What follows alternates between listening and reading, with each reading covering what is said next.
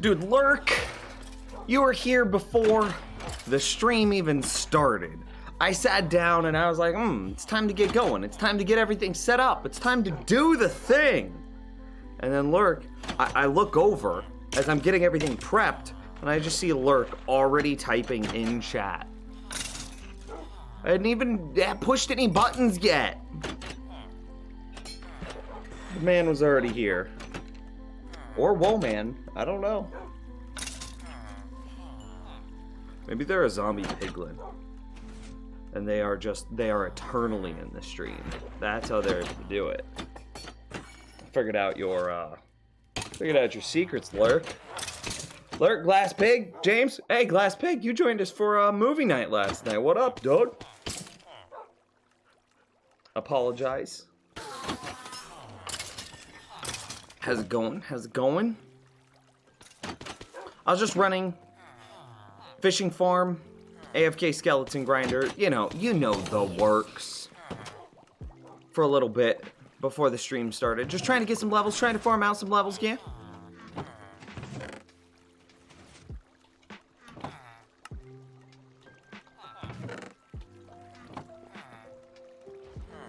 What's the project today after you finish the slime farm?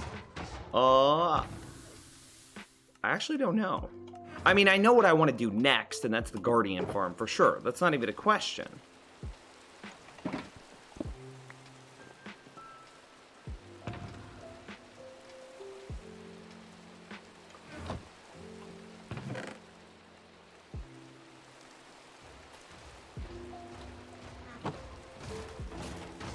But I don't know if we're gonna get there today. Oi, Thunder. Chill.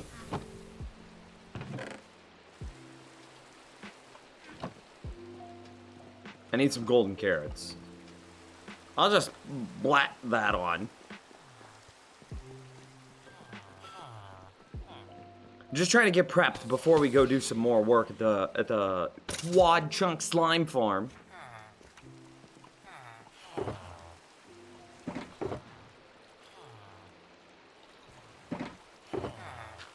Yeah, I mean...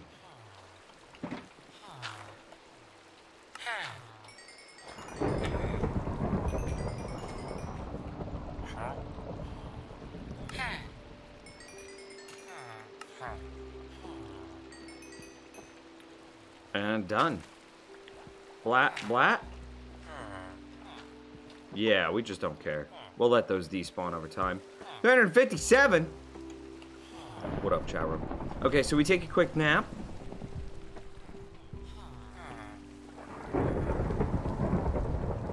There was a movie, what? Yeah, dude. So in the Discord, we'll sometimes all hang out together and we'll like live stream a movie. Like screen share a movie so that way everybody can like watch and hang out and talk and just have good times.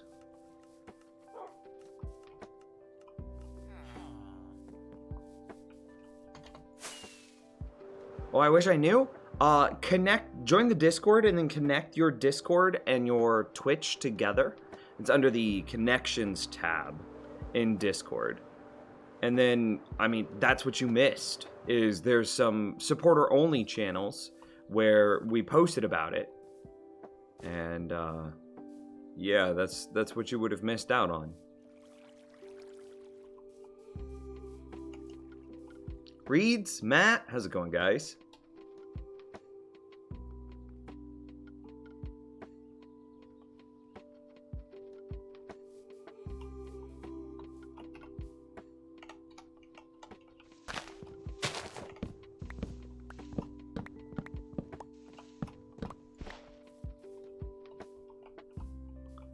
Okay, without that wood there, it should all despawn.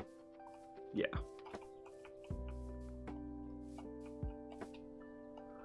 So what do I have to do now? Wow! All them slime spawns.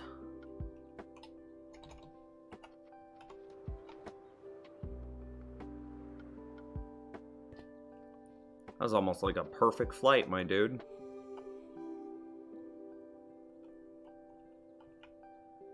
I mean, tons of slime spawns, actually.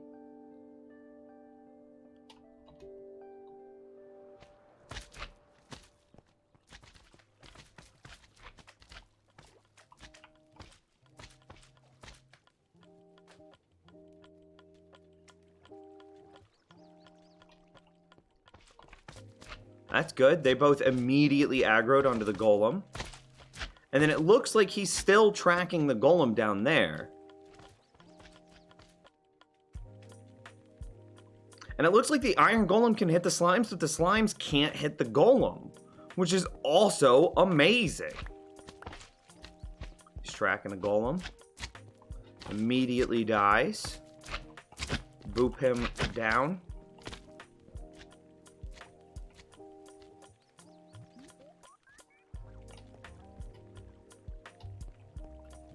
I mean, this looks like it's working phenomenally. So we just need some sort of collection system now. Is the last thing that we're really in need for.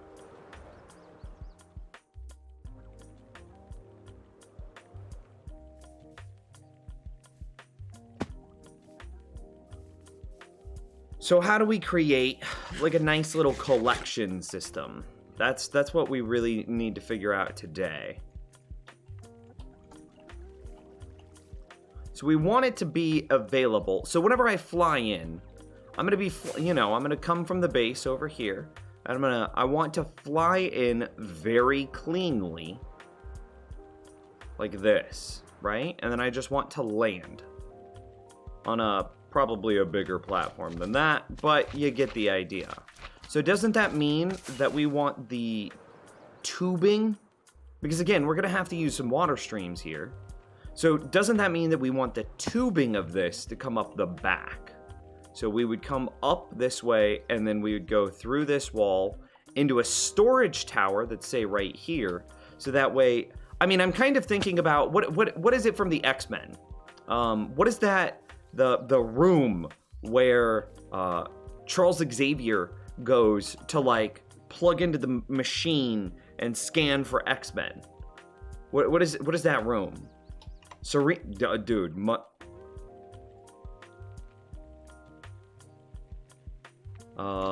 room? Is there, yeah, kind of like this, except not like literally 200 pixels. I'm kind of just imagining a tube that sticks out of the wall, and then like that tube is what seemingly provides the support for... I wish this wasn't 200 pixels. Yeah. And that tube is what, like, provides the support for the platform that the player will AFK on. Right? Clawley, how are you today, man? Can only subs access the supporter chat? Yeah, supporters of any type, so patrons and subscribers, yeah.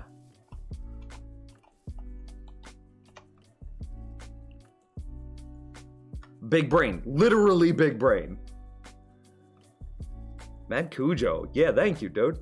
I've been on a pretty competitive bar trivia team just for comic trivia. Nice, dude. That sounds like fun. Is Minecraft most of your stream content? I envision myself as a variety streamer. However, being honest with myself, yeah, okay, I'm gonna try not to sound conceited, but it's gonna sound conceited no matter what.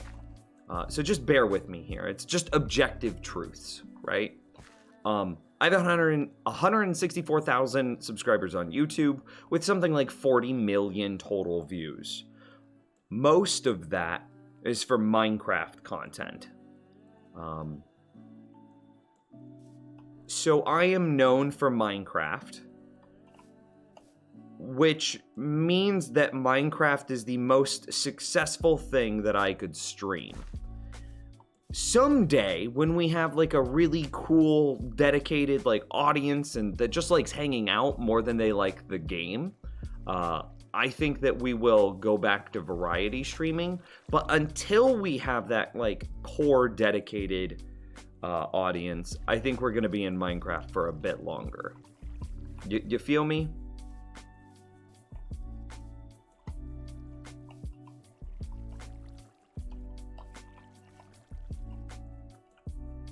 Yes, I do specialize in redstone. I am not, so my aesthetic building is practically non-existent. So obviously I have a bunch of exposed redstone here that I still need to clean up, but this is my base. The brute force kind of what is it called? It's the architecture style. The brutalistic, actually, I think is what it is. I think it's called the brutalistic architecture. Was not intentional. Each block is very, very, very important for the redstone builds that they're a part of.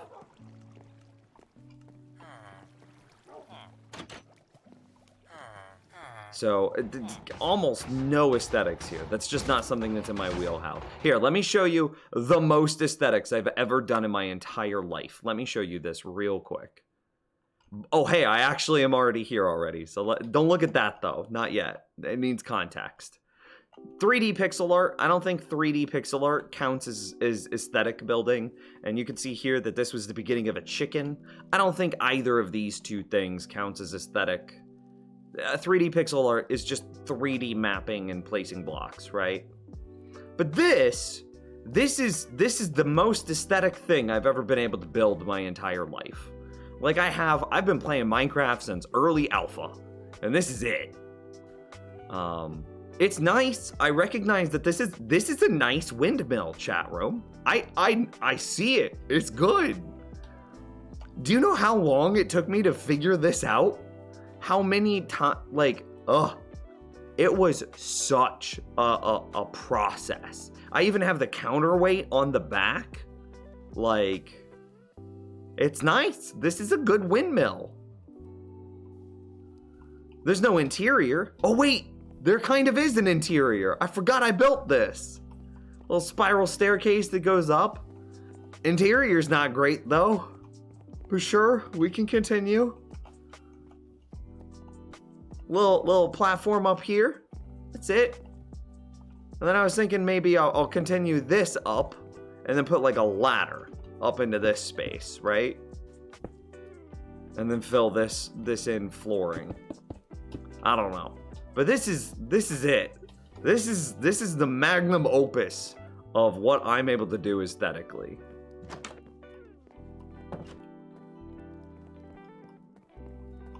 So then I was like, what is my palette here? What is my palette? Well, it's because like the windmill doesn't count, but the wood and the stones, so I've got stone brick, spruce logs, and diorite, which I know a lot of people don't like diorite, but I think it works very well in this build. So these are my pallets. And I also have, I guess, spruce fences. Quite a lot of spruce fences, actually. So then I was like, okay, so here's like my 4-ish blocks, right? Because the spruce stairs and the spruce planks are basically the same thing. The stone bricks and the stone brick stairs are basically the same thing. So if we say, like, I guess it'd be these 5 blocks are my palette. So then I was like, what else could I do with this palette? And then I tried my hand at doing something like this. So then I was like, okay, we're gonna try to make like a castle wall here that would fit nicely. Like if you imagine a big castle on top of a hill overlooking like an important chokehold in the scenery,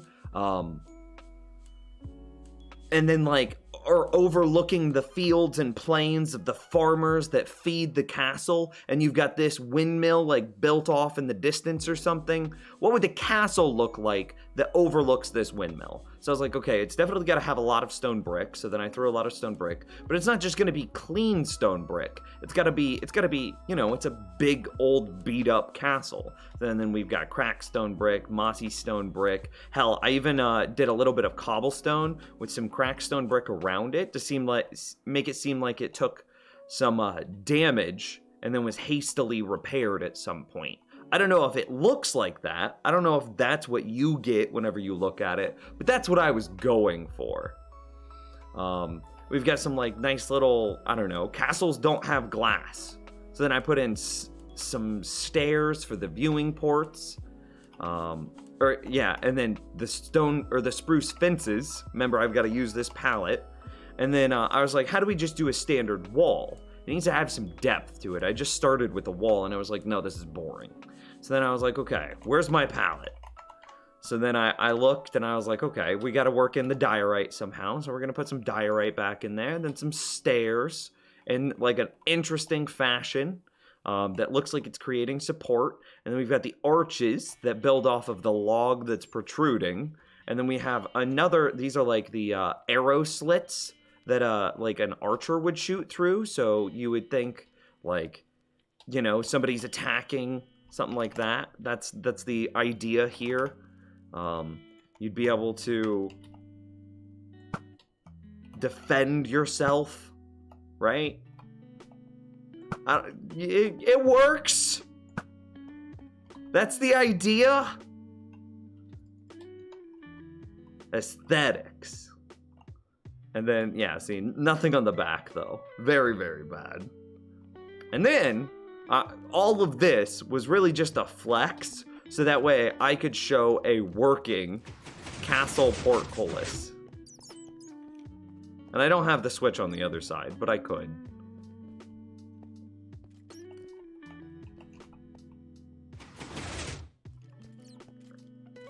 Cobble patch looks great though, thank you, Zoomini. Seems too blocky for the wall, needs more texture. So, like this? Like you're saying that I've got, it's too busy? Cobble patch looks amazing, IMO. Okay, sick. Okay. So, but that's it. Like, that's literally the entirety of those 2 builds. Was all I've ever done for aesthetics. This looks good. Good start. Needs more staircases and knobs for detail on the large spots. Okay. Never mind, you're just good at everything. No, I'm definitely not. Like, it took me so long to make that. Names, is there a way I could send you a screenshot of the base in my world? Yeah, Discord. Upload it to Discord somewhere. Probably Gen Chat.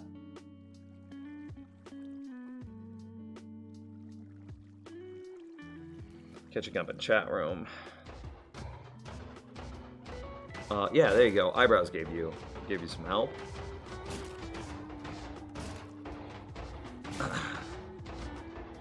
Oh, did I miss Rocket Bean's comment? I missed it. What are you building this for? Oh, somebody asked me if I was any good at doing aesthetic builds, so I was just showing literally the only 2 aesthetic builds I've ever done in my life.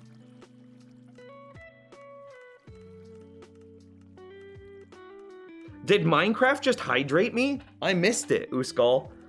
Okay, I gotta hydrate because Minecraft told me to. The arrow slits are called embrasure. I mean, cool. I built those.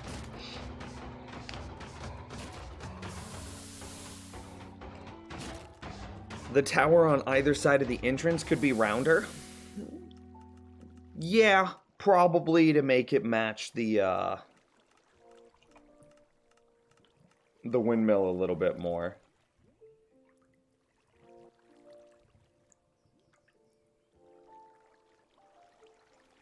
Zoomidi sent a picture of his base. He's just shaming us, chat room. Look at this. Look at this. Like, look at this giant freaking castle over here.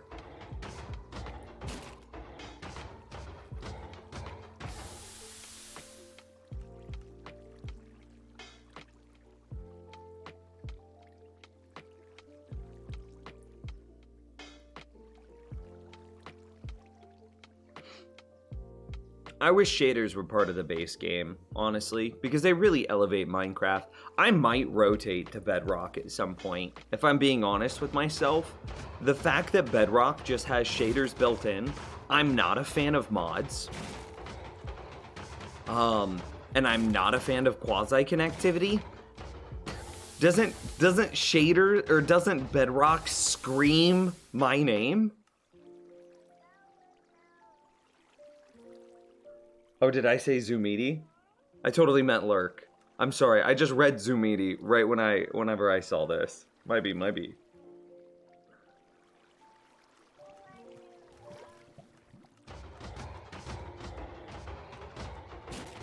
Yeah, that's pretty nice, dude.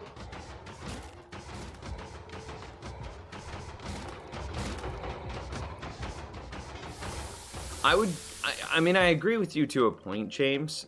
I would want a very subtle shader.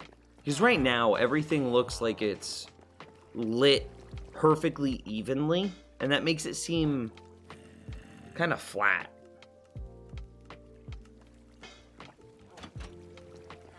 Like it's a very bright flatness. I don't know if that makes any sense.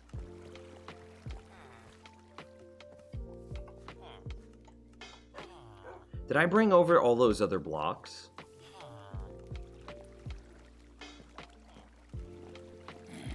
I just died in hardcore because there was a raider in the boat. I was running away and it didn't realize. So he just kept shooting you in the back? Dude, that feels so bad. Big F's in chat. I'm gonna take this granite shulker with me too. We'll probably need some water. We need kelp.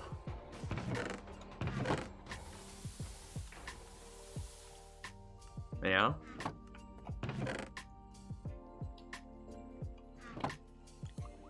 Soul sand.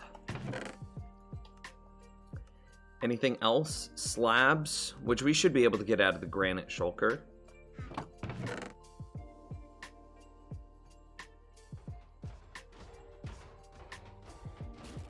And then all of this stuff, all of the redstone that we might need, should already be inside the redstone shulker that's over in that area.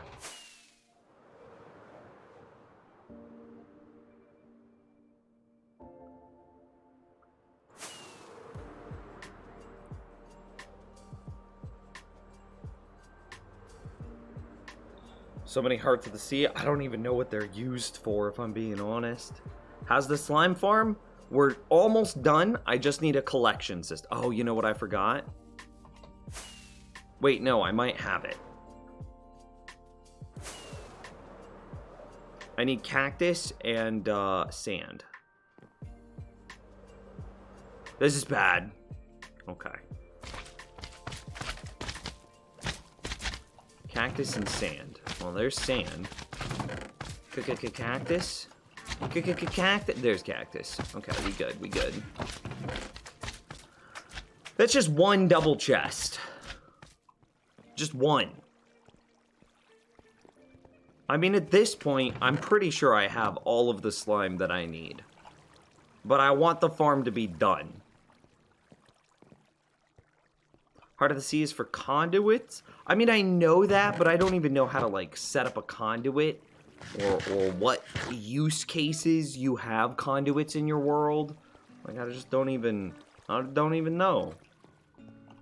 You've told me hundreds of times? It hasn't been hundreds of times.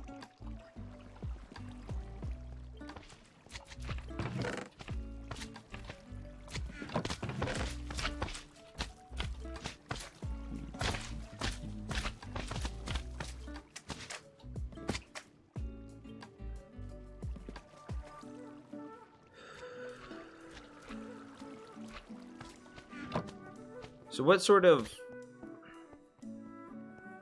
I mean, again, we're just going to have to go for odd spacing. Even though it's an even build. Which might make this a bit awkward.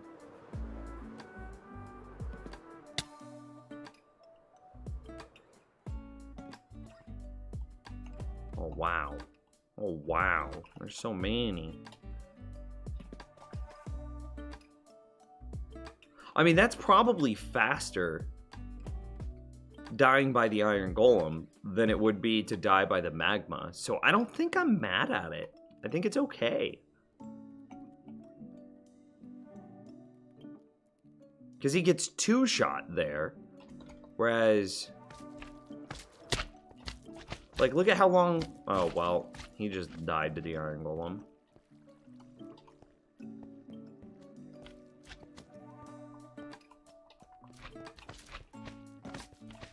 Doesn't look like any of my iron golems have taken any amount of damage at all. That's wild, dude! Okay.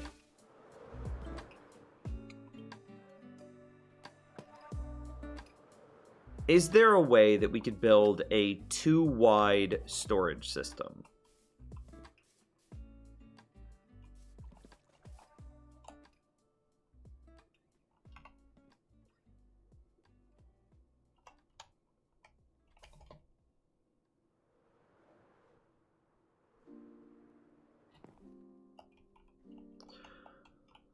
So, I think this happens every time.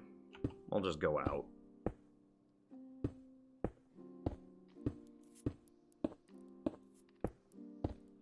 Okay.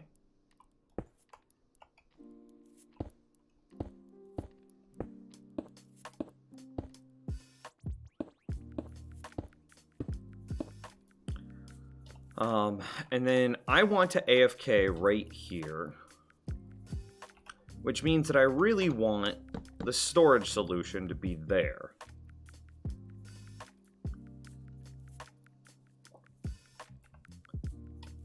I mean, do we just go big? I mean, and just be a little ridiculous with it? Just do something like this? So that way we can get a kind of clean 2-wide storage solution? Is that in my face? That is a little bit in my face. Maybe we want that a block back.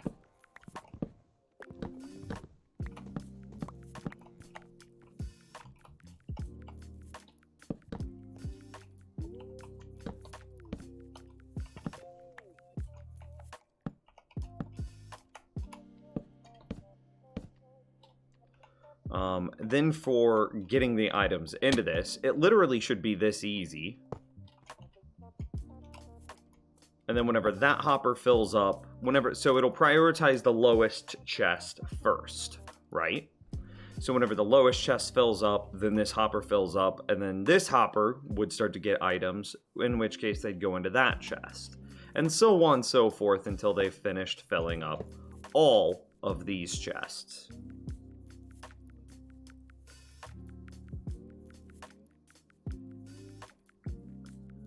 Now, is there a way that we could...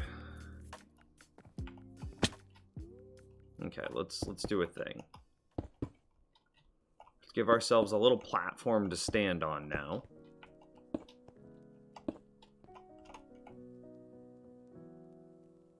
Yeah. And these would just be full, just completely full of slime blocks. And it's built to odds or even spacing, so that way it's roughly mirrored what we have going on down below. For some reason, I can't figure out how to take off from the ground with my elytra. I always have to pillar a few blocks and then jump off. It's a quick double jump. Jump, jump, fly. It's like a learned timing. It's like space, space, click. Space, space, click. Space, space, click. Space, space, click. See how I get that little float there? Let me show it to you in third person. Space, space. Space, space, click. Space, space, click. Space, space, click. And that would be able to get it for you. Sometimes, if you're playing on a server, latency can affect it. So it's much easier to do on single player than it is on a server. But space, space, click.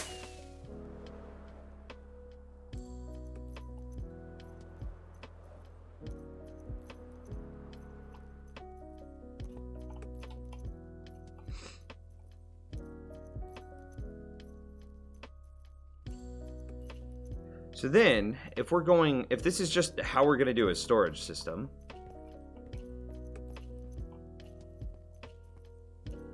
no, dude, Clawley, that was a good question. What texture pack do I use? Exclamation mark resource pack. I'm using the Vanilla Tweaks resource pack. And it's a modular resource pack, which is really sick because you can just pick and choose what parts you want. So, like, obviously, I don't have smoother oak, smoother stones. I don't use any of those, but I do use ore borders. Same thing with, like, I don't use grass sides or lower grass, obviously. But I do use, like, quieter dispensers and quieter pistons and blah, blah, blah. I use most of the redstone stuff, like sticky piston sides, directional hoppers, better observer, clean dust, power levels, brewing guide. I use lower fire and lower shields. Yeah, you get it. So you're able, it's a modular resource pack that you can build what you want with it. Oh, I hit the wrong button. Might be.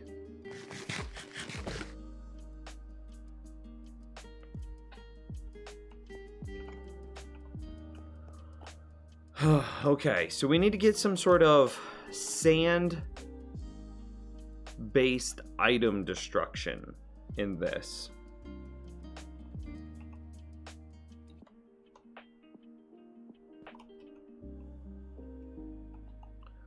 So how do we get sand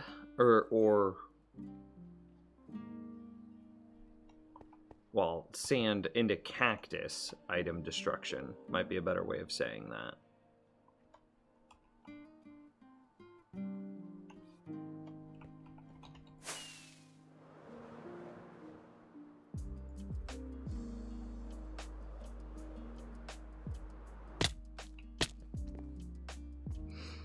Nims, you need the diminishing tools. Nah, I feel like I like my tools the way they are. I just need to be better.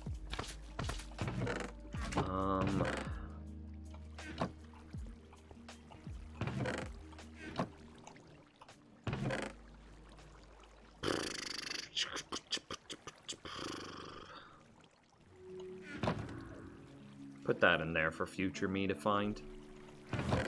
There's a present for you, future Nims.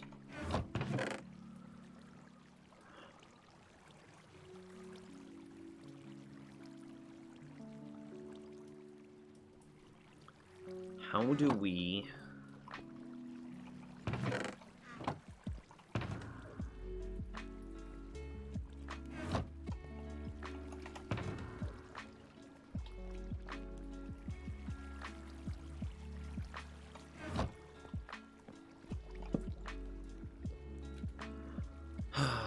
gotta figure this out, man.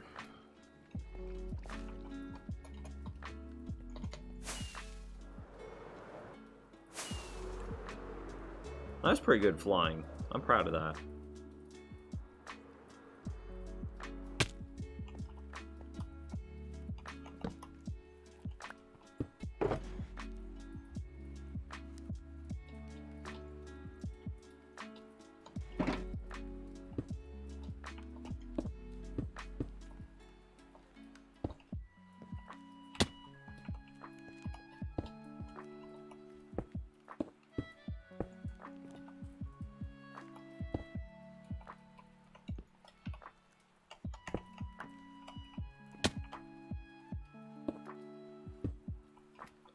I mean, it doesn't have to be particularly fancy, right?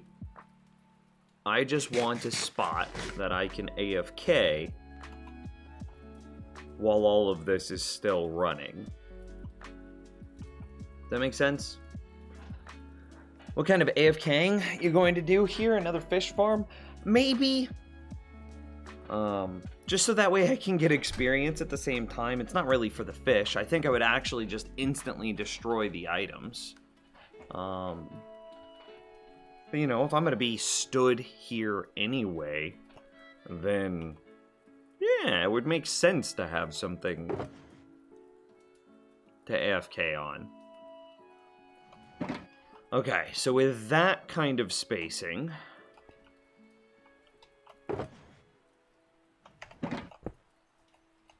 actually,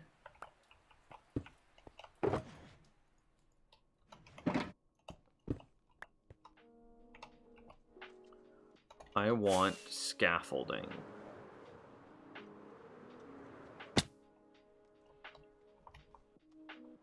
This is such a bad idea. I do this every time. Look at that. It took 4 hearts. That's 8 damage. It's gonna kill me.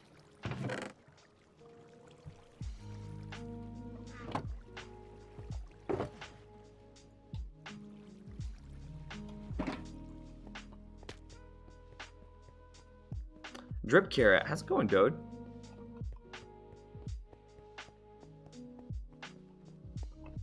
I think I'm gonna make a mob farm today after you dig out the slime chunk.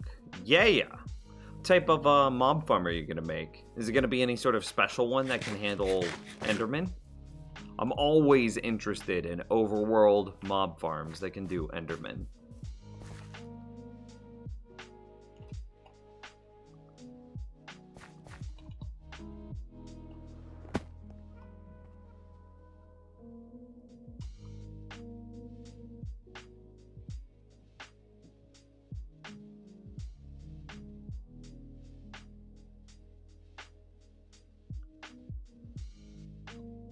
I wonder if there's a way that you could align a block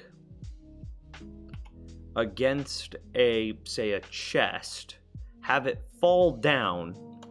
This is just going to require testing.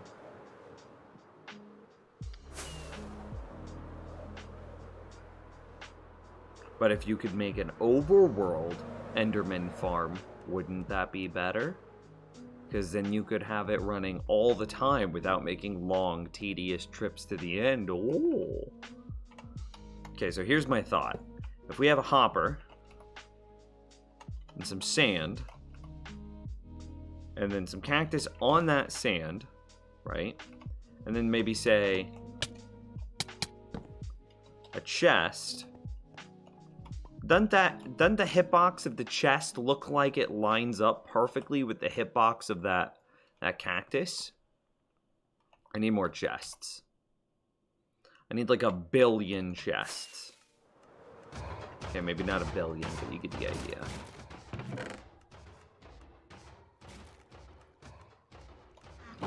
Man, my inventory is so clustered.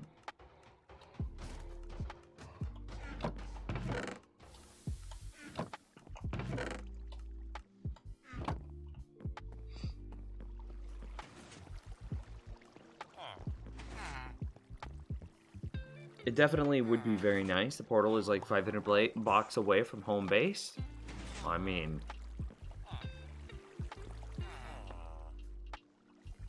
that's either like a 70 block end portal trip, or another trip, or just 500 blocks of flying through the overworld. Or just build one next to your base.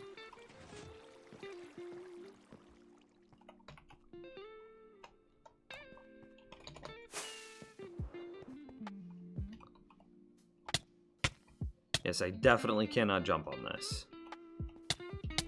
And this is also what I wanted to see. Like, I can take damage from the cactus while adjacent to it. Okay, that'll be more than enough. So if we align, and, you know, can blocks fit in between the gaps in chests? This is important to know as well. Like, is it possible to somehow squeeze an item in that space? No way, right?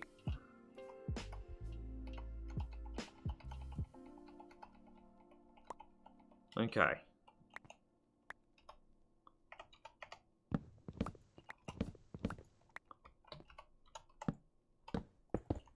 You know what? If I just place down this beacon, my inventory would get one cleaner. I'm gonna place down the beacon real quick. Don't let me forget about that test, though. Have I ever tried doing a backflip? Once when I was like a youth.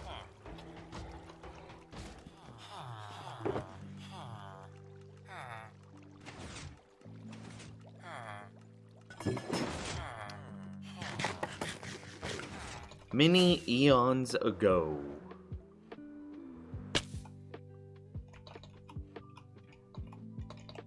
No, stop. So what is this supposed to be? Regen strength?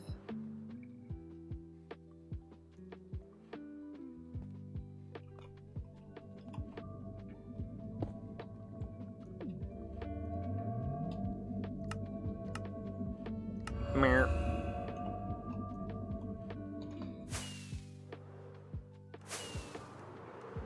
Alright. Cleaned up one block out of my inventory.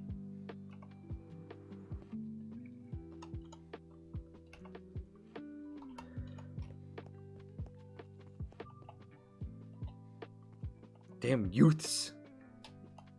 Schmidt from New Girl. Hilarious. Okay, so here's the idea. If we...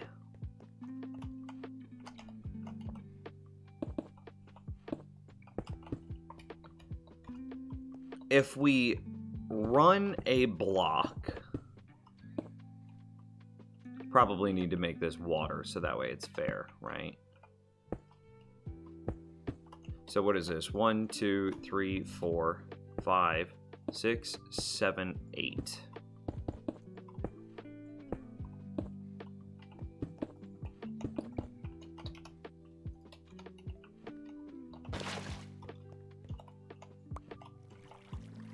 So, if we run a block into this...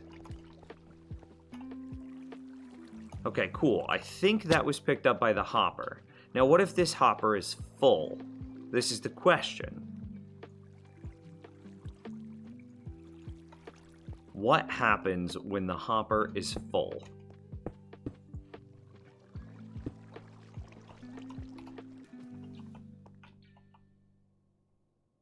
Was it just destroyed on the cactus? Does this work? Is it consistent or is there loss?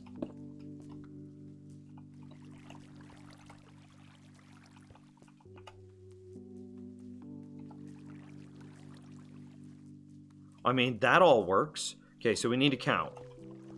1. I guess we don't even need to look. We just know. So this works. So that was 1. All right, let's just take all of these out. So that way we have a clean number. We're going to do 10. Right? So a nice, easy, clean 10. New tech. I've never seen anyone use this tech before. Where you can straddle a hopper cactus by aligning blocks to a chest to have a clean item destruction system. I've never seen that tech before. I think that this is sick, chat room.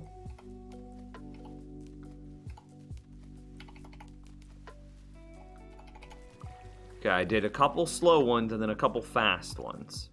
We should have 10 items. So it is lossy. Do we care?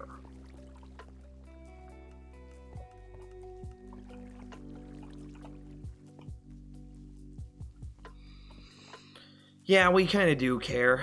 We don't want to AFK in that space for any longer than absolutely necessary.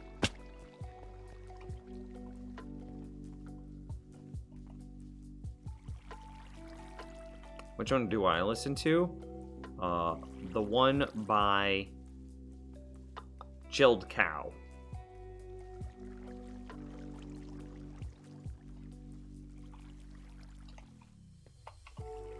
And see what happens again. So we experienced 20% loss there.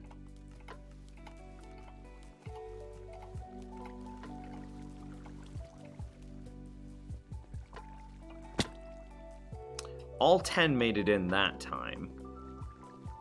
So is it whenever they come in like quickly after another?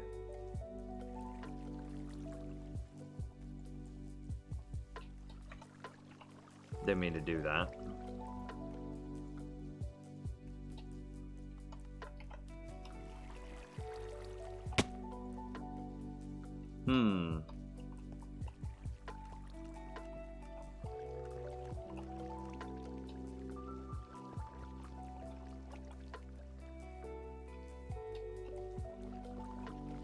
Okay, so this does work. Is there, what is the application or the space requirement that we've given ourselves over in the storage system? So I need to take a nap. I'm gonna fly back over and try to look at what the storage system has.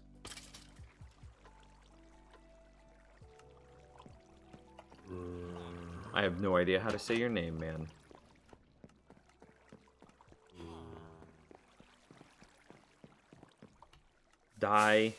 Gif Raff? I don't know, man. Maybe it's because the items are right against the wall? They could miss the cactus? I don't know. Is there anything that has like a 1 pixel wide block than a chest? Or is a chest literally just 1 pixel shorter than a cactus? Or excuse me, than a regular block? Wait, didn't I get... Yeah, scaffolding. It's about to be very annoyed.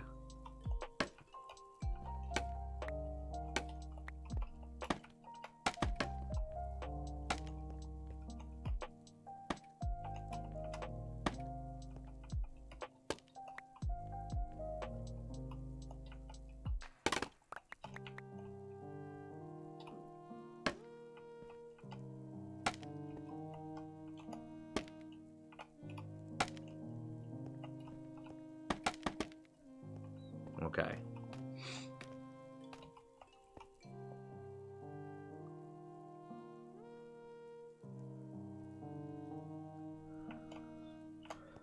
Minimal number of hoppers, minimal number of chests is a goal. Okay, so we can't see the beacons from here, which is good. Especially considering that, like, so we don't want those to be within range. We don't want that to be loaded when we're over here. And nor do we want this to be loaded when we're in the regular base. Oh my god, look at all these slimes, dude.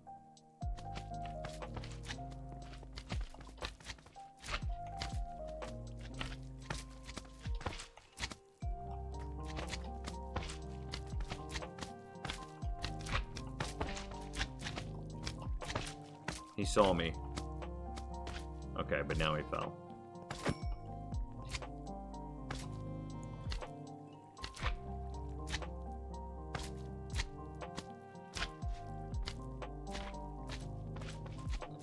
I wonder if we should make this a little bit wider. At least at the bottom. No. That way, I was thinking maybe we make it wider so that the slimes can track from a further distance, but I don't think it's important.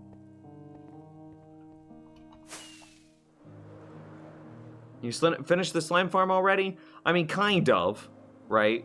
We definitely have the spawning layers dug out. We definitely have the iron golem bait system set up.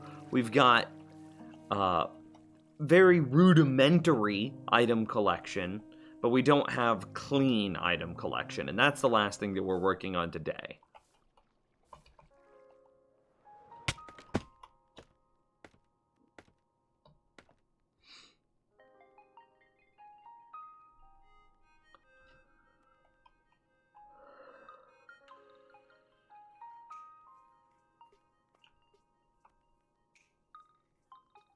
Okay, I think I know what we do.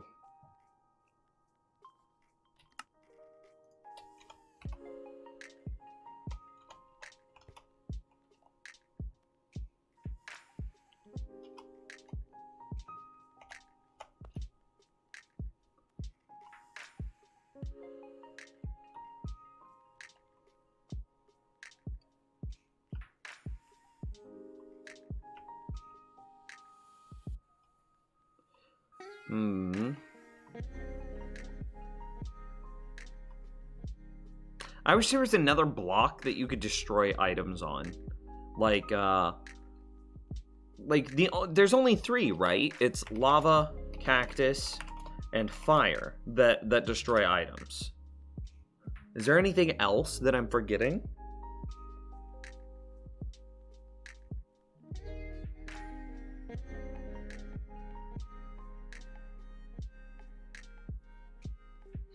Last pig with the hydrate.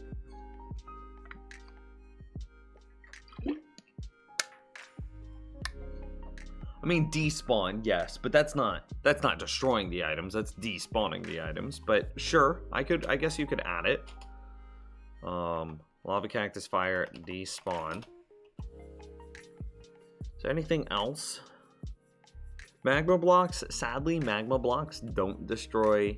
Actually, no. I think it's great that magma blocks don't destroy items, because without magma blocks, our whatchamacallit probably wouldn't work. It would still work, we just have to use wither roses.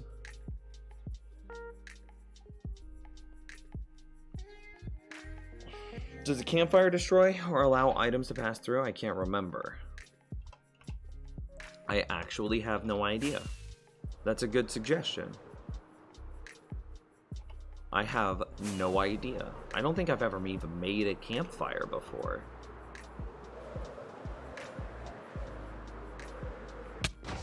Ow.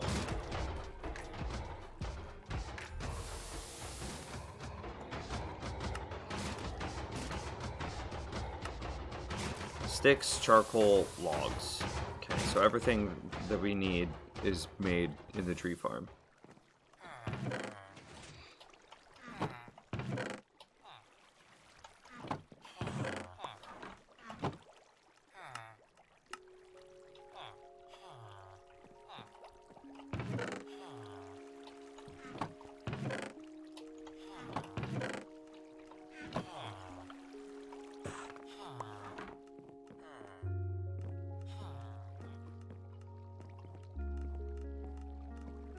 The void destroys items. True. Okay. Yeah, that's actually good. So like I would say that the void is more relevant than despawning, because it does destroy, not just disappears. Okay, so a campfire definitely does not destroy items.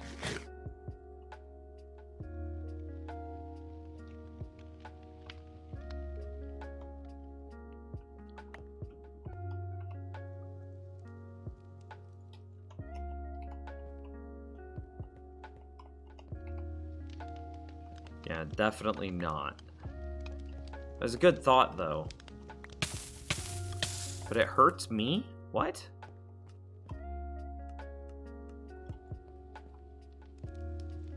How do you get wither roses? You get the wither boss to kill mobs. So we set up a egg farm a while back, which we've now destroyed. But we set up an egg farm, filled a few shulkers full of eggs, and then set up a chicken spawner. So we just basically shot out all of these eggs like very quickly, like eggs, machine gun eggs, into a hole, and then splash potion of poison all the baby chicks, and then spawned a wither right on top of those baby chicks. When he explodes, when he spawns, he instantly killed all the chicks, creating a bunch of wither roses, which we have somewhere. Yeah, right here. 5.5 stacks.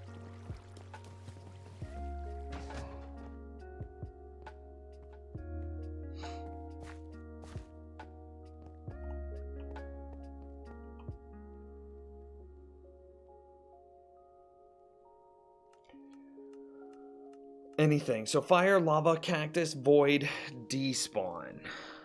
Is there anything else?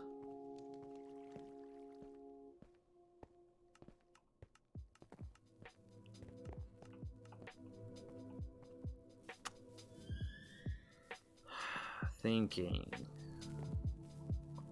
Let's go look through some chests.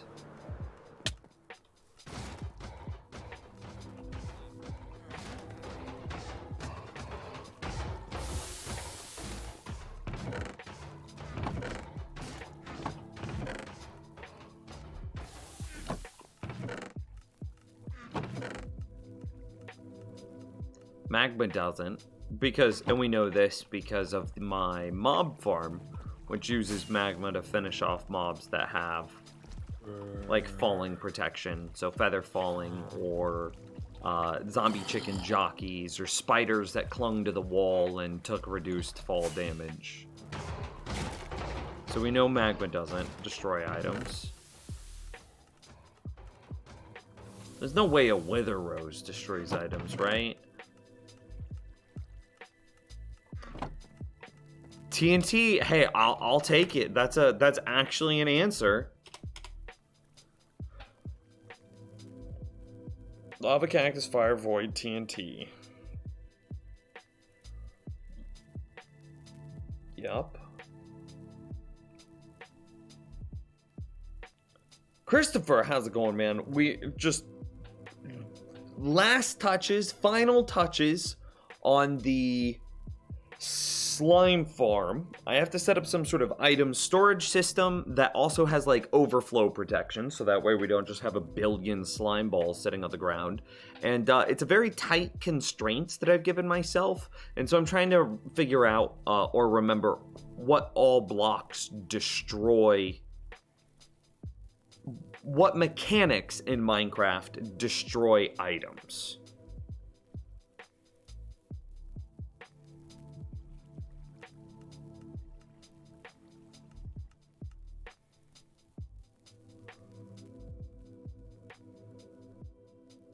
A creeper? Yeah, I mean, I'm not gonna write it down because that's basically just TNT again. Explosions.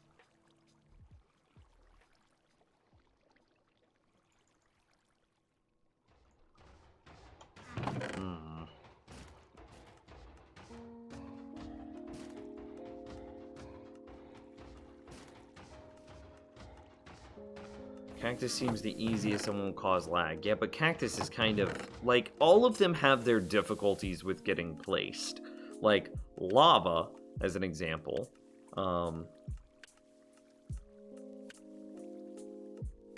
Lava doesn't like to get placed because it's a liquid. It means that you have to place a lot of things around it to keep it contained. And lava creates fire. A netherrack with fire on top of it has the same issue. It's just, I mean, instead of it needing blocks on all sides, you just have to have the netherrack under it, and then it's fire, which creates more fire. Cactus is basically, for all intents and purposes, is like a liquid, because you can't have any blocks around it, which is still a block requirement. It requires no blocks in order to get placed.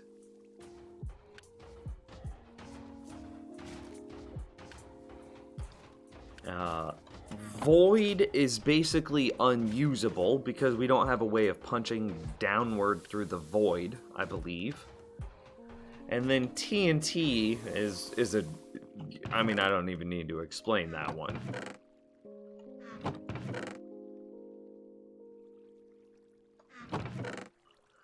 So berry bushes? I can't think... I can't believe that berry bushes would destroy...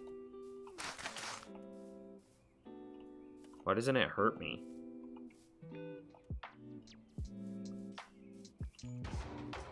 Would destroy items.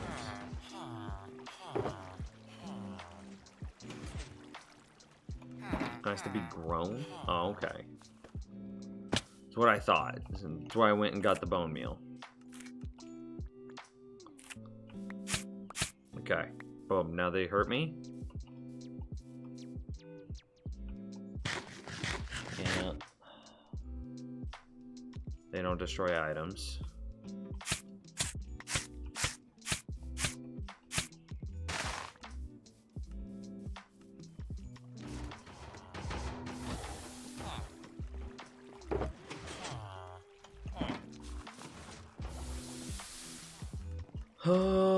Is there anything else?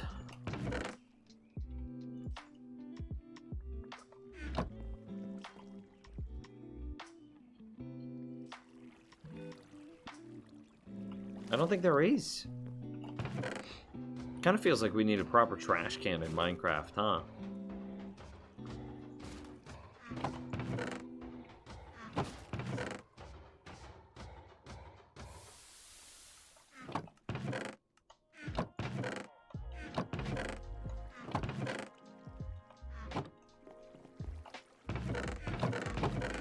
Yeah, I think that those are our items. Lava Cactus, Fire, Void, TNT. Or you could say explosions, right? Because there's a lot of things that can cause explosions. Like the Wither can, Creepers can, and TNT can.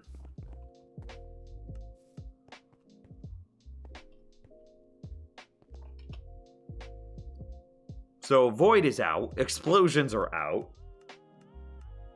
So we're left with Lava, Fire, Void. Or, excuse me, Lava Cactus, Fire.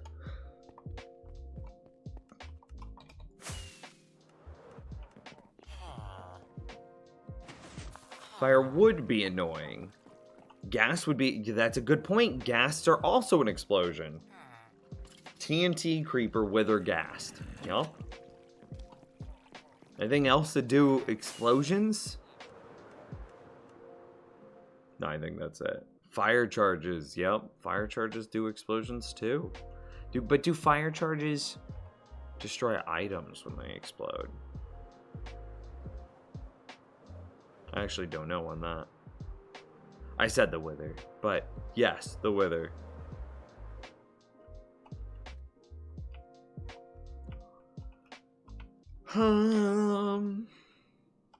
Yeah, okay, whatever. Is it possible to go down? No. What's the easiest way to go down without just watering this?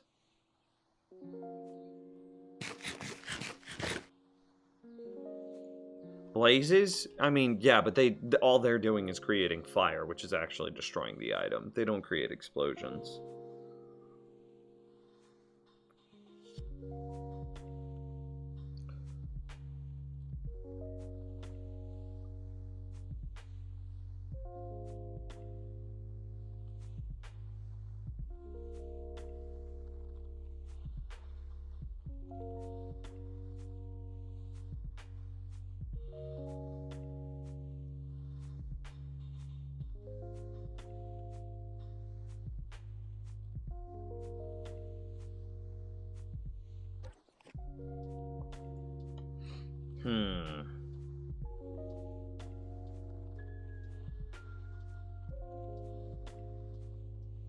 Or just fly and try to place the blocks while I'm flying.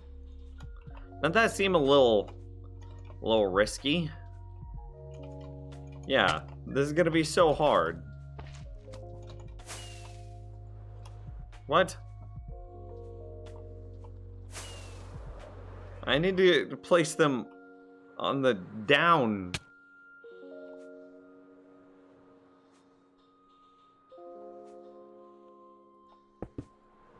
Yeah, this is not a reliable method.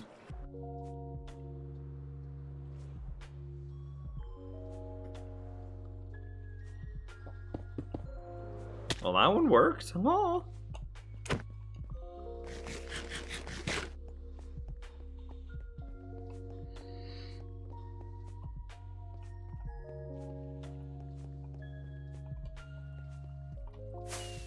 Deleting items from creative mode. You know as well as I do, that doesn't count.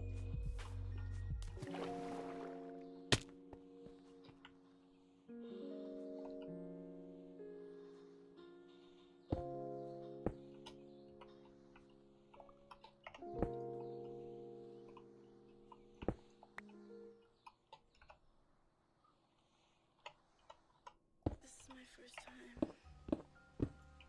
Ugh.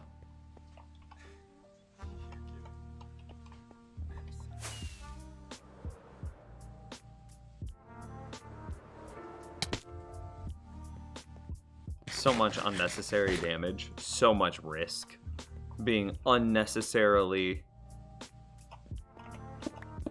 taken.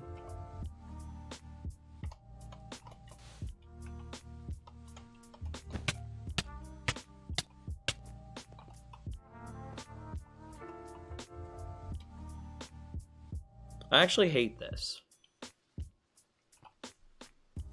Because this means that this cactus is going to be constantly trying to grow. And then, like, it's going to fail because of this diagonal block. And then, yeah, no, this is terrible, Nims. I don't like this at all. I thought you said it was beautiful. Okay, so here's just, I'm just calling it. I'm done. I'm tired of messing around.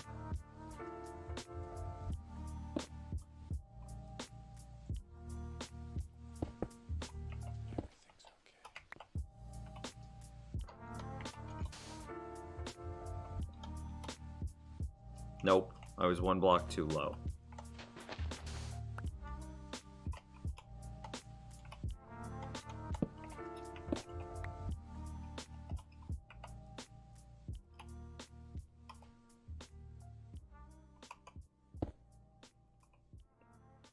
What?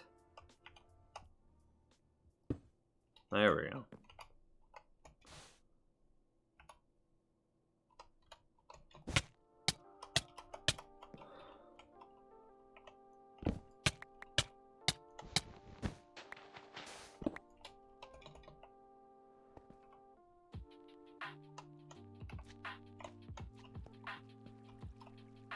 So many slime balls. I just wanted it to be more compact, chat room. That's all I was trying to do. Well. Nope. Try again. Take 3. Unnecessary damage.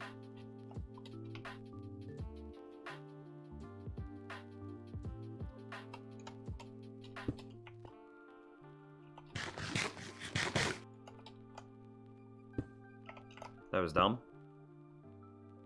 That was not. Okay. This needs to be ice. Ice, baby.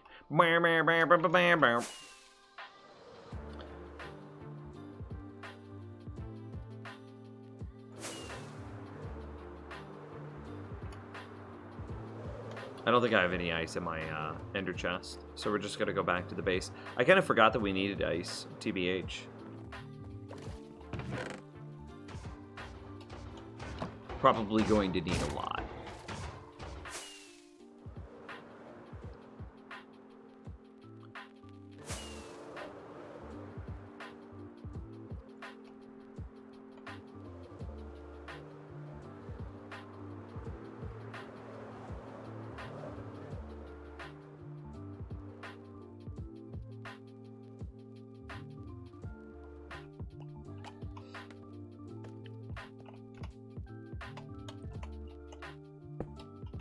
Okay, so we'll need to do a quick swirly boy.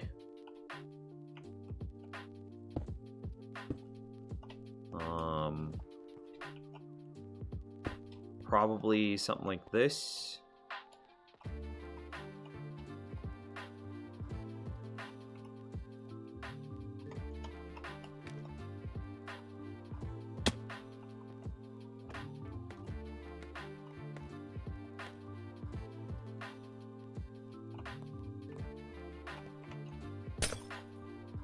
Well, that was a fortune axe and not a silk touch. Smart.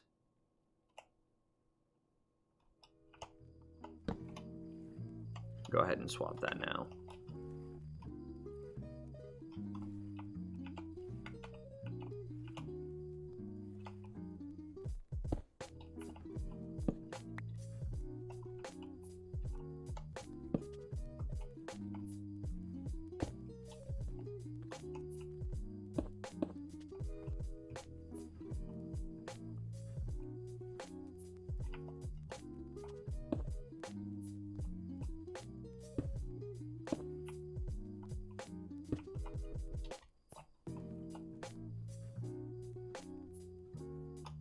Nope, can't do that.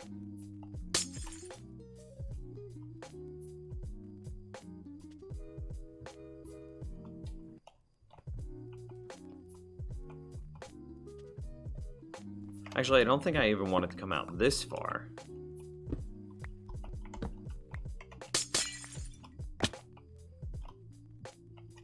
I kind of didn't mean to fall, but I also kind of did.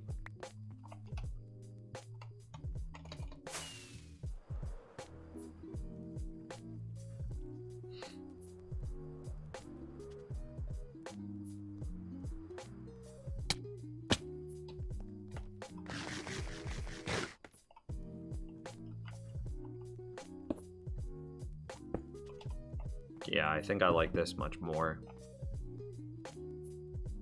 Yeah, for sure.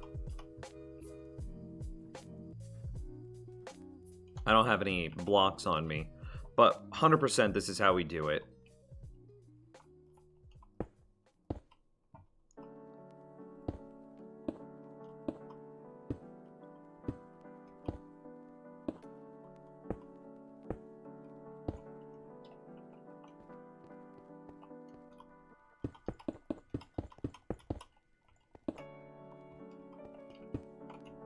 It doesn't matter, I'll fix it in a minute.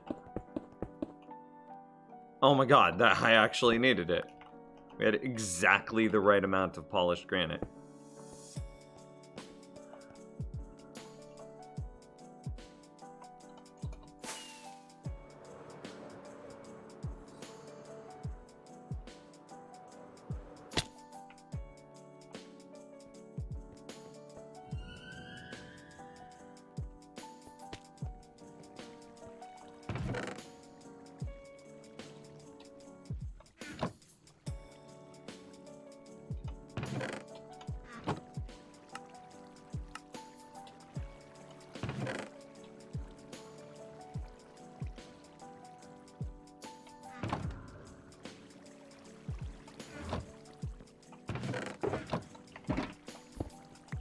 I'm kind of tired of every time I open up my shulker that this wasn't in there. Okay, so then I want some water.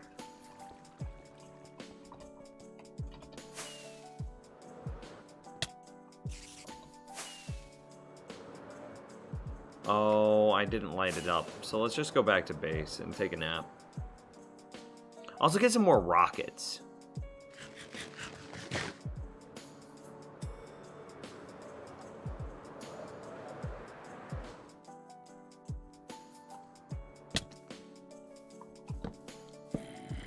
Clearly not lit well enough.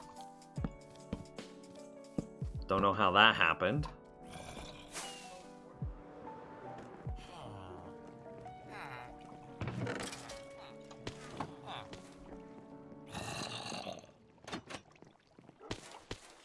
We also need water while we're here.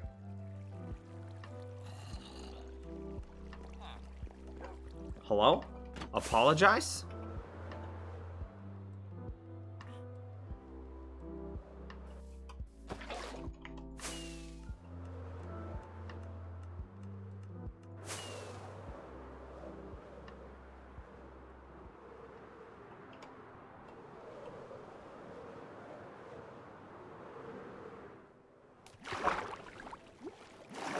I should probably... Nope, nope. Double, triple, oop.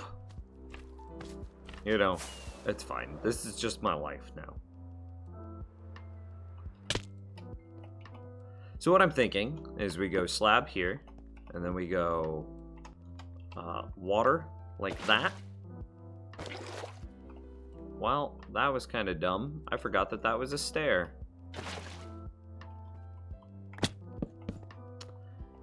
Big oof.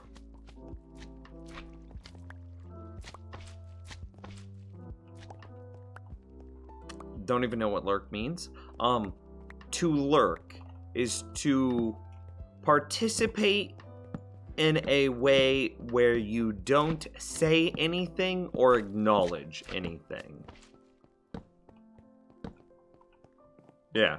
So in Twitch's terms, it's like you're watching the stream, but you're not an active chatter.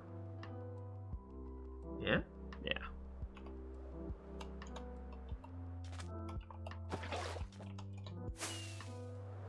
I should not have flown. I should not have flown.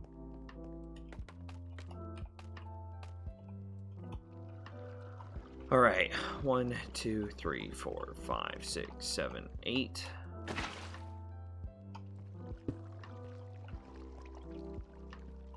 And then we could see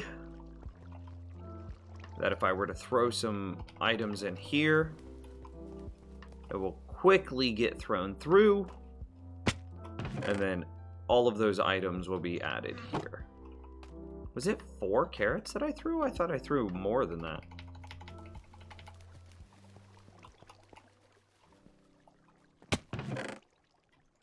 There's definitely some loss to this system. Unless it's... Oh, okay. No, there's no loss. It's just the hopper system. If you pick up... If there are 2 carrots that enter simultaneously... Okay.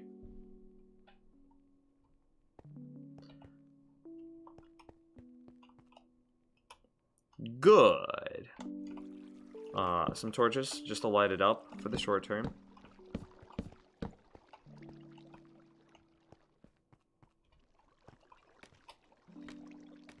So then what I would need to do is come back a number of blocks into this wall.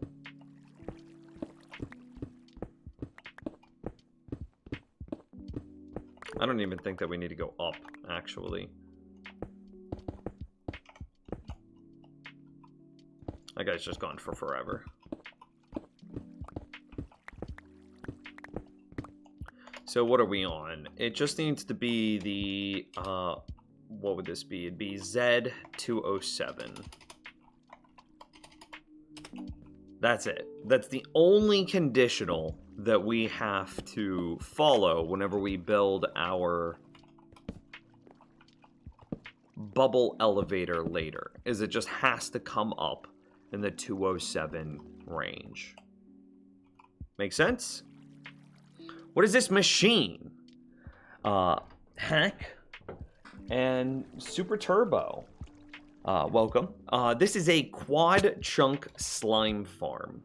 So there are 4 slime chunks here. You can see if I turn on chunk view. This is 1, 2, 3, 4. So we've got a quad chunk, 4 chunks, all of them which can spawn slime.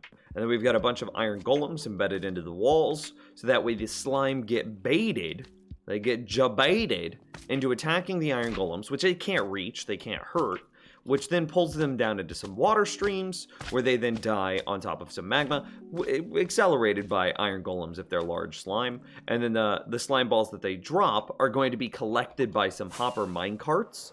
Those hopper minecarts are going to go into a drop-off station, and then the drop-off station, is going to feed into a bubble elevator to lift the items up into these water streams here, where we the player... Oh, I missed the ledge. I'm actually the worst. Where we the player will be able to sit right here, AFK, and collect all of those items.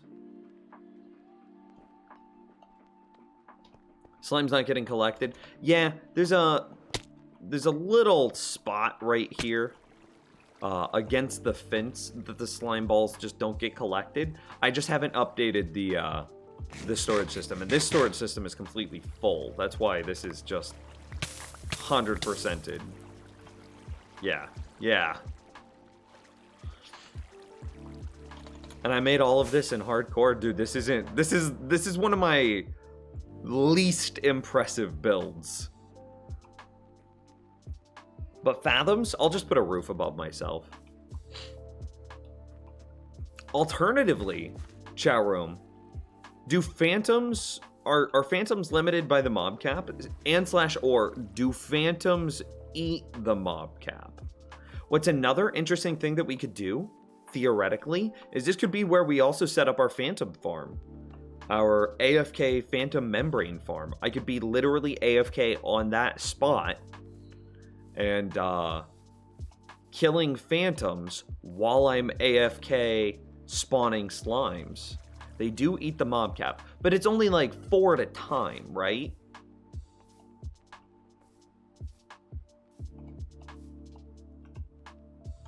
I remember when Minecraft was about mining. Dude, how do you think this hole got here? Do you think it just appeared?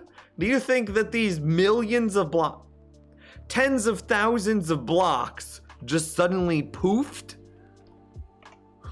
This is Silky Subscribe 2.0 because we broke the first one while mining this hole. I don't think that the chests that you've got there are enough. Oh, I mean, for sure not, right? For sure not. But they'll be more than enough to provide me with all the slime I'll ever need for this world. Because what is a double chest in the grand scheme of things? 1, 2, 3, 4, 5, 6. 6 times 4 is 12, is 24. So these 4 double chests are representative of 24 stacks of slime blocks. Slime blocks. Not balls. 24 stacks of slime blocks. So, you know, what am I doing that needs... How much is that? 24? I wish I had an Alexa. Alexa, what's 24 times 64? 1,536. So what am I going to use 1,536 slime blocks on? You know, I think that that's more than enough.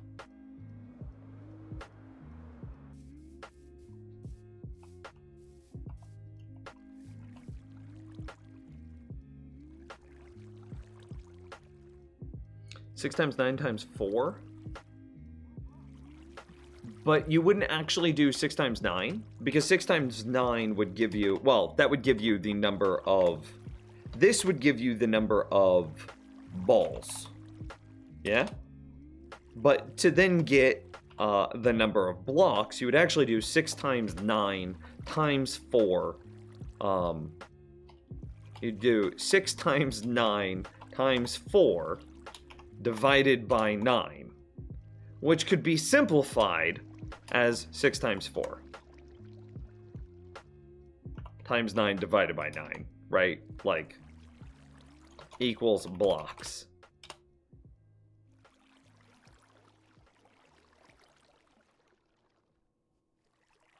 So, And I shortcutted and I just did 6 times 4. Which is how I got the 24 stacks.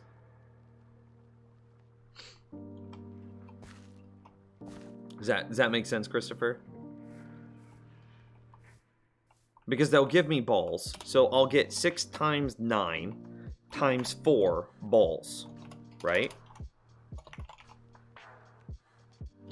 And then to craft those blocks into, or excuse me, to craft those balls into blocks, I would take 6 times times 9 times, no, divided by 1 times 4 to get 200, no, 6 times 9 times 4. So that's 216 inventory slots times 64 balls is 1,308 or 13,824. But then I would divide this by 9 to then get the number of blocks that generates. I could simplify all of this by just saying 6 times 4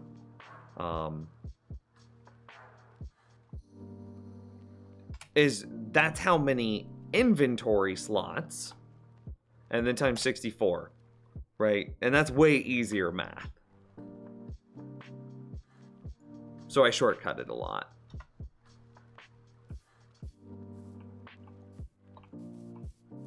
Nims, you're so good at math. Want to know a fun fact? I was in remedial math classes through all of my later schooling. So tragic backstory, right? I was in remedial math classes in my elementary years. I was in advanced learning classes when I was like 5.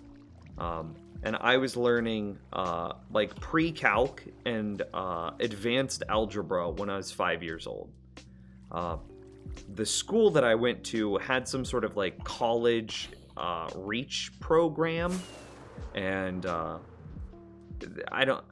I'm 5. I don't remember this super well, and I don't know the intricacies of how it worked. But it was some sort of college reach program where we would, us as there was like 6 of us, would go in front of a bunch of college kids and explain to them how we did this advanced math.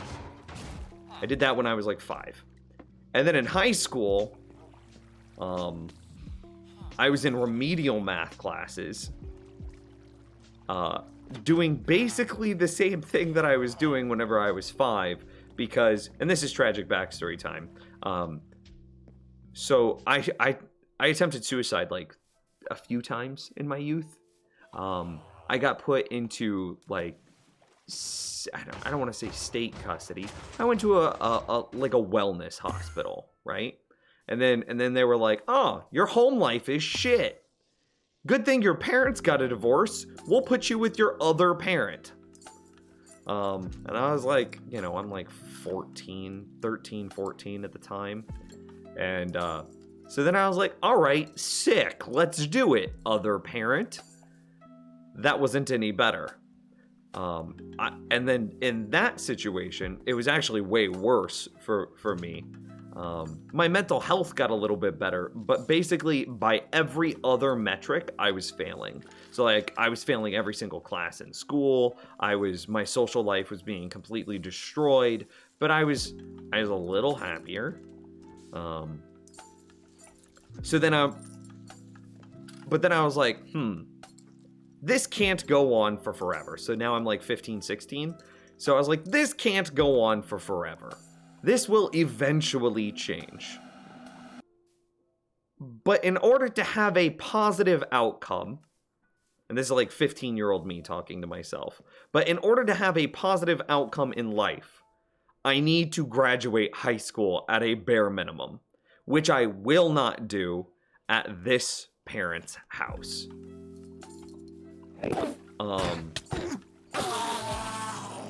And so then I basically, again, tragic backstory. Don't worry, I'm fine now. This is like 15 years ago. I ran away and ran back to my first parents' house, which was a very, very bad environment. But I was like, with this newfound, like, I don't know, self-awareness, I was like, all you gotta do is graduate high school, bud. That's it. That's all you gotta do. Just graduate high school and then bail. And that's exactly what I did. So, but because I transferred back and forth between parents, and because, it was a very chaotic time in my life, for sure. I was failing classes and credits didn't transfer. And from that point on, I was placed in remedial classes for the rest of high school. I was placed in, so to say that I barely graduated high school is true. To say that like I have very little schooling or very little education is also true. I wasn't placed in like, I wasn't in like philosophy classes. I wasn't in any pre-college classes. I didn't go to college. So like, I'm not good at math, man. It's just basic multiplication. Although, I don't see myself being good at math.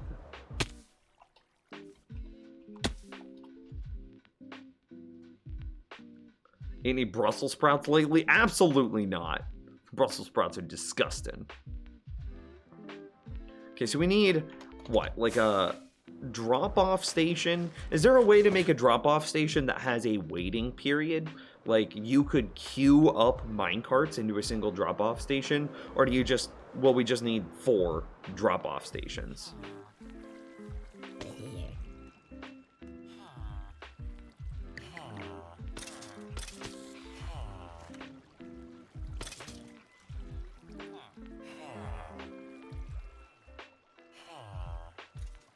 I'm sure it's possible to create a drop-off station queue system, but it would be using some very complicated redstone. You'd have to use lane switching, and you'd also need to use, like, other park points. And for what? So that way you could reduce the number of hoppers in the world, but we're already saying that this will not be loaded while this is loaded, so we're okay with a little bit more lag. Okay, yeah, we don't care. We'll just do 4 drop-off stations. It's aight. Imagine if calculators didn't exist, right? I don't think I've done, like, pen and paper math in an age.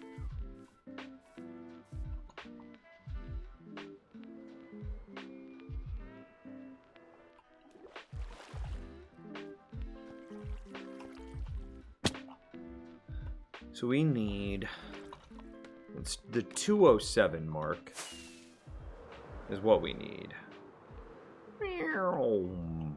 I gotta stop this. I do that every time, and I swear one of these times it's gonna kill me.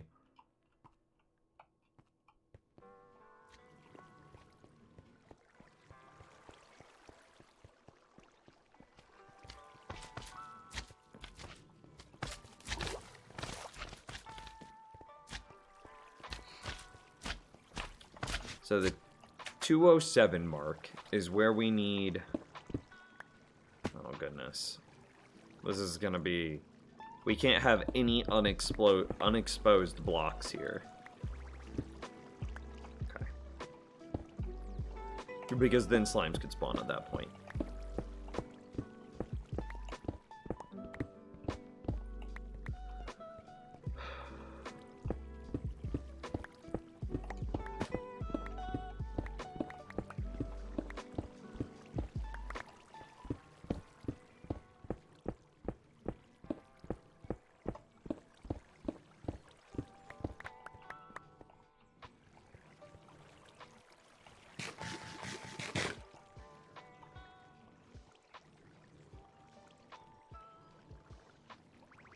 Out of curiosity,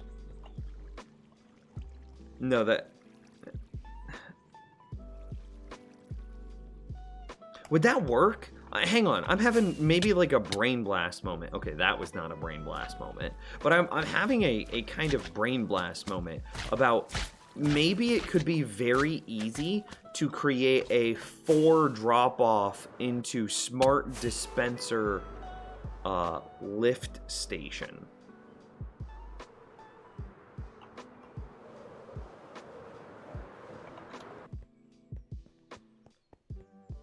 Okay, so this test did not work. I mean, it worked, but it was lossy. I wouldn't recommend this.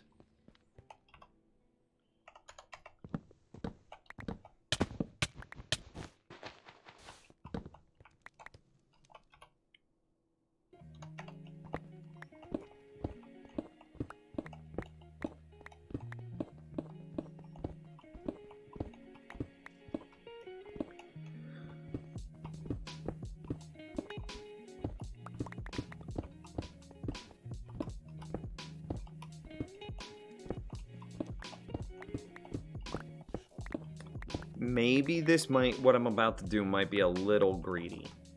So we need I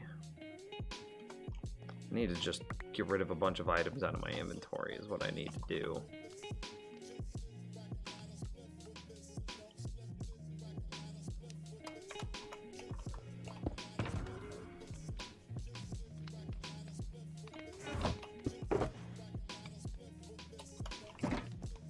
If I place a dispenser going straight up into the underside of a soul sand block, surround the soul sand with solid blocks,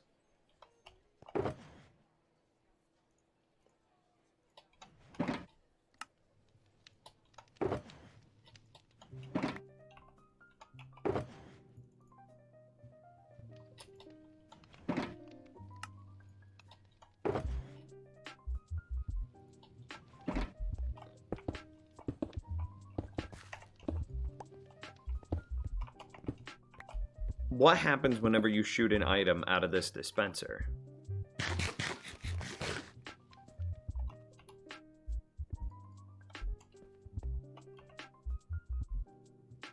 So we need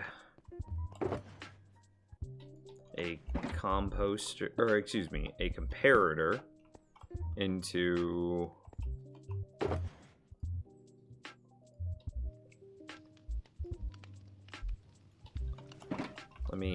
I gotta revisit our existing design. Block, comparator, block, dust, block, repeater, 2 redstone. Comparator set to subtract.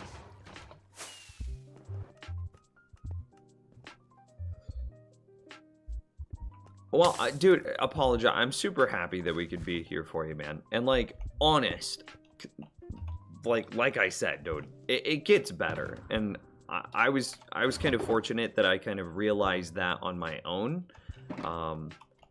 But it definitely does. And so there's a lot of pressure on like high school kids especially, and that pressure is in no way representative of what real life is like. There's still absolutely pressures in real life, make no mistake, but largely you get to control how those pressures line up.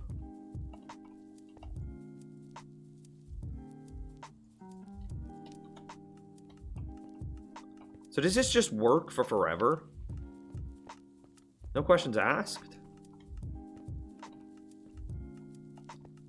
I mean, I'm just popping these blocks through the soul sand, and then of course they would be on the soul sand, which would mean that if this was water, they would just bubble all the way up, right? Now, the next question becomes, does this same system work with composters and hoppers?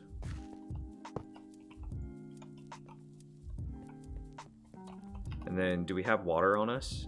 Not anymore. I want this ender pearl.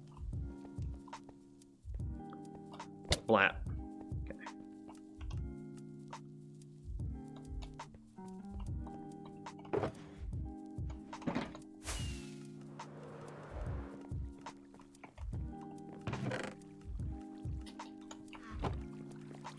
Hi, I'm new here. Hello, I'm new here. I'm Nims. That's Chris. Good to meet ya. Did I put all those blocks away? I must have.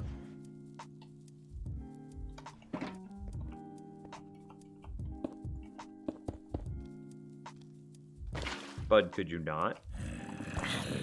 Oh no, I can't attack you because then you'll just pull all the other mobs around because I'm literally capped local difficulty.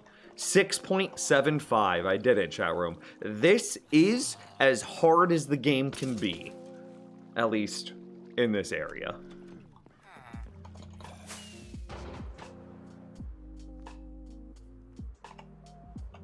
Top left of my... Oh my god, I did have a water bucket.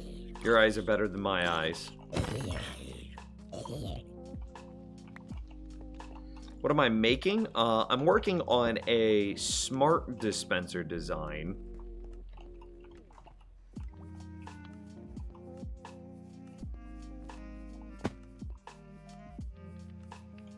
Okay, that's kind of expected. Then what if we put a composter up above it? Oh, did that work? Where's that item at?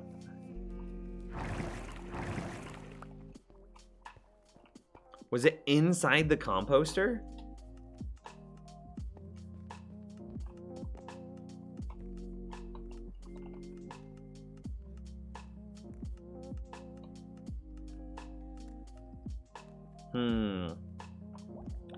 Yeah, so it's clipping into the composter. Okay, I see the issue. Okay, this is good testing. I'm not happy with this result, but you know, it's still a result that we can use.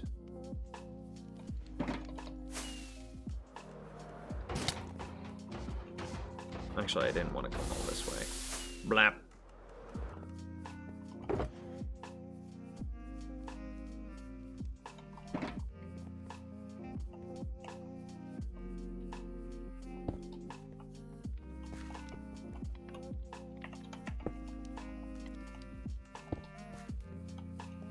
There it is. Okay, so now if we put items into this,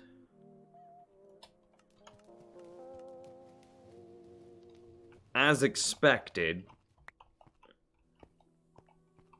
and does this clean it up? I mean, yeah, it does. Because now, I wonder if there's a, oh, I wonder if there's a way that I could power this from below. Didn't we set up a below design? I think for the tree farm we had to have a below smart. Yeah, right here. Still uses 3 redstone, but it adds another repeater that feeds out of this block, into that block, into redstone that's below the dropper itself. Which then frees up 3 sides for entry.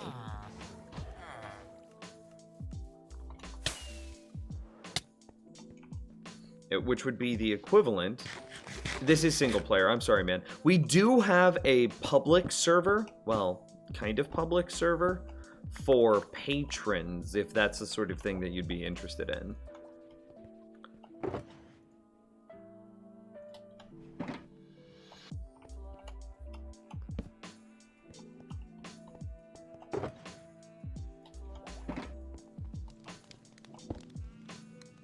Okay, and then we would be able to get rid of this and that.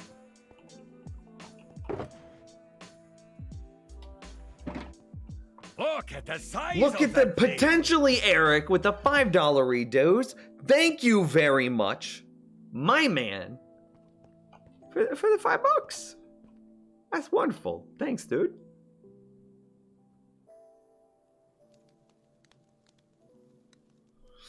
It feels bad now that I didn't see your water bucket comment sooner. Oh.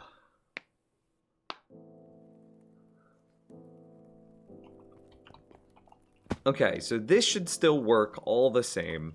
And then we should also be able to add a, just like we just did,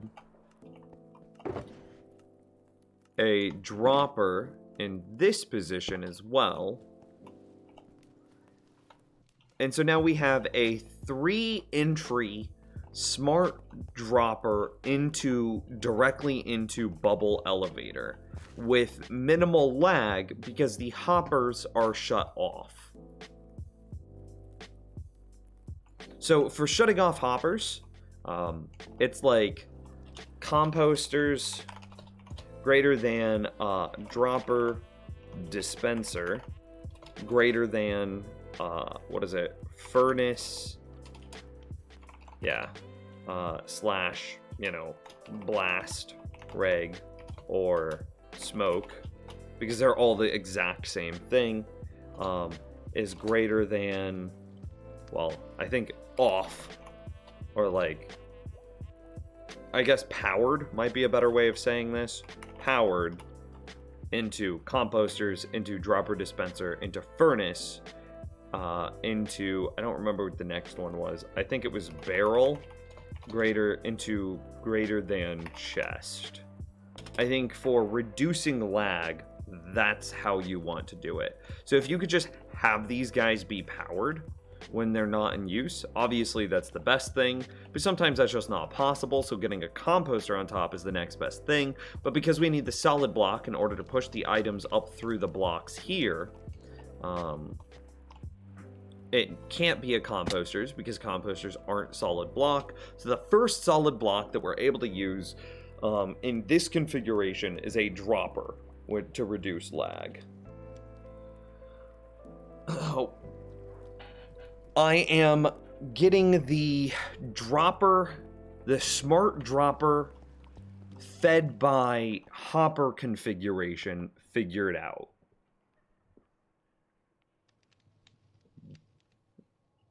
So this is the smart dropper directly into a bubble elevator, trying to also have, you know, minimal hoppers and minimal blah blah blah blah blah, right? So then what would we do from this point? Well, we need 4 hoppers in. Don't need that. We need 4 hoppers in, and this only opens up 3. So we're very clearly going to need probably something like this. And then we need to set up like some sort of smart dropper system for all of these. So let's see. Where'd I put there they are. The composters. So that one definitely goes there, that's for sure. And then we need smart dropper, or smart unloading stations, which are comparator out of the hopper into a block, torch, block, redstone on a block. Okay, cool.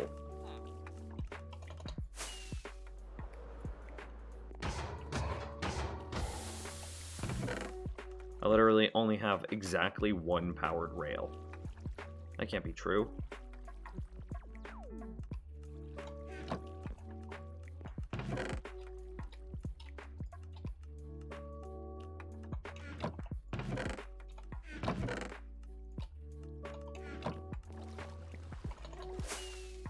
I bet I have more powered rail over at the, let's go in Theodore. I bet I have more powered rail over at the slime farm proper.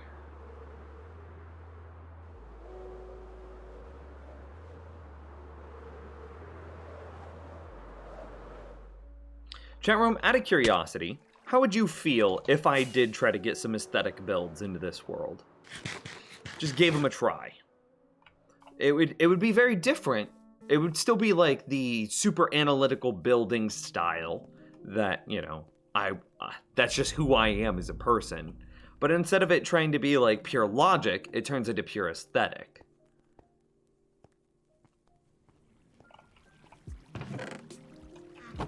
I have no idea where I would have put the rail.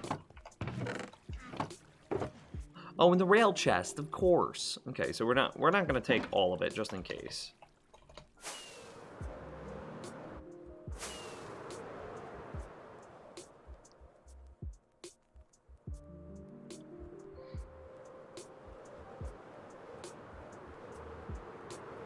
What do you think about my fridge in foodstuffs?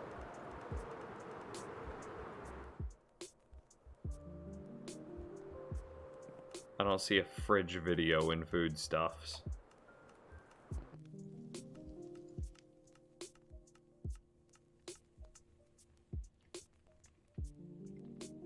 I see somebody lowering canned goods like into a lake, which I just don't understand.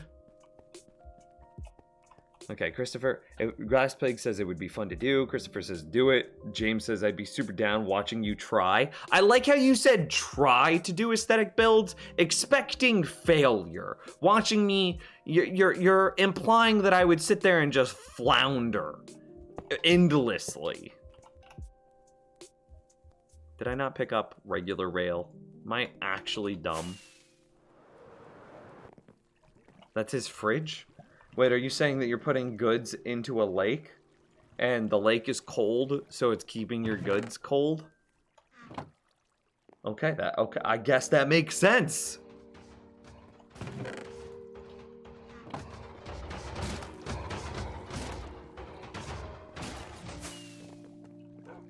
Nature's refrigerator. Padawan says he'd watch it too. Okay, okay.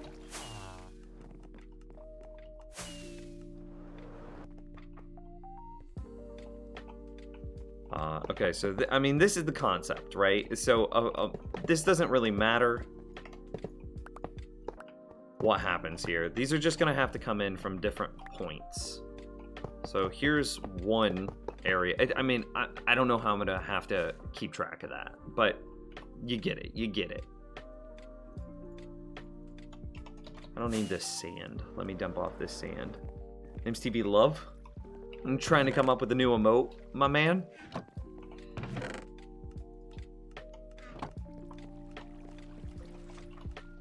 Okay, I should have room now.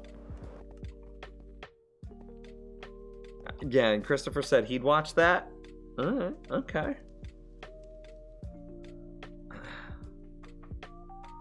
Just got 19 diamonds from 5 diamond ore.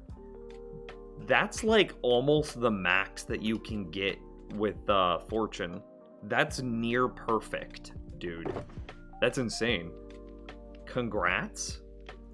Okay, so it would have to be something like that into...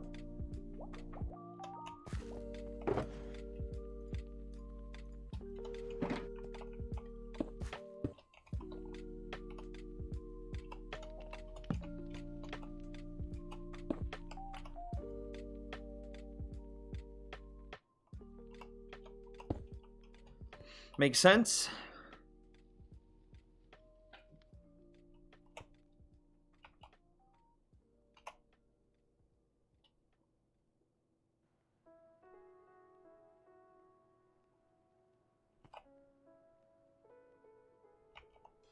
So then repeating this onto the other side.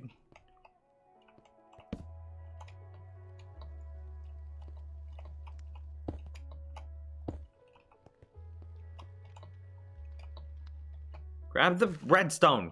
I would have just got out of my inventory. It would have been way easier. So now we have 2 drop-off stations here.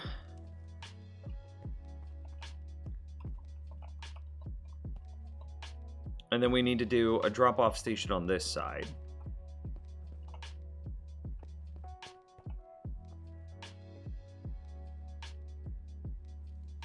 And this could be spun as well. Wait, no, it couldn't. It would have to be this way because of the composter in the middle.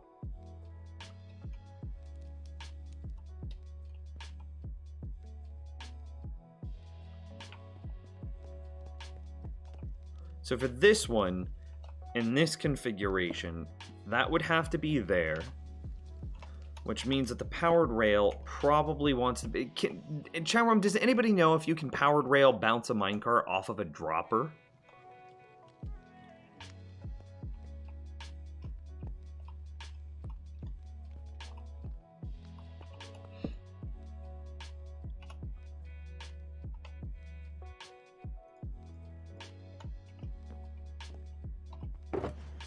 Did you find another skeleton spawner? Congrats!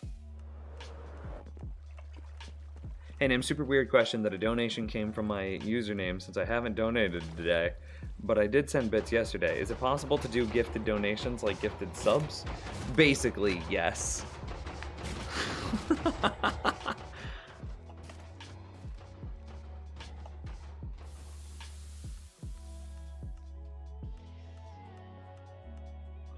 I think we know who it was now. Yes, somebody else can donate in your name, for sure.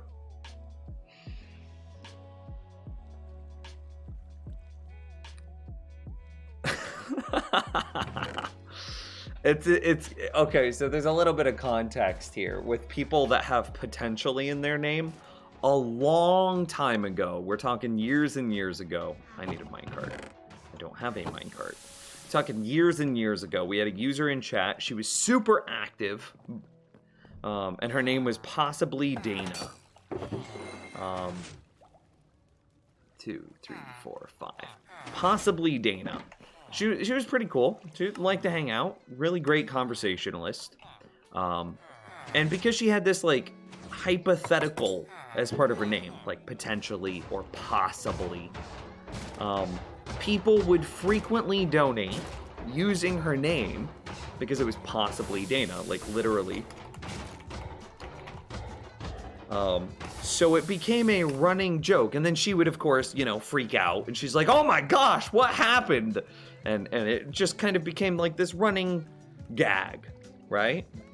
Well, she has since moved on in life, and she's no longer hangs out in the stream, but some of the older viewers still do possibly Dana donations. So with your name being potentially Eric, you see how that could very easily translate to, if I could spell,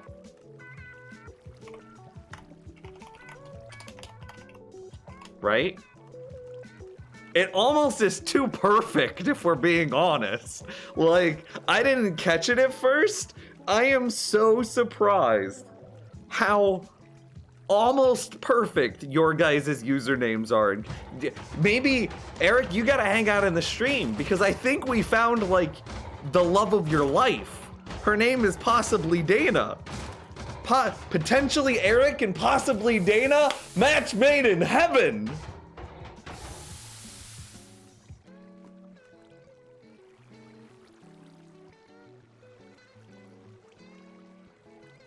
Scroll up in chat to see my reaction.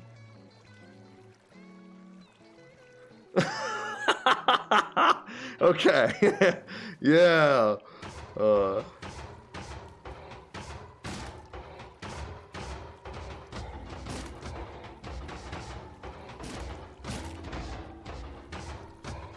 I wonder if she's still around. I wonder if she's like still on Twitch. Hang on. Twitch.tv/ possibly Dana. I mean, her account is still active. She's not a streamer, though.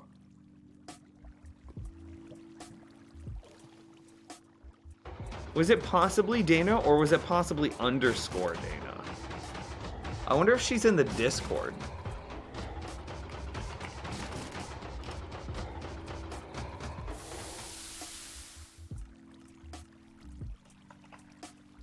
Is there like a user? Can I just search like Dana? I mean, I found a point where Zyle was talking about Dana, but I couldn't find Dana as a username in the Discord.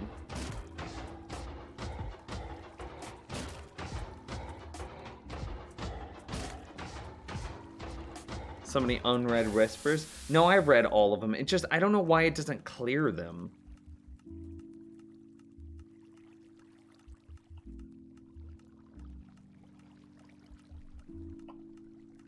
Okay, anyway, I got my minecart. That's what I needed.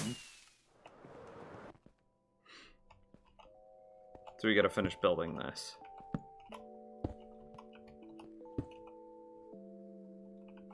I'm not gonna like quasi-connectivity power this dropper all the time, am I?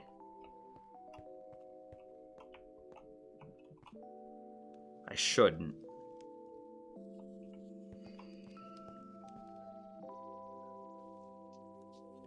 Loving the inside joke there. I just found your channel a couple weeks ago and it's very nice to watch when getting my work done. I'm currently working from home and have my laptop for work and my desktop for Twitch and other apps, since the VPN we use locks the internet access to just... Okay, cool. I mean, cool. Look at the size of that thing! Dude, potentially Eric with another $10 reduce. My man. Was it Eric? Potentially. Okay, so here's the question.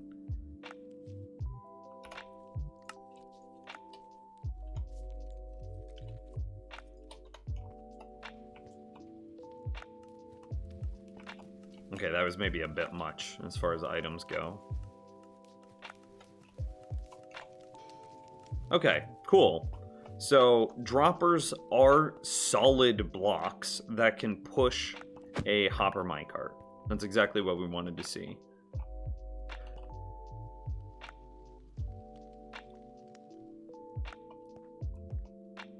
I can't believe it's not Eric.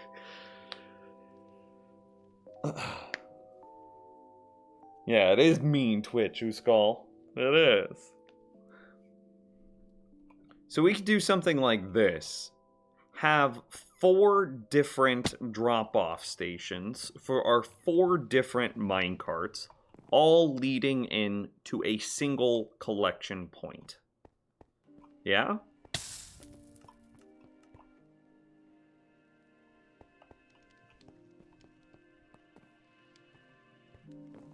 Oh, I mean, I think this is what we do. I think we have our answer.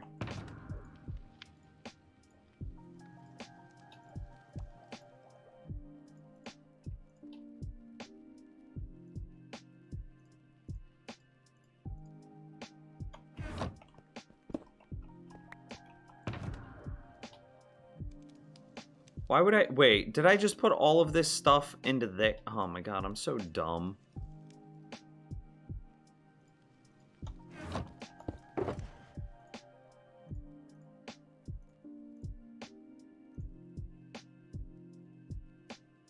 Actually the dumbest. Yeah, that's about right.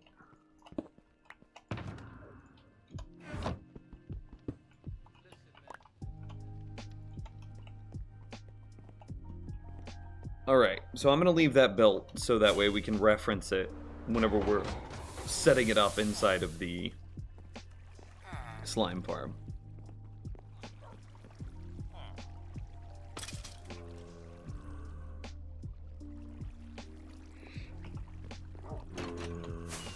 Meow.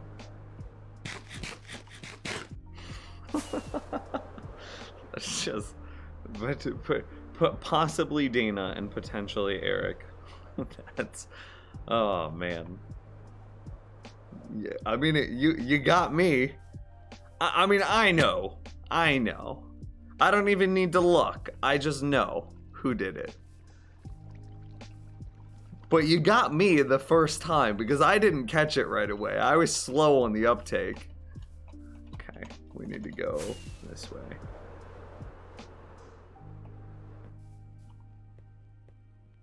$20W22 is out. Looks like some changes to Villa. Ooh, so they were late with it.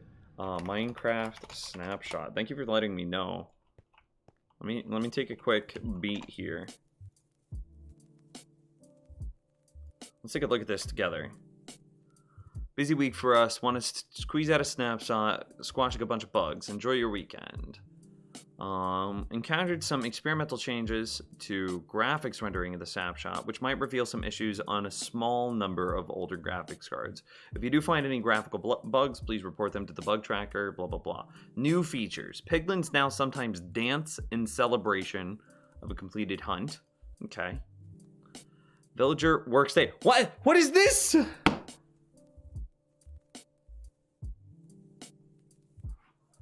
They just say, oh, it changed, but doesn't describe how.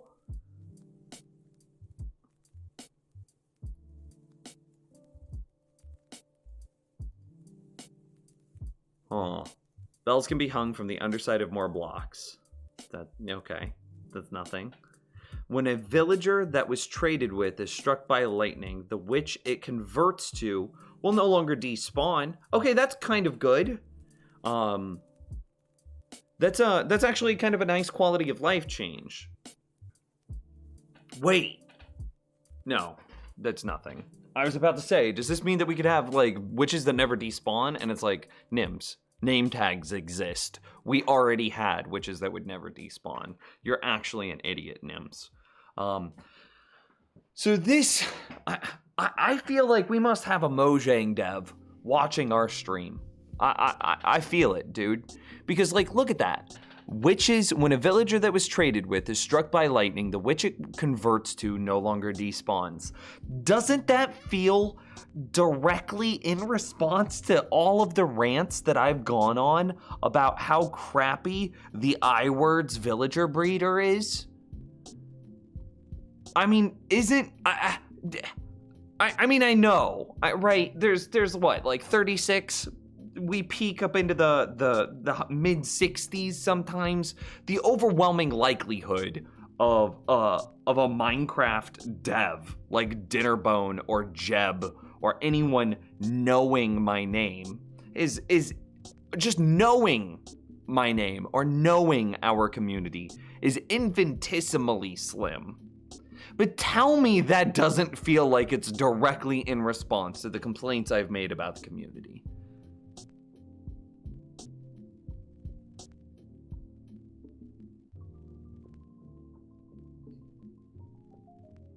And about, like, villager breeders altogether. To be fair, you go on a lot of rants? Well...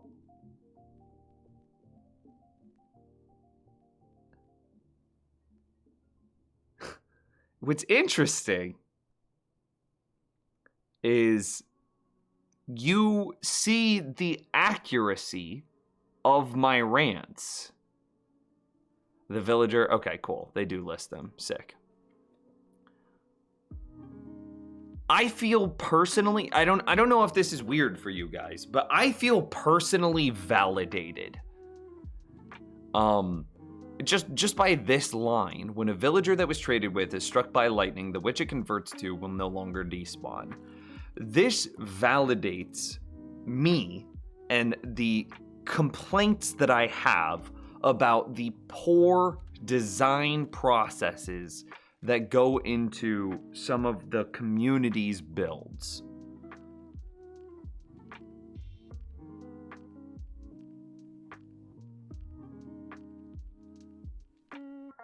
I mean, them removing zero tick also feels like it's a validation.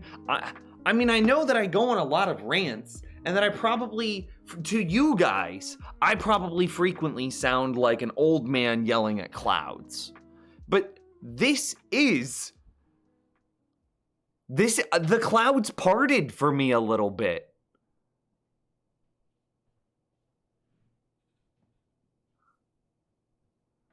I feel good. I feel good. Anyway, can you convert witches back to villagers? No, you cannot.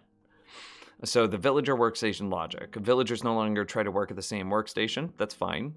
The most experienced nearby villager for the profession corresponding to the workstation you add will get the workstation. Seems reasonable. Villagers now have to walk and reach the workstation before they can acquire the profession to work there. That's awesome. So you know how we were having problems whenever we would drive a villager past our base, like ride them past our base in a minecart? Then they would just look for workstations and just claim a random barrel because we were using barrels for our storage systems. Well, now I don't need to have all those shulkers as my storage system. In 1.16, I'll be able to rotate them back to barrels, which, believe it or not, will save me a little bit of world lag. Shulkers are slightly laggier tile entities than barrels are. So it looks like how they claim workstations has changed slightly. Villagers can no longer claim workstations / professions during raids or nighttime. Okay. This doesn't look like anything's breaking. This just looks like it's getting refined. This is the only thing that might be a little bit weird. Villagers will check and make sure their workstation is valid at all times of day as long as they are within 16 blocks of it. So Iron Golem farms might need to change a touch. But again, we'll just have to wait until 1.16.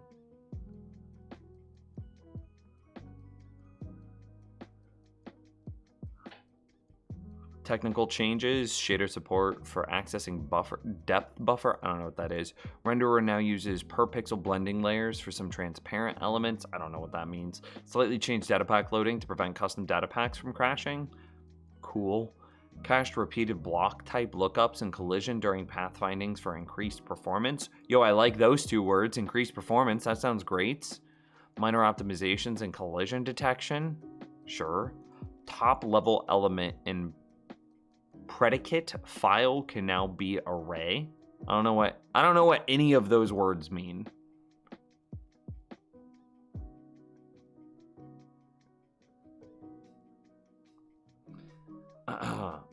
Then why is them not despawning a problem?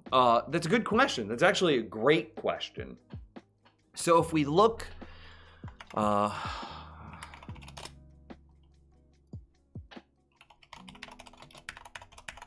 if we look here at basically every single one of these garbage villager breeder designs, he presents it without a roof. At the very end, actually in these few minutes, and this last like 30 seconds, he does say put a roof on it.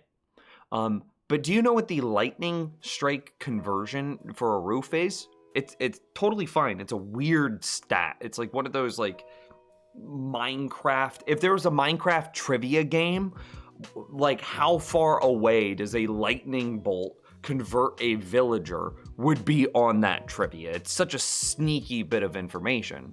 So there's no roof.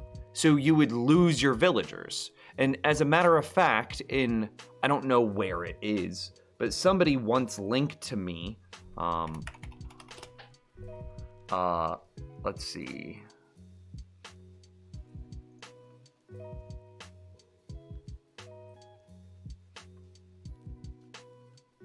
In late November, Mumbo built this exact villager breeder. So what would that be? That would be like 6 months ago, 7 months ago.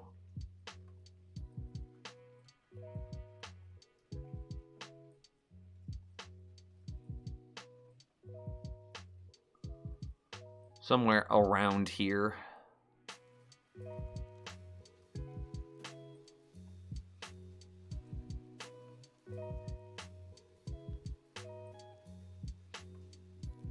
What is this? Here we go. Oh. Because this looks like my mob farm.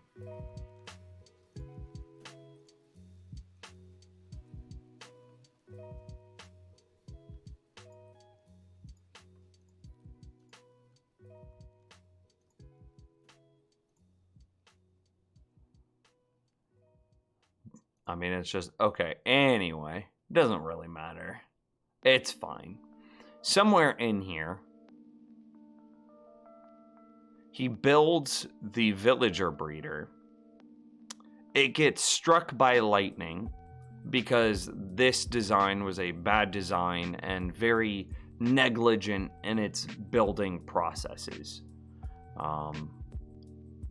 And Mumbo loses all of his villagers because they turn to witches. Now, Mumbo was very fortunate in that he was around to see it happen. But for you, happened again recently in Hermitcraft, that blows my mind. And like, this is the problem. Like, I'm trying to pull back a little here, James, because I know that we've gone on this rant a bunch of times. 38,000 likes to 900 dislikes. Right here with a generic search, just villager breeder. The third result is saying that the first result is bad, right? Like, isn't that effectively what it says? So, and like, look at this. Then you have a copycat right here who has built that design again, in presumably the same way with the same failures. I want to see how many villagers he puts inside with the exact same. So this is just a copycat that built this exact design again, which is a whole different problem on YouTube. That's straight, like, ripping content, and the content that he's ripped is bad content. Anyway, to answer Christopher's question as succinctly as I can, this design, which is unquestionably the #1 design, 2.1 million views compared to hundreds, maybe a few thousand for all the rest. The #1 design breaks frequently and badly. When it breaks badly, because it breaks two different ways. One way is like a forever broken, one way is like a temporary broken. So whenever it breaks the bad forever way, if you weren't immediately next to the farm when it happened, you would have no idea. So all of a sudden you would return to your farm and literally it would just be empty and you would have no clue. No player would. It's knowing that lightning converts villagers into witches is a pretty, I mean, that already is a relatively obscure bit of Minecraft trivia. A lot of players just don't know that. And then knowing the correct height to build a roof. So let's say that you do know that lightning converts villagers to witches. But then knowing the radius that lightning does that is even more obscure. So say you do build this, and then at the very end of this video, you put a roof on it, like he tells you as this afterthought, and then still you come back at some point and all of your villagers are gone, and there's just nothing there. It's just empty. You would have no idea. You'd be like, well, you would say to yourself, well, it couldn't have been lightning because there's a roof. It couldn't have been monsters because it's enclosed. How did my villagers just disappear? And you would be completely flabbergasted. You would have no clue because you followed his tutorial correctly. It's a bad tutorial, but you don't know that. There's no evidence of what happened in the lightning strike, which is what actually caused your villagers they were converted to witches and then they despawned, but you don't know that. So them in this snapshot, when a villager that was traded with is struck by lightning, the witch it converts to will no longer despawn, is a great change because it makes this guy's bad design slightly less bad. And that's me just trying to be as nice and objective about it as I can. And like, again, if we go through these,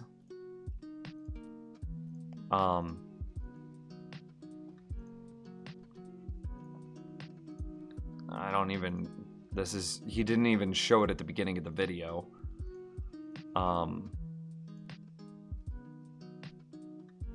So he doesn't have a roof on it by this point. Maybe he gets a roof on it at the end. No roof. Okay, so this guy's is also vulnerable to lightning strikes. So vulnerable to lightning strikes. Vulnerable, so the #1 is vulnerable. The #2 is vulnerable. The fix for #1, I actually already know this. The fix, look at it. He puts a roof on it. You can see the roof there. It's glass, but it's not at the correct height. So #3 is vulnerable to lightning strikes. This is a zombie converter, so this isn't relevant. The #4, I can tell you that roof is not high enough, so the #4 is vulnerable to lightning strikes. We've already looked at the #5, and the #5 is just a copycat of the #1, so it's vulnerable to lightning strikes.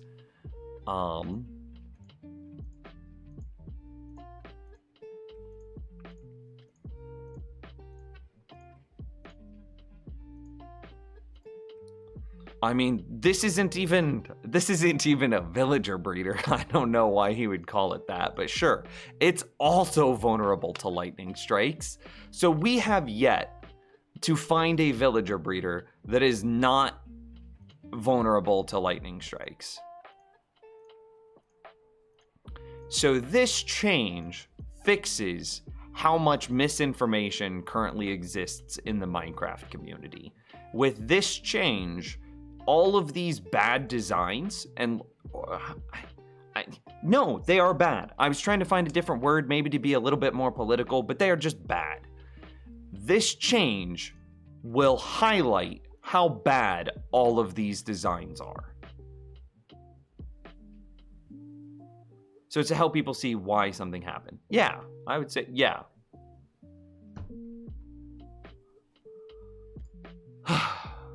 What's the best villager breeder for 115.2? Mine, but I haven't made a video on it.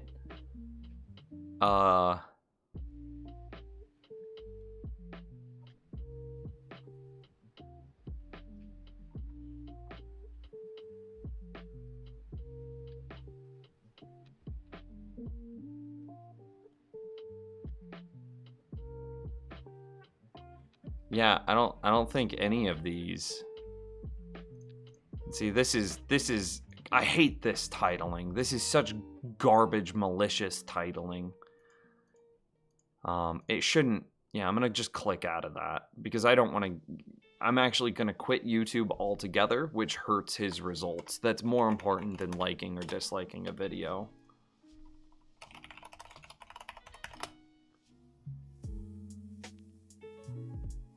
So if you really want to hurt a video, chat room, you just close YouTube.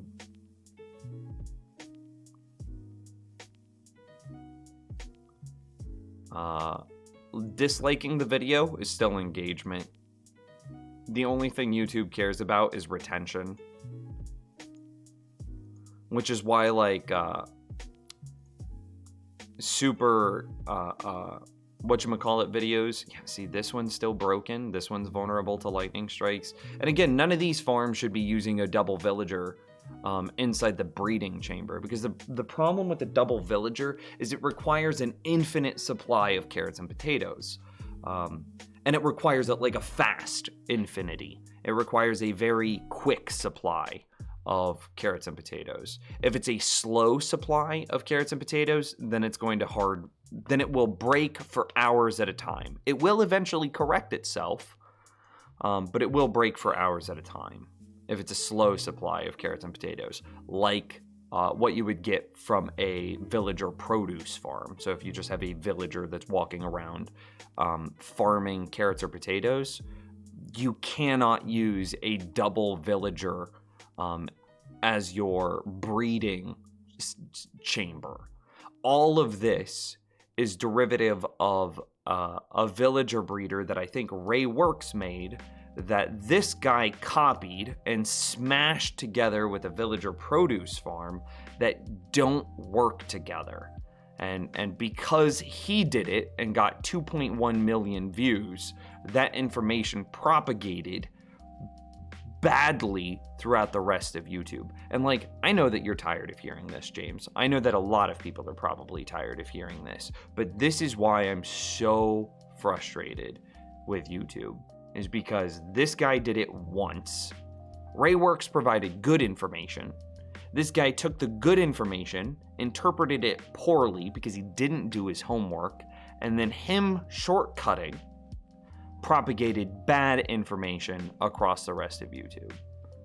And it's like frustrating. I don't know how to not be frustrated by that.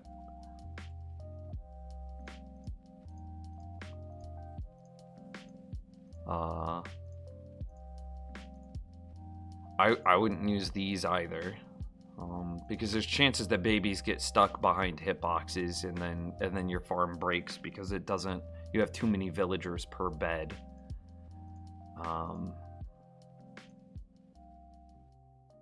Yeah, I wouldn't use that one. What a bizarre green screen setup. Like, you create a webcam border and a background for yourself just so that way you can. Sure, okay.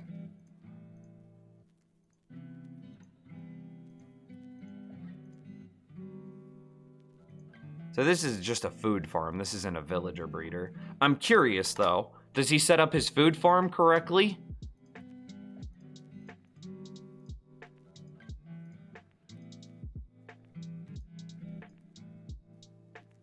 Nope. Nope. It's 5 blocks, chat room.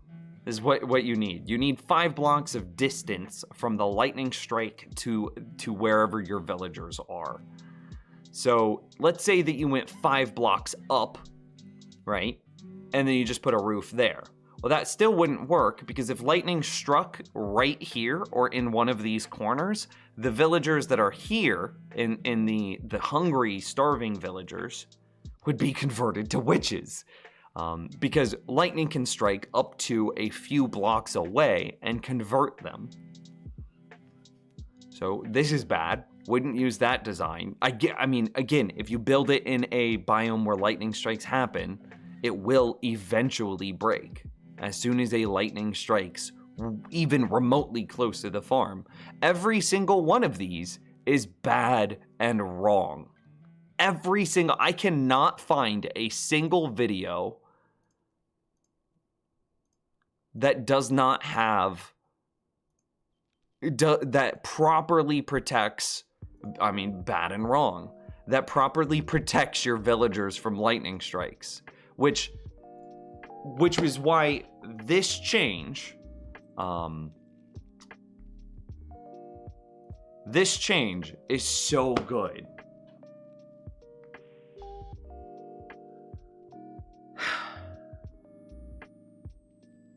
Because it will perfectly, so like, I don't know if you believe me, and you don't have to, right? I could just be, again, old man yelling at clouds. But I will tell you that this design breaks 2 different ways. One from lightning strikes, one from villager food handoffs. One of them breaks it for forever whenever the villager converts into a witch, and then the villager handoff, the food handoff, breaks it for an hour or 2 at a time. But look at this. The like-dislike ratio does not reflect that. How about this second one?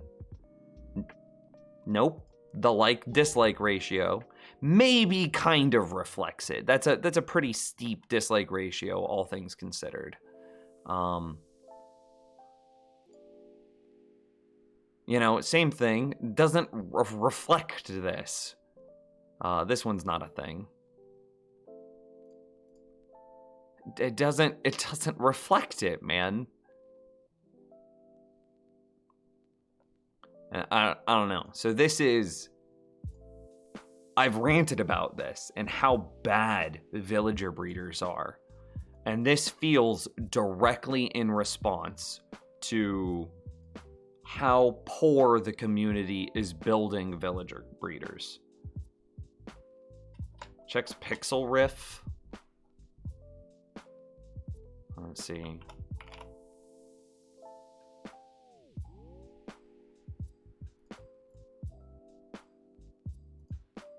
Okay, so first we'll check his completed project. Hey, what's with the airline food with a 500-bit tip? In my opinion, you are a very underrated YouTuber. Well, thanks, man. Thanks, my dude. I appreciate you saying that. Especially, I don't know how to address these problems. And this is something that I go back and forth on. Because this guy, this very first dude, took shortcuts. And I can prove that. Now, whether there's arguments for sure of why he took the shortcuts. Was it money, and he wanted to be the first one to have the villager breeder design out, so that way he could get 2.1 million views and thus earn several $1,000s? Possibly. Is it because he was just excited and he thought it was done, but he skipped some QA steps in his excitement, and maybe he was just a human being and missed it too?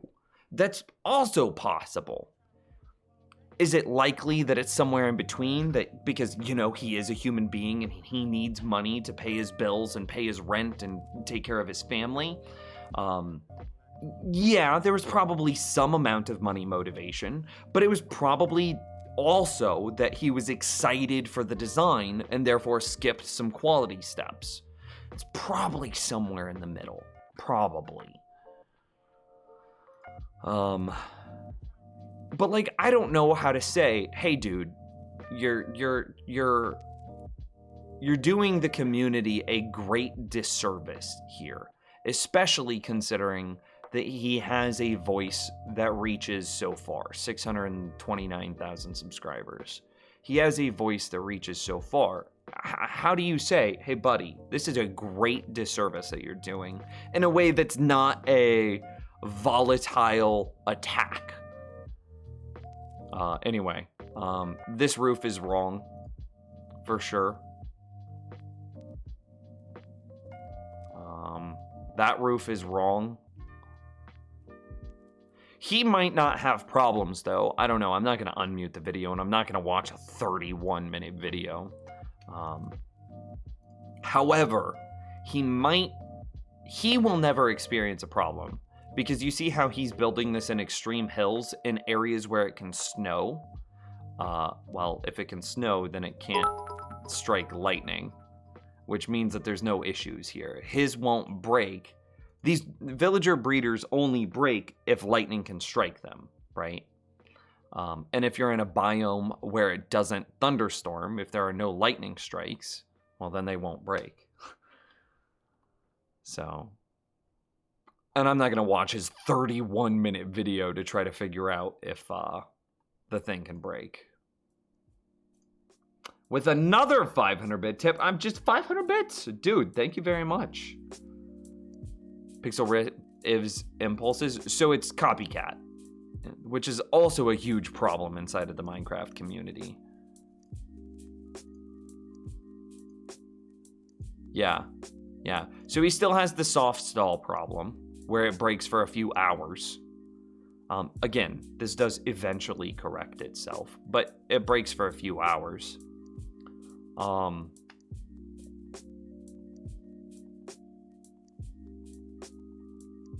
I'm not seeing a roof at any point. Yeah, okay, so it's copycat content, sure. But this looks like it's a Let's Play, not, yeah. So it's a Let's Play. He's not build... lanterns to each end here, just to make sure this place stays pretty well lit. The one end where I'm going to make an exception to that is going to be this end over here. Baby villagers, whenever a farmer in this field throws of the... So, I don't know, is this a Let's Play or is it a guide? This looks like it's a guide, like a tutorial. But a 31-minute tutorial doesn't seem... Whatever. I wouldn't watch this, but... Yeah, no roof. But he might be okay. Again, look at how high he built it.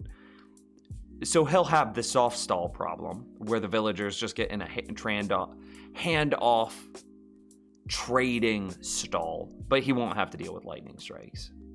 Anyway, let's finish looking at this. Yeah, so if he's using it in a Let's Play, that's good, but if he's creating just a block-for-block tutorial that competes with impulses, that's a really crappy thing to do.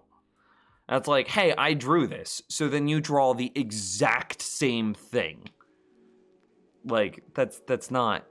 You remember all those times where artists will get mad at, like, big companies stealing their art and just changing it a tiny, tiny amount? That's exactly what that is, when somebody makes a tutorial of somebody else's tutorial. It's not a good thing. James Wargle with the hydrate. I also see Twig has a hydrate too. Twig says, I make mine underground with one, maybe two farmers and a lot of beds. I mean, if you're more than 5 blocks underground, then you're fine. Actually, you only need to be like 3 blocks of dirt and you would be fine, because 3 blocks of dirt plus the 2 blocks of air that the farmer moves in is 5 blocks.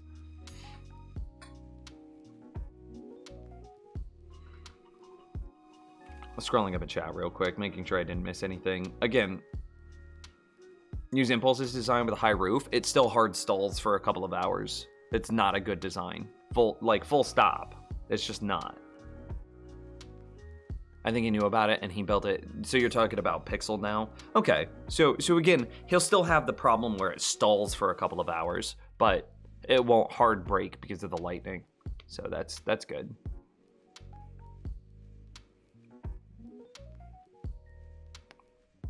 And I don't want to misrepresent. It does work until lightning strikes. Which, how long does it take for a lightning to strike in an area that that farm is vulnerable to? It could happen within the first 30 minutes, if you're unlucky. It could take hundreds of hours before that happens, right? We're literally talking about lightning striking, right? So it's not something that's just gonna be like, oh, it happened. I think for somebody like Mumbo to have it happen that quickly, that was very rare. More than likely, you'll get a few, and probably more than a few, hours of use out of it. I don't want to categorize them as good hours, because again, those hours are...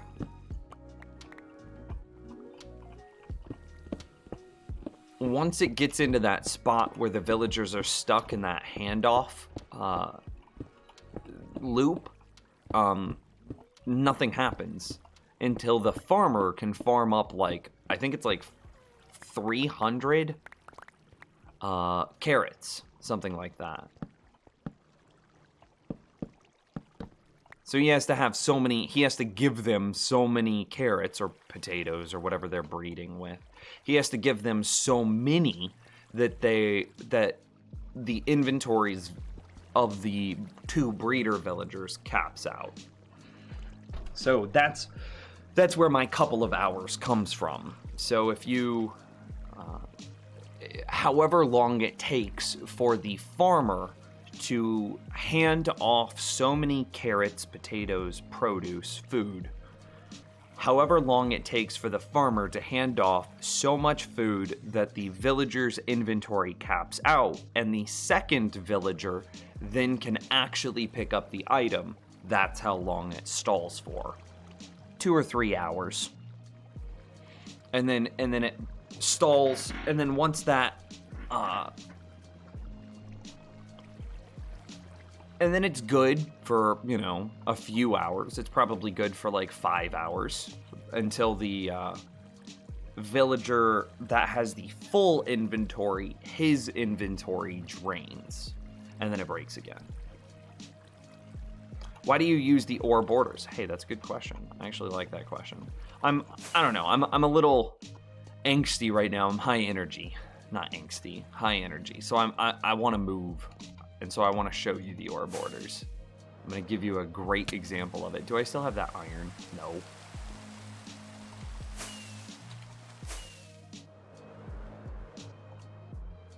Growed with hydrate. And like, with the airline food, I appreciate you so very much. Thanks for that. I mean, that was 1,000 bits, man. That was a lot. And, like, I'm on my soapbox right now. This is just a problem, and I'm trying to figure out how to address this in the community.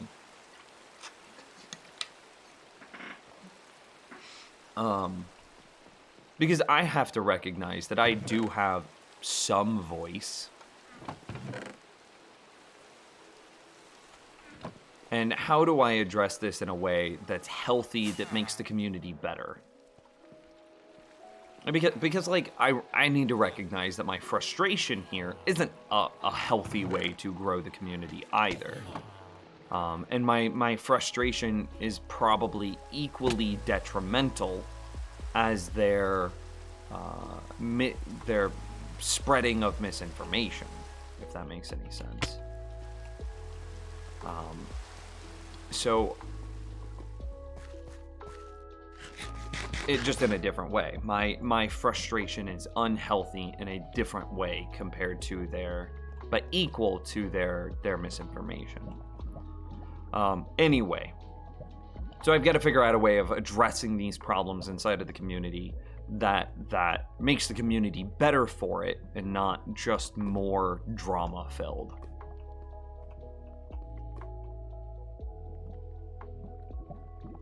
Imagine stealing someone's content from you and then copywriting it. This happened to someone, by the way. It's the worst, dude. So, okay, Glasspig asks why I use ore borders. This is exactly why, right here.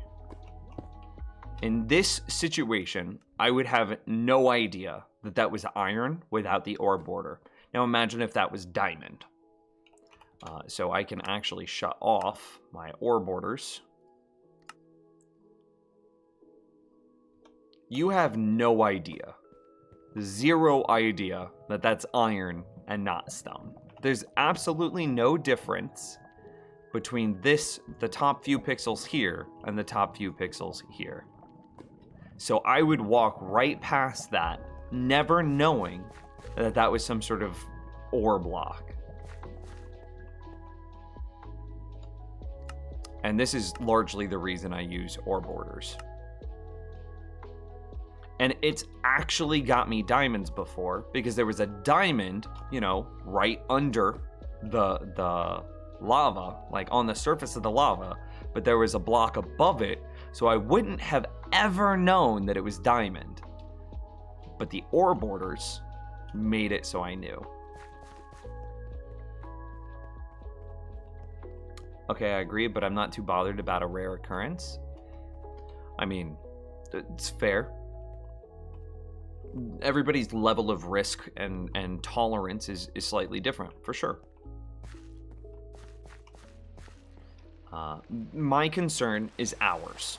Is how many hours did it cost the user? Because, I mean, the only thing that we're limited by is hours, right? In the grand scheme of things. The only thing that we as humans are limited by is time. And if you're choosing to play this game as a way to make yourself happier, to have fun, to do a thing that brings you joy for those hours, then those hours should be joyful and fun. And if you are taught incorrectly, so what's the reason that we all watch YouTube videos, right? Or specifically gaming YouTube videos. Even more specifically, tutorial gaming YouTube videos. The reason that we watch them in the highest level sense is to improve our gaming experience. So that way when we play that game, we are having as much fun as possible. But if somebody teaches you how to play that game wrong, then you will have less fun. So think back to, like, I don't know, when you were a kid and you were picking up games for the first time, and maybe you had an older brother or a friend that taught you wrong. And so then you had a frustrating experience playing that game because this person that was showed you wrong. And I know that we've all quit games because of this. So as an example, I have some friends that tried to play World of Warcraft.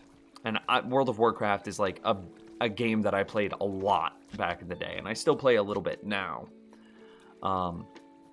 They were talking to me the other day about how when they tried to play World of Warcraft, the person that was introducing them to the game rushed them through content. So basically, in Minecraft terms, they log into Minecraft, and then this person just immediately gives them full diamond armor and takes them to fight the Ender Dragon, right? Well, is that Minecraft? Is that fun? Is that what Minecraft really is? Just being handed diamond armor and then immediately rushed to the Ender Dragon? No, not even a little bit. Sure, that's part of what Minecraft's content is, but that's not Minecraft the game. So that person was teaching them the game wrong. And they've never touched World of Warcraft again because of it. And that's the problem that I have with, like, the people that present these things with full of misinformation, is they are putting forward things that ruin play experiences for people and thus hurt the Minecraft community. I know that one of the things that bogs me down, that feels the most tedious to Minecraft or about Minecraft, is whenever a new patch comes out and I need to go through and I have to update everything in my world because it changed some small thing and everything in my world broke. That's so mind-numbingly, bogglingly tedious. I hate it. I hate fixing broken things. I'm like, I already did this once. I had my fun with it. I don't want to do it again. And whenever But I at least understand that it's part of the development process. Like, in order for the game to go forward, we have to break some things from long ago. But when things are just broken because the person that's teaching me how to play the game did a bad job, that just makes me want to shut the game off and not come back.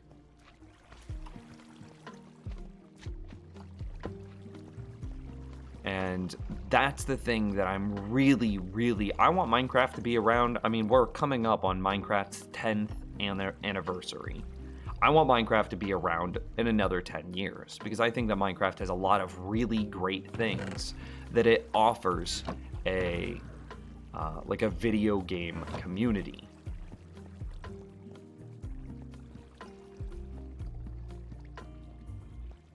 I've got to just figure out how to set up this bubble elevator, by the way.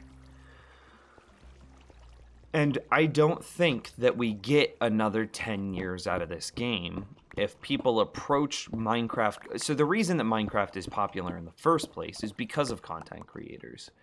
And I don't think that we get another 10 years out of Minecraft if those content creators are creating content that's designed only to make money.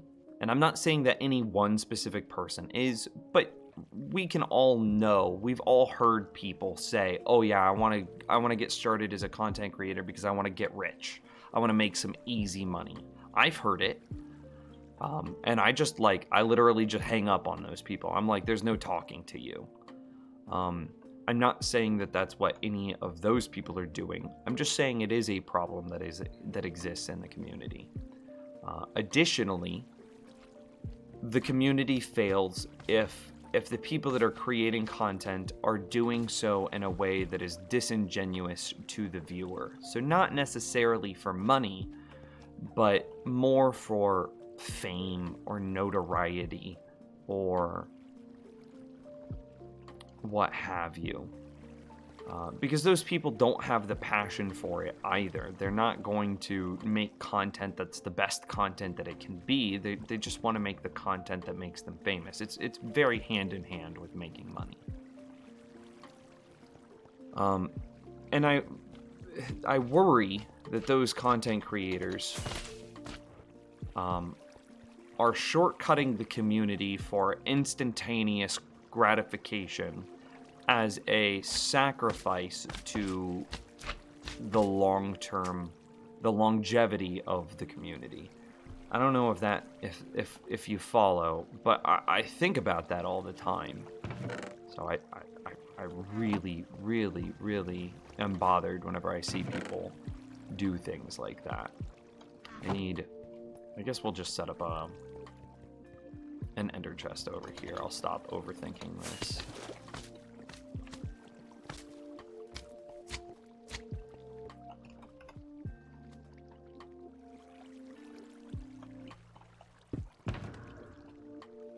Wrong.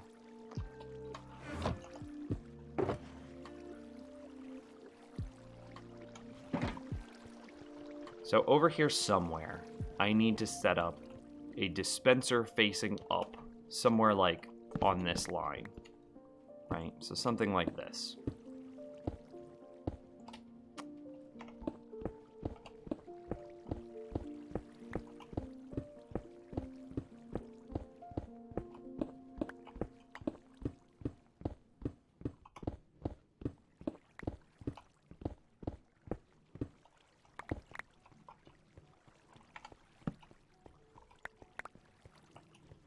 Normally, you don't need to run the villager farm long enough for that to happen. I mean, look at Mumbo. It literally happened within the first 30 minutes. So, and he lost every bit of progress that he had made in the first 30 minutes.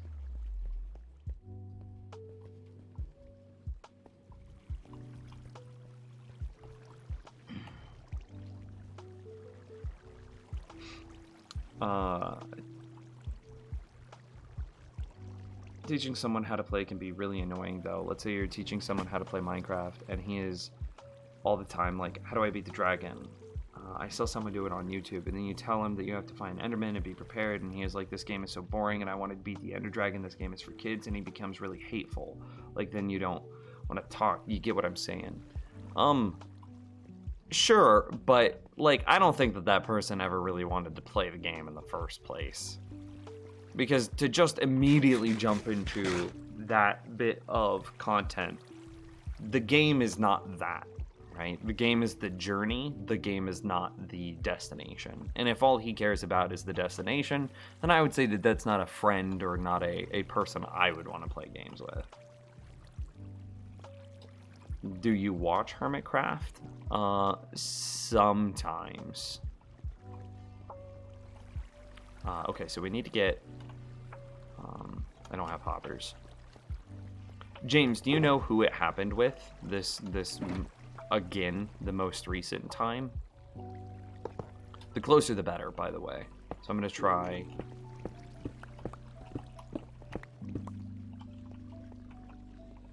There's Mumbo again.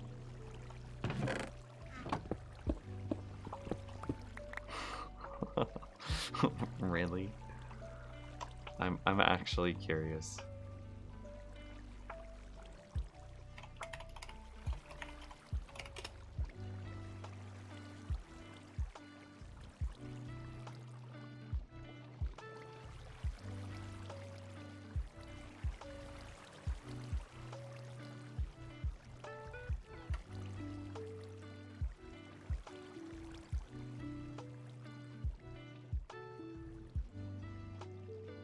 I don't see anything here that looks like it. I'm not gonna go digging through his video. As like a one-off mention, he said he probably doesn't have enough protection. Tried to find it but couldn't. Ah, okay. So I mean, that's kind of my point. To normally you don't even quote Snuffly says normally you don't have to run it long enough for that to be a problem. But here it is happening to Mumbo twice. And Mumbo is arguably one of the most experienced Minecrafters out there. If Mumbo is struggling with it, then how could you ever expect a novice Minecrafter to have any idea what the issue is? That's kind of my point. Is that when the community makes content that is so poor, and it's so poor that the experienced Minecrafters struggle with it, that's a disservice. That's a problem. And I don't think that there's any justification for that sort of negligence, which is what makes me angry about it. So this needs to zigzag again, by the way. It needs to go under these blocks here. So conceptually, we did it here to here, to here, to here, to here.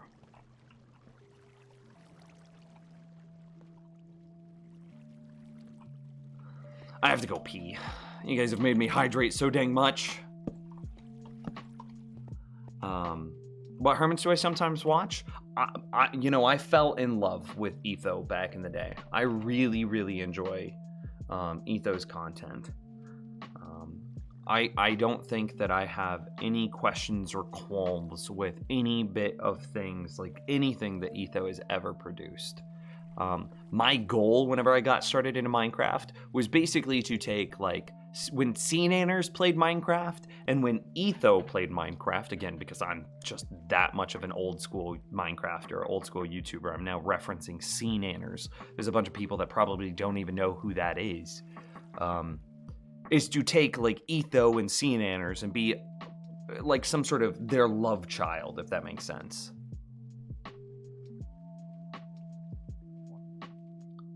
I'll give Grian a watch sometimes. I give Mumbo's content, but I don't really watch Mumbo's content as Hermitcraft. I watch Mumbo's content for the one-off videos that he makes.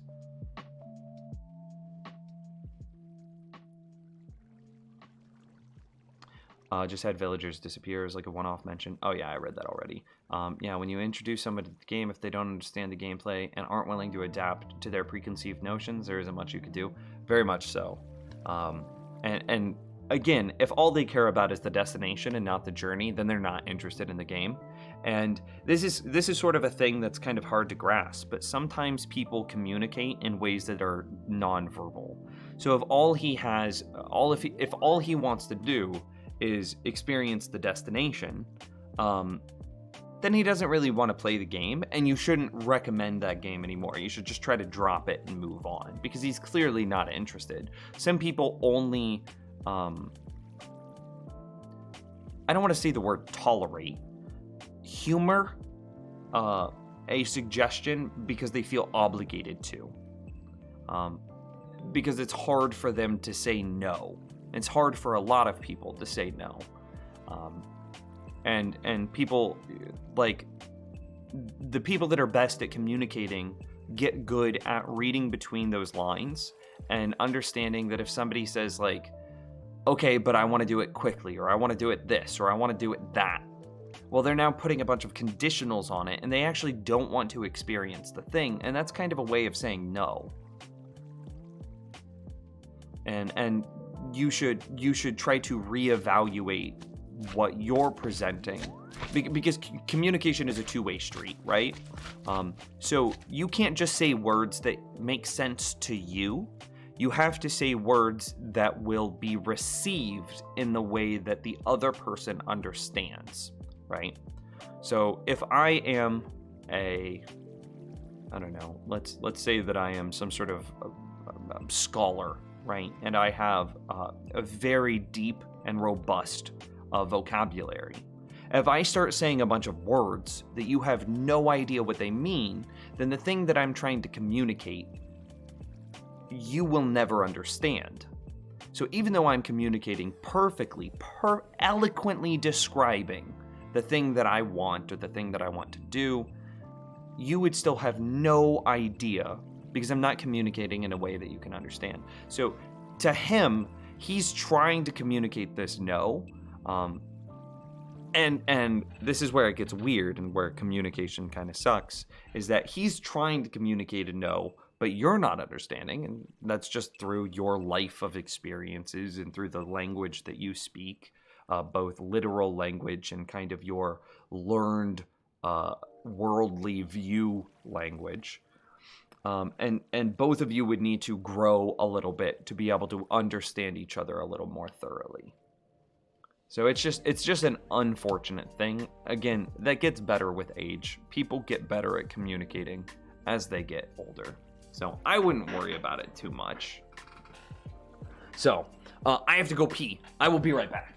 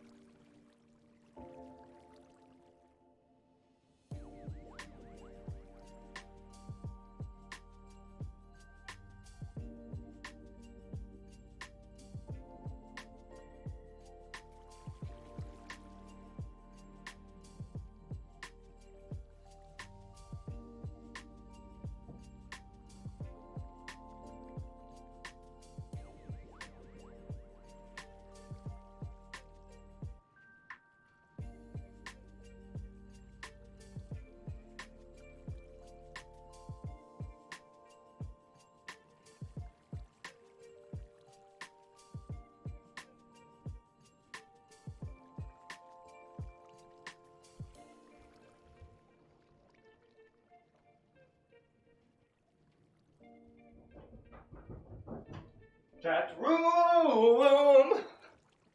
Okay, I'm back. I didn't die. That's good. I just left it running. This is hardcore Minecraft. I could have died. What am I doing with my life? Green seems too fake. I mean, I like Green for his aesthetic builds. There's definitely this trend of like YouTubers that are getting even more animated, and it's like, oh my gosh, you guys! And it's like, they're doing the Disney voice thing, and it just kills me. And I can't watch them. I can't watch them for very long. So, is Candy on this stream? She is. Well, she's lurking, but she's here. And definitely, you should drop that friend like a hot potato. Some people actually do talk like that. Sure, but I don't think the number of people in the Minecraft community that talk like that all talk like that.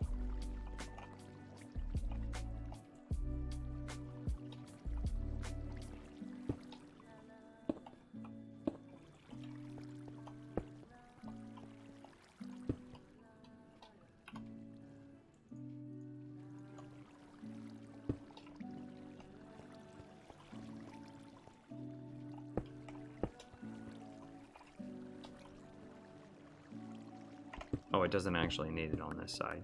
Could it be closer conceptually? The closer it is, the better the rates are, right? Actually, I think it can only go like 2 blocks closer, because the iron golem should be... Yeah.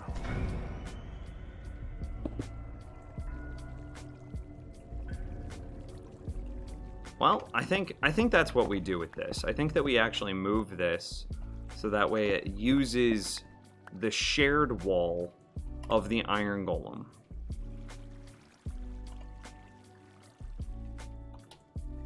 And it wants to be in the 207 line.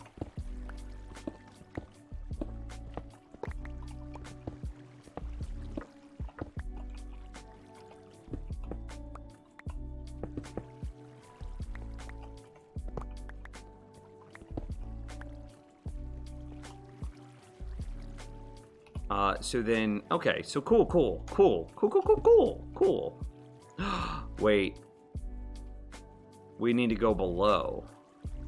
And we can't go below because of the bedrock.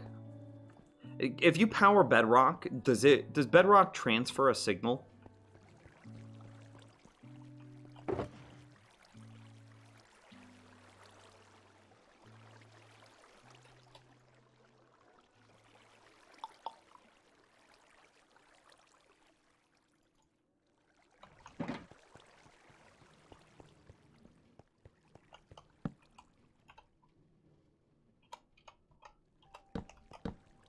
Okay, yes it does.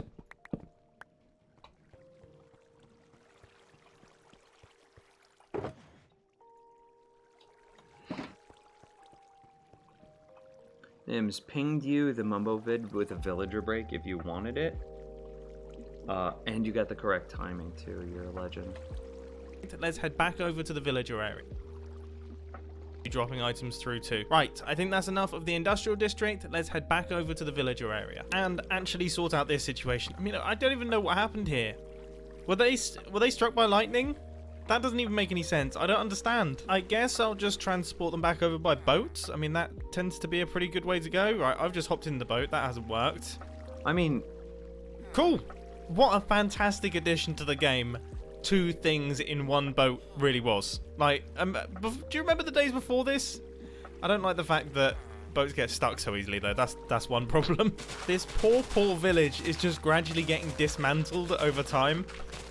I mean, I'm removing... I don't think that he probably doesn't revisit it very much. But yeah, he's just oh wait, actually he did, damn it. I think that's enough of the industrial district. Let's head back over to the villager area. And Oops. when I accidentally send zombies through into the system and then freak out. I think that's enough of the industrial... Like... He's lost... a bit. Alright, well, he did something stupid, didn't he? He did something stupid. He's just... Hey! Grode with the 200 bit tip! For the no? What do you mean for the no?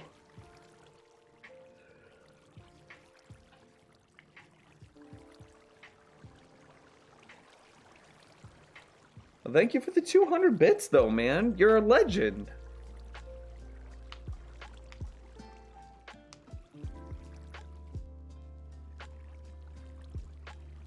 Oh, okay. I said no, that Bedrock didn't transfer power. Okay, and it does. Well, thanks, man. Just gone straight off the edge, and that's a real problem. I don't know how to get him to stay in there. Surely he can't go anywhere stupid now. Oh, thank goodness for that. Oh, God! Did you just... That was a hilarious scene for no reason. I mean, he went in totally the wrong direction, somehow ended up in there, and then just got loaded with potatoes. He has been hoarding up loaded as soon as that guy been wearing me down. I did it. I managed to get them in place. They haven't done anything stupid. I'm now feeling a lot more positive. We've got ourselves a villager breeder. We've got the emerald factory. We are set and ready to be incredible. So the height on this is good, but it's I might at Mumbo. I think I still have like his contact information, and I might at him and be like, "Yo, Mumbo, let me help you with this villager breeder thing."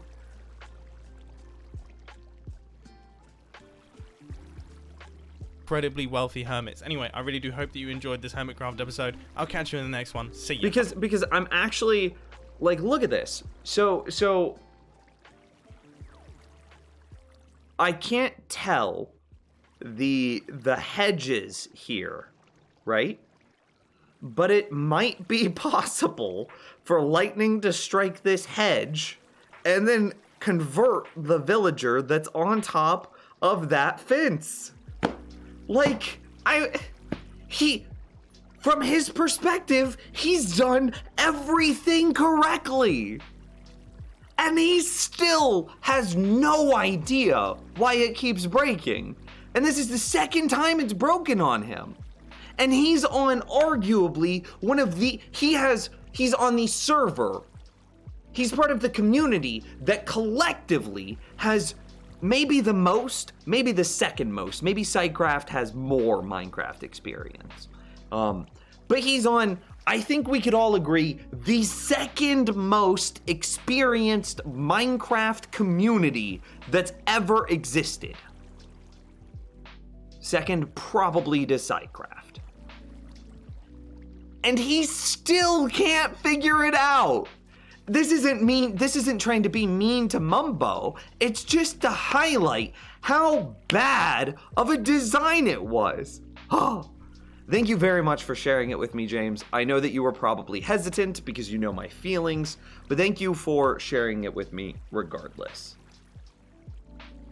James has heard this rant many times, and okay,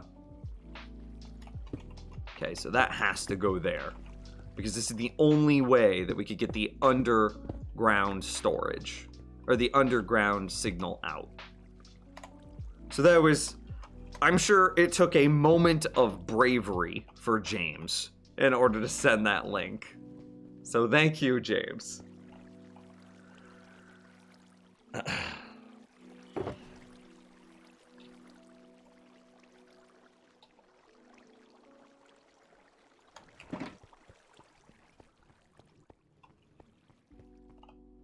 That becomes redstone.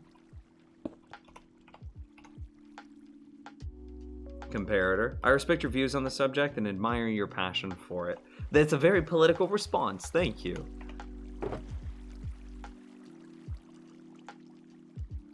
I mean, the root, I'm not wrong on the root of the matter. It is a poor design.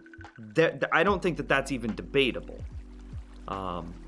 But the motivation for the poor design and the implications of the poor design are absolutely opinions.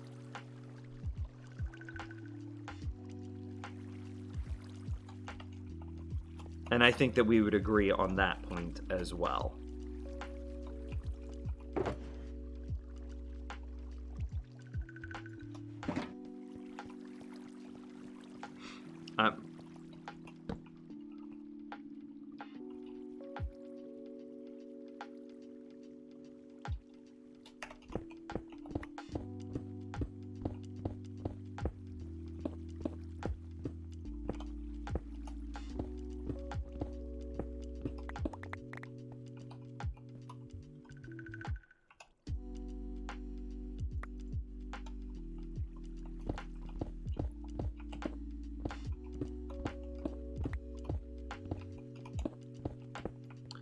I had a question for Nims in chat. Any advice on how to take out a pillager outpost? I got wrecked trying to do it already.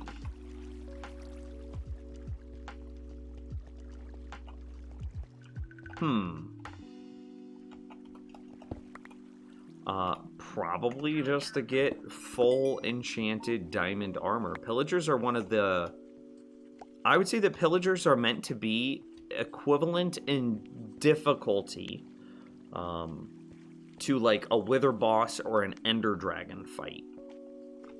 So approach them with the same care that you would the wither boss or the ender dragon. And I think that that will adjust your perspective on them in order to have a more positive outcome next time. Okay, yeah, that's correct.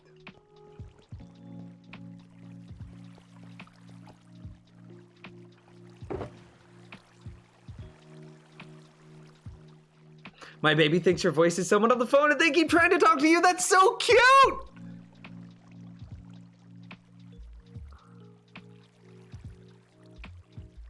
Thank you for sharing that. That's amazing. I have the biggest smile right now. That's adorable.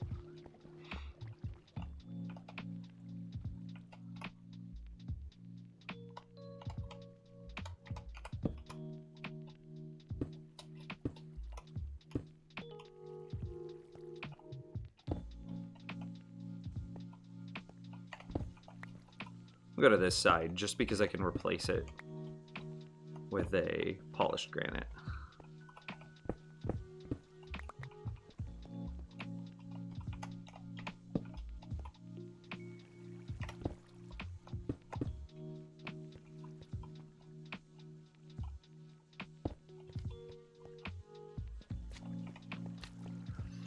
Okay, that should be a smart dispenser.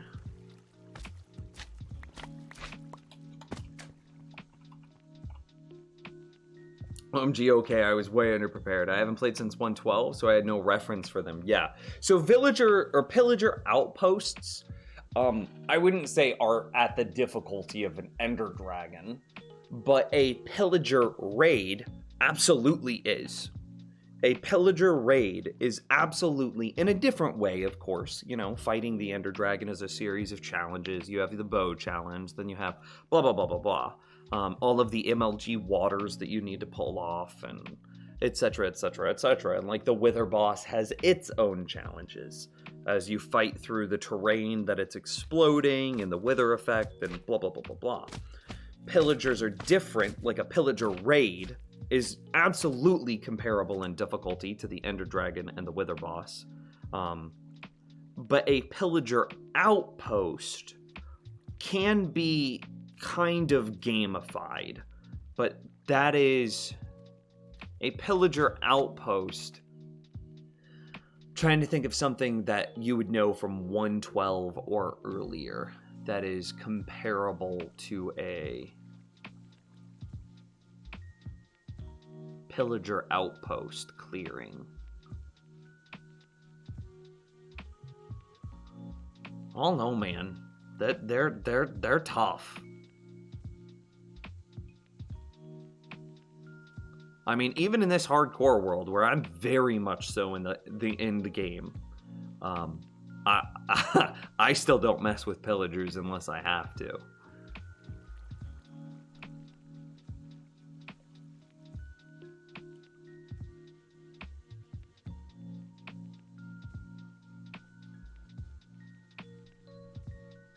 Yeah, and outposts, that's a good point. You don't really take down outposts.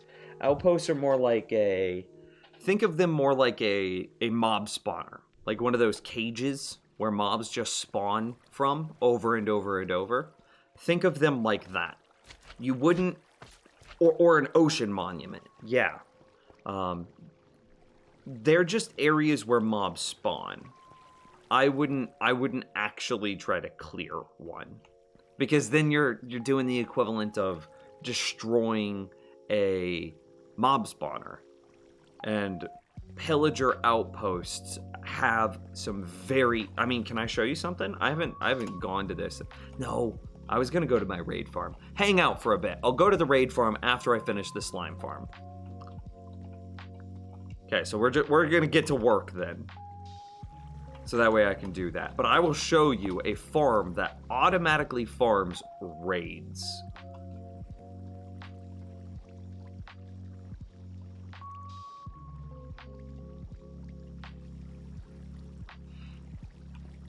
Okay, so this needs to happen.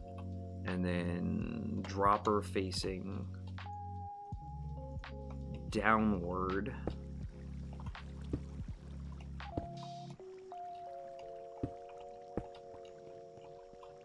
Needs to happen.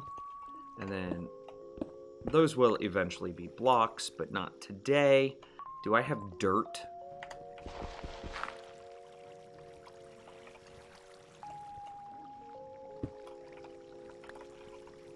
Okay, so this will need to happen.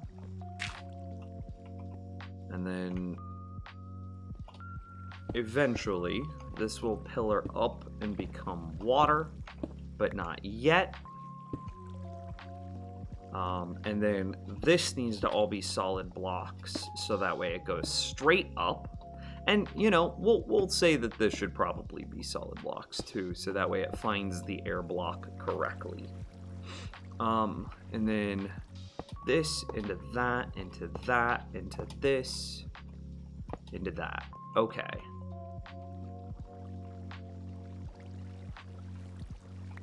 And then I need that should be all of the hoppers that I need, so we could put this up. I need rails and I need to create drop-off points now, which is not repeaters, but it's redstone, torches, jack-o'-lanterns. Yeah. Stepping away. See you later, Padawan. Take care, man. So is it better that I'm the only person in my family that knows English, or worse? I mean, you're bettering yourself, right? If we were all better than our parents... How quickly the tide turns. Hey, Echo Company with the Prime sub 13 months! If we all strived to be better than our parents, to leave the world better than our parents did, then the world just becomes better and better and better and better for it. So if you are a little smarter than your parents, that's a good thing, I think. There's zero problem with that.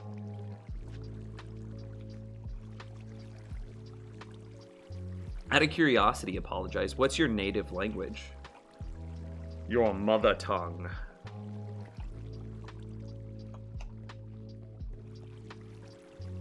Okay, so then that becomes that, becomes that.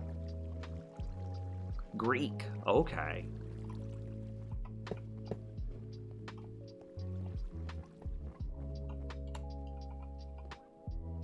I think I knew that. I just forgot.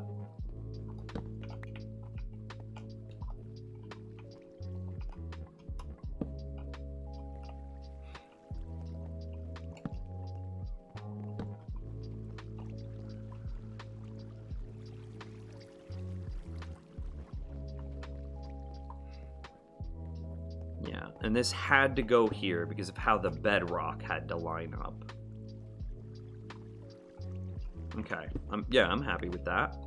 I'm double checking my work before I pull the trigger on this. What's interesting is we're very close to the first setup, actually. So, like... Nope, this is wrong, actually.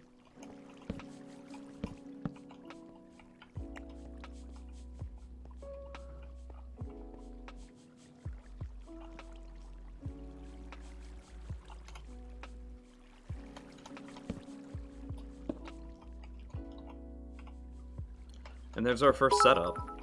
Hey, Echo Company with 300 bits, dude. You guys are just raining bits today. In honor of 13 months. Dude, thank you very much. Just raining the bits. My dudes, I appreciate.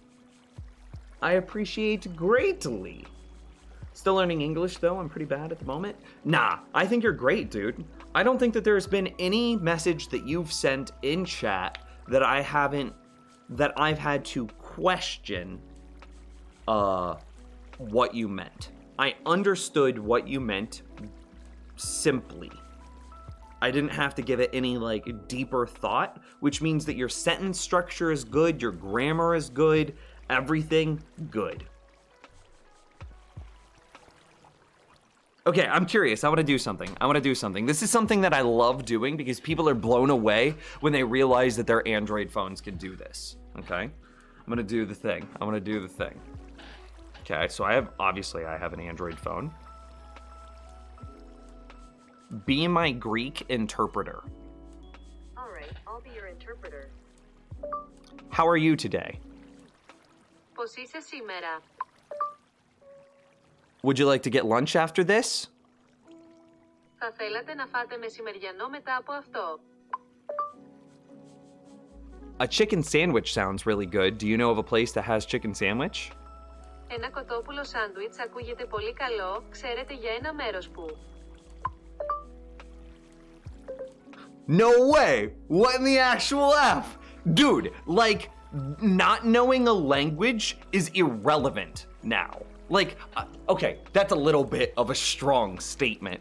But, I mean, provided that you have phone service and power, you could get by. Like, and this works for just about any language, right? So, like, be my Spanish interpreter. Γίνε ο Ισπανός μου. No, it's still in Greek interpreter. I have to shut that off. Be my Spanish interpreter. Sure, let's start. Hello, how are you today? Hola, ¿cómo estás hoy? Be my Japanese interpreter. Here are some results No. from a search. Be my Japanese interpreter. I found these results. Okay, it's being... Be my Japanese interpreter. These are the It top keeps results. thinking, apparently there's a company named BMI Japanese. And it's getting mad at me.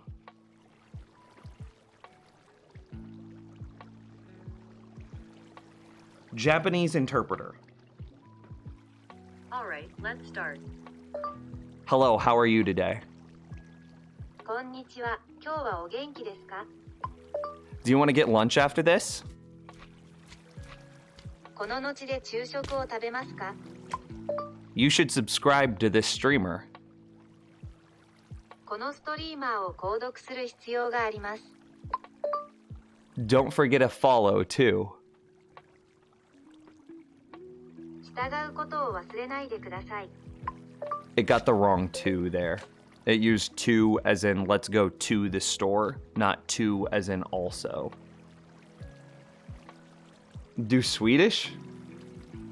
Be my Swedish interpreter. All right, let's start. How are you today? Hur mår du idag? I'm doing good. Do you want to get lunch after this? Jag mår bra. Vill du äta lunch efter detta? I don't know. Do you want to go to the park or something? Jag vet inte. Vill du åka till parken eller något? So, out of curiosity, apologize. Got something a little wrong, but it's nice. Okay, so for the people, I mean, obviously, I assume that Uskal is Swedish. I apologize, I know is Greek. I know that James speaks a lot of Japanese. Obviously, this isn't going to be perfect. There's a lot of nuance to language that clearly an early tech is not going to get. However, that's not the point. So like, check this out. I don't even need 2 phones. So I could be my Spanish interpreter. Sure, let's start. Hola, ¿cómo estás? Hello, how are you doing? I'm doing pretty good. Lo estoy haciendo muy bien. It will swap automatically between languages. So I don't need to sit there and like translate on the fly. Like he doesn't have to have an Android phone talking to my Android phone.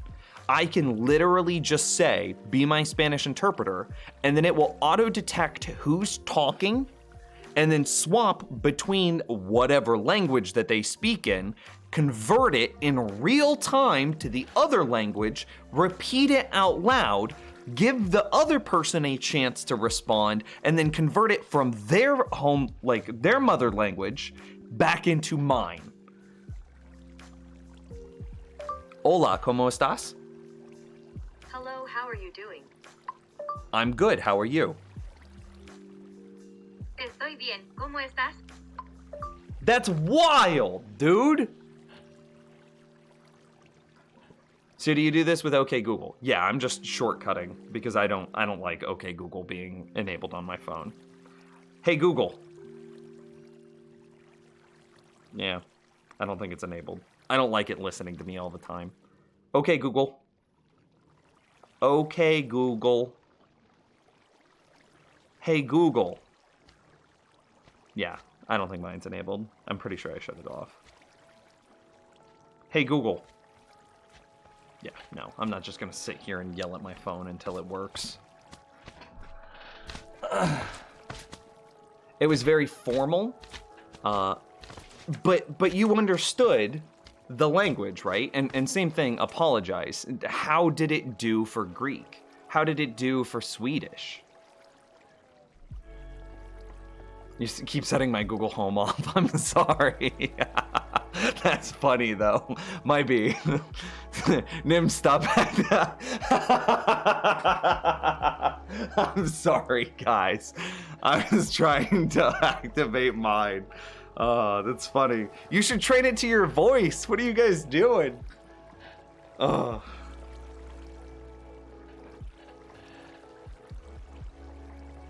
So with a Google search, yeah, you say it by using the Google activation word.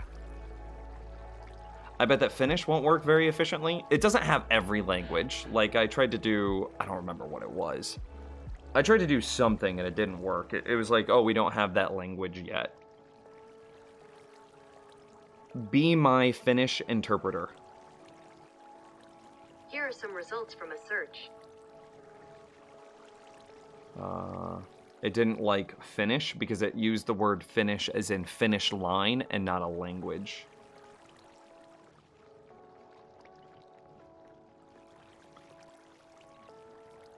Be my interpreter?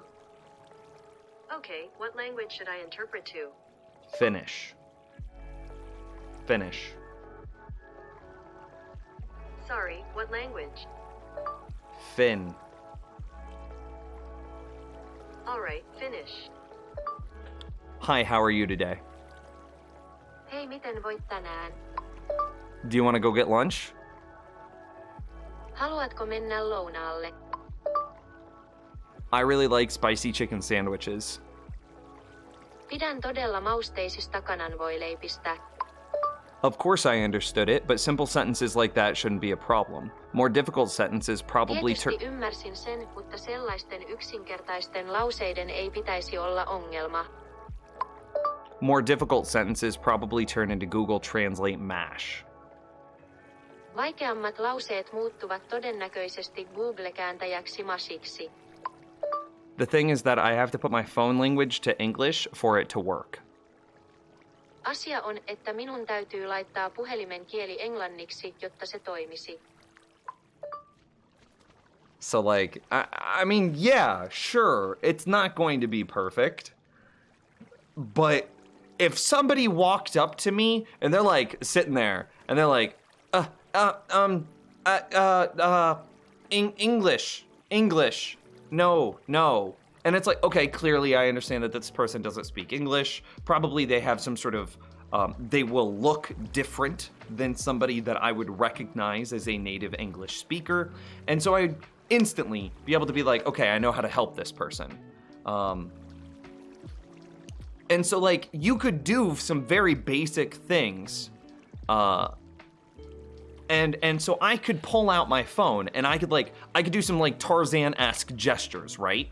I could point at myself and I could go English and then point at them and then they would understand to say their language. And then I would be able to, or their nationality at the very least. And I would be able to then take that and say, and then just go to my phone and say, be my language interpreter.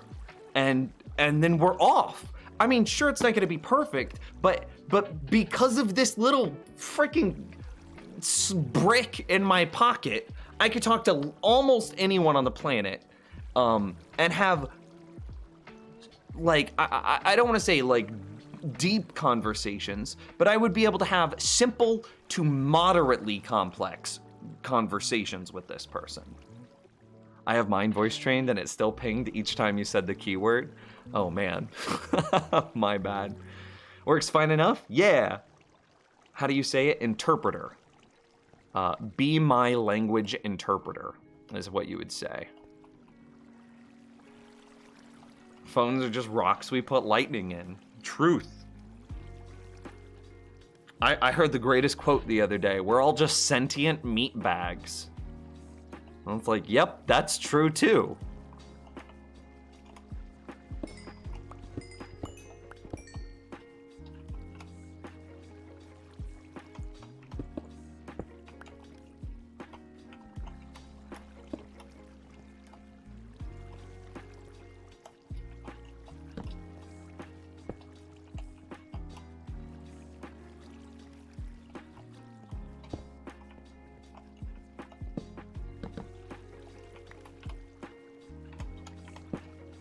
That's literally 2 drop-off stations done. All I need to do is take the minecart out and run it into that, and then it would go correctly. So let's just go ahead and start digging up, right? Actually, let's dig down. Let's figure out what block this is supposed to be on.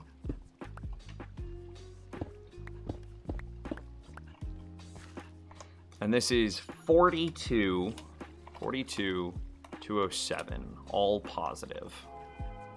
I will be back.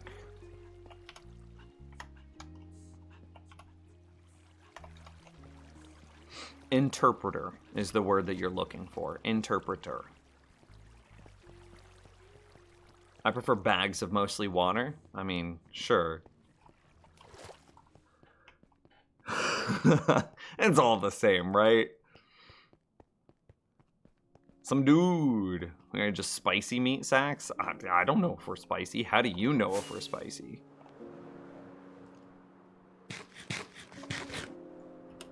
Uh, 42-207.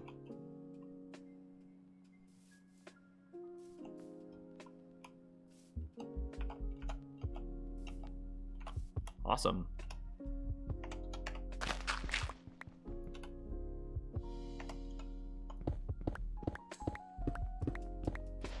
No creepers rain down on me, please.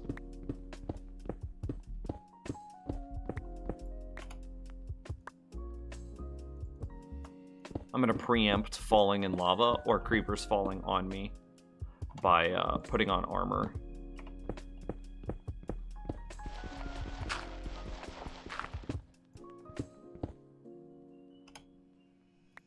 I will take that gold.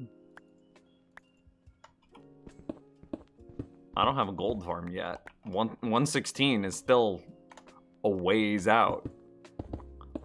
We're still getting snapshots, not pre-releases, so who knows?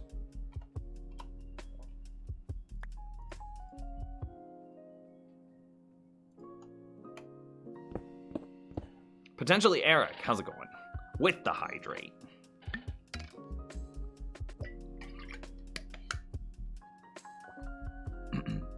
What update you want in Minecraft?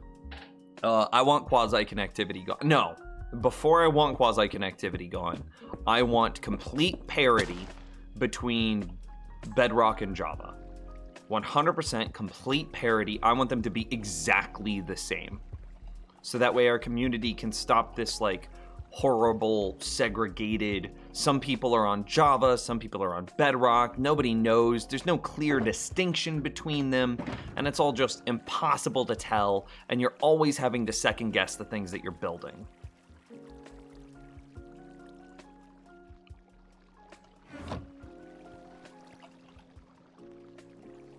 I want the only thing that I will ride or die on like getting into Minecraft is complete parity between Bedrock and Java. I don't care how they do it. If it means that they retire Java completely and just 1.15 is the last Java update for forever, fine. Fine. Let Java die. Fine. Oh god, I don't have my Elytra equipped.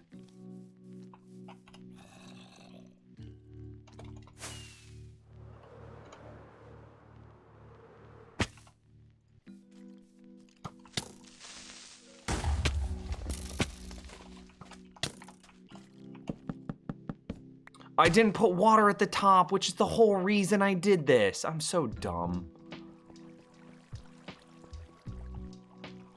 Why no Quasi?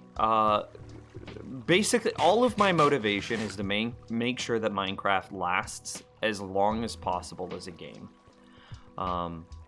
Quasi is one of the hardest things for a new Minecrafter to understand. Redstone is already complicated. Redstone is already a combination between learning binary and learning electrical engineering. That's hard. Both of those are six-figure professions in the States.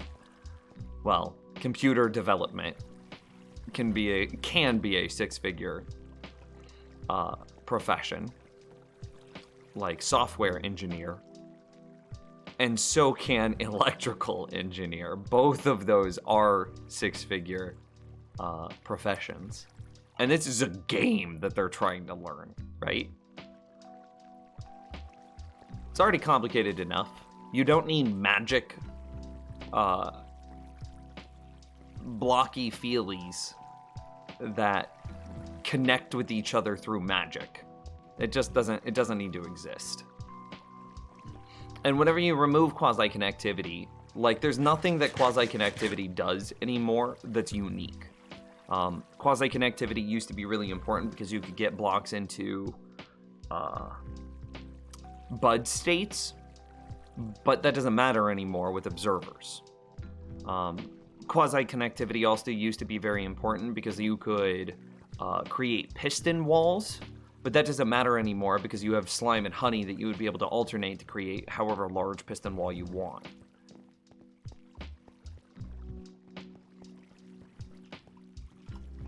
There's no reason for quasi-connectivity to exist anymore. Redstone Dragon with a hydrate. I see you.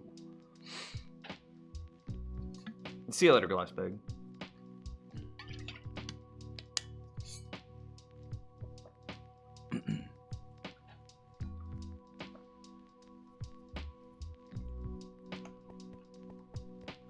English is stupid to pronounce from writing. No good rules or anything, just random. Yep.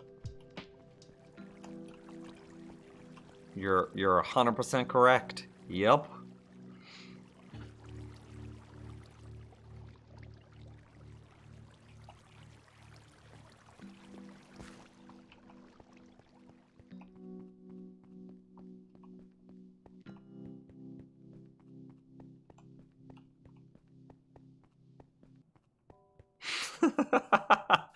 I just love that line. In my head, I'm like, oh yeah, big brain time. You can speak English. But when I actually speak English out loud, I'm like, WTF did I just say? I didn't even understand that. You got a chuckle out of me, man. That was good. I liked it. I mean, being able to read and write a language is a lot easier than being able to speak it. There's reading and writing, you have time to process and comprehend what the message is. With speaking a language, especially conversing, having a conversation in that language, you've got to do it in real time.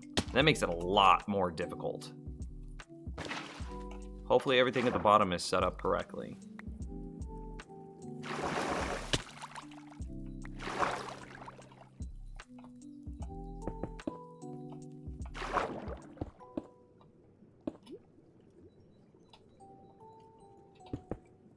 And needing to do it real time, I mean, there's not even an explanation needed, right? Because that is just an inherently difficult thing to do. Hopefully I don't drown.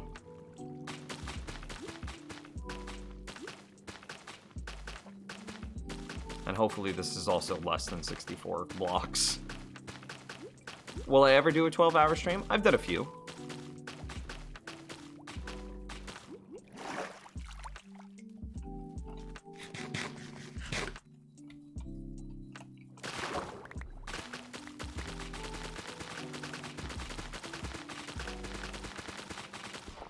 Super speed.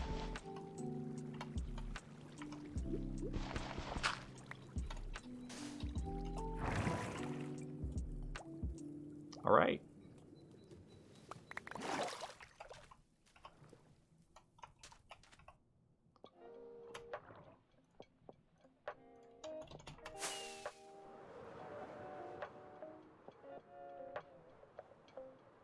I told myself no more flying down the stairs. How's it going, Jack? Unnamed, my stuff for setup should all be here Friday, so yay. Dude, are you getting like a new battle station set up? Man, that's no memes. If we set up the pet channel in Discord, I also want a battle stations channel. Like, cause I just want to see people's battle stations. Send me a picture of your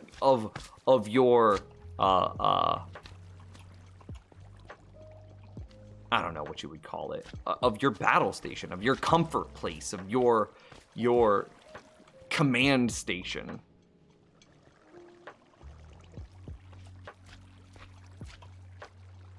Dude, I'm good. I'm having a fun stream. Glad you guys understand my English, and I really appreciate you guys being supportive. And who knows, maybe one day I'll be able to speak English like Nims. I mean, you speak 2 languages. You're already ahead of me. Don't compare yourself to me because I'm garbage in comparison to you. What did I need? What did I come in here for? I don't even remember. But, you know, oh God, I shouldn't have actually done that. We need to go back up. We need to go back up.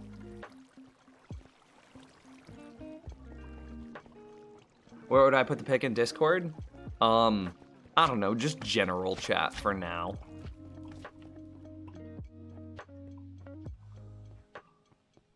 I just finished my battle station last month. Absolutely. Dude, send everyone, please, post !Discord, post pictures of battle station, and because I love looking at battle stations. And like, my birthday is legit in a week. Exactly a week. Well, a week and like 7.5 days. Okay. So I'm gonna just round it and say exactly a week. And so one of the things girlfriend got me for my birthday is a new desk, which I'm super excited for. My current desk I've had since I was like, I don't know, 19? And it's very small. Like, I actually have my tape measure right here. And this current desk is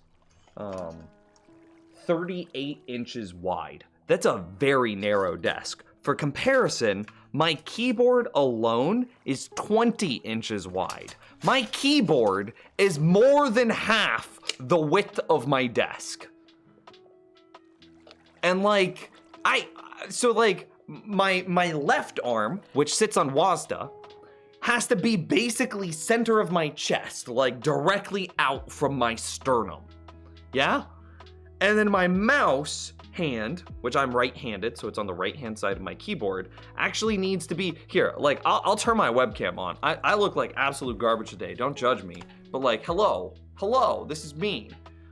So my left hand has to sit here in the center for WASDA because it's such a small desk with a big keyboard. And then my right hand has to sit all the way out here from my mouse. And this is how I just play. It's not quite this extreme. It's more like this.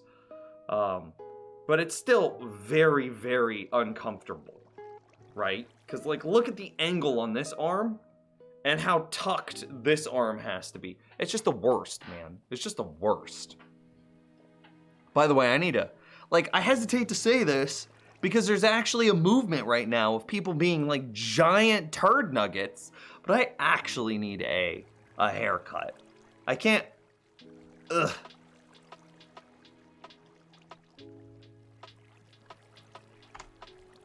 Anyway.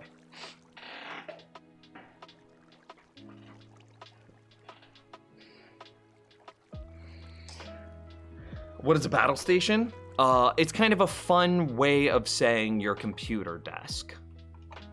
Yeah, it's a fun way of saying computer desk. Okay. We got battle station number 1. I'm gonna share this on screen. Hopefully. Oh man, this is amazing. I mean, it's a little, I'm gonna be honest, the first thing I noticed was the Baja Blast Mountain Dew on the floor within arm's reach of the battle station. And I was like, oh, that's pretty funny. That's a little stereotypical, but that's great. That's great. I like this monitor. How big is that monitor, my man? And what are you sitting in? Is this like a lawn chair? Are you just lounging the entire time? A legend, man. It's a hammock chair. Dude, you've got to have the most chill game nights ever. This man is living. Okay, next one. Ooh, this one's fancy. This one's clean. Look at that chair. Woo, buddy. And you've got, what is this, 1, 2, 3 mounts? Is this, or 3 monitors? Is this third monitor? I'm totally creeping. Whose Discord is this? This isn't my Discord. I see raids. It's RuneScape! You're playing RuneScape! Yo, what up, man? I see you. Anyway, we're not gonna log into that. Okay, enough creeping on his DMs. I like this. I like the angle of this secondary monitor. That's really nice. Wait, you're watching Summit? How dare. I'm totally judging. I'm totally judging so hard right now.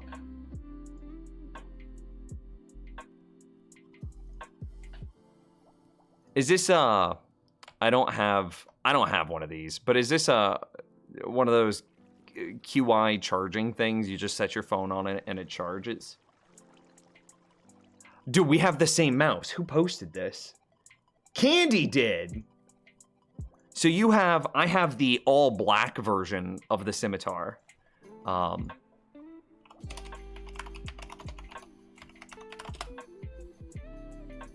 have this version. You have the yellow one. I have the black one. It's a good mouse, man. Does your scroll wheel get a little soft after some time?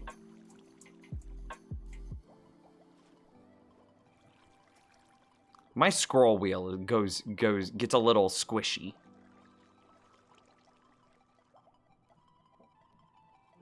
I like this though. This is nice. Okay. Next one. James is up next. Our moderator. Oh, this one's pretty clean too. Look at this. So he's got technically 2 monitors, but he's got the laptop right there on his side as a secondary just computer. Echo says, that's about to change. I'll send another screenshot when I set up another. Sick, dude. I'm excited. Does this tablet, do you ever turn this on for a 4th monitor? I like that you've got the playing cards right here. So fun fact about James is pretty good at close-up magic. So like card tricks and the like. And so you can tell because he's got the deck of cards right there, ready to go.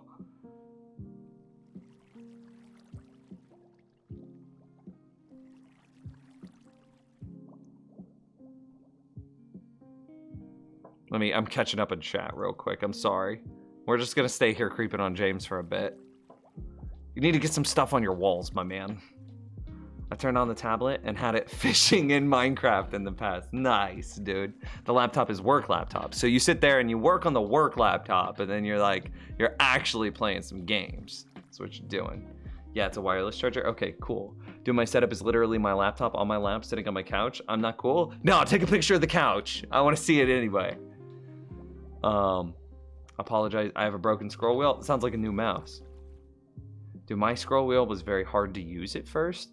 This is actually my second Corsair Scimitar. The first one, the scroll wheel ended up getting so squishy, I don't know how else to describe it, that I felt uncomfortable scrolling.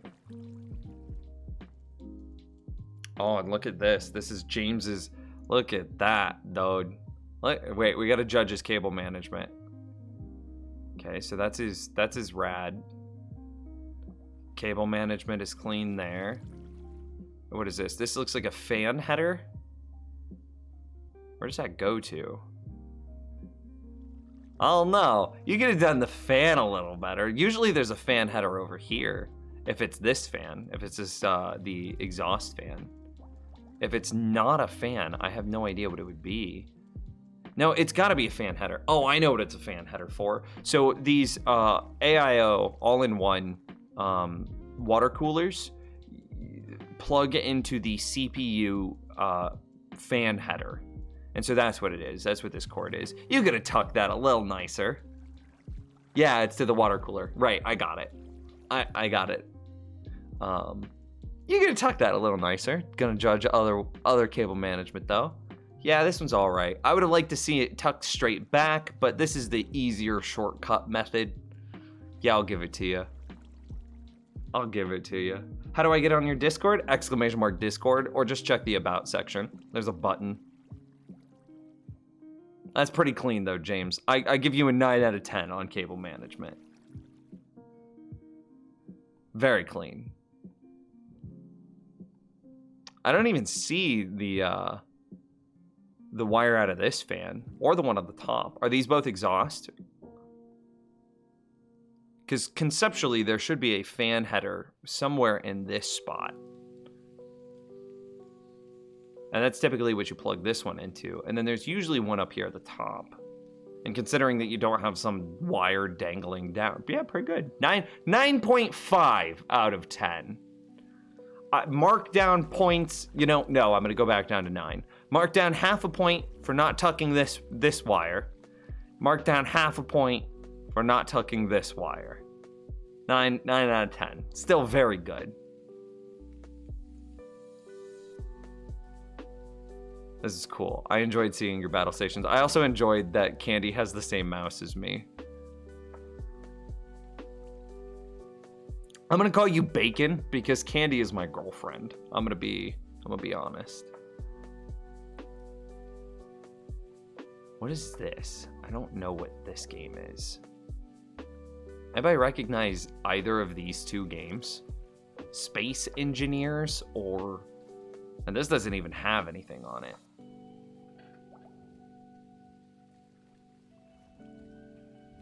You like the toy?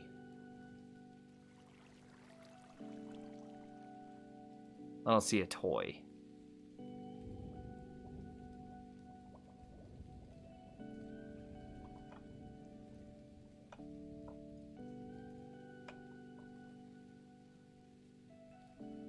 That's a busy looking mouse though. Damn.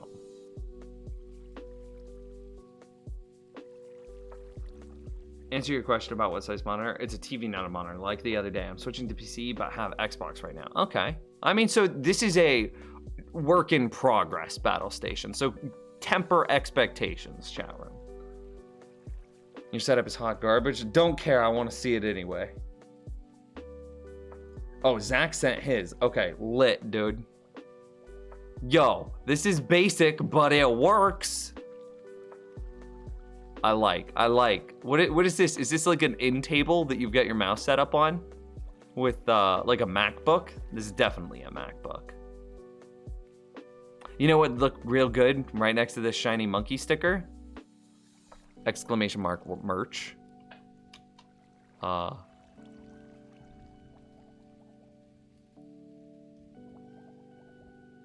Maybe a Satanist cookie or a Phoenix sticker.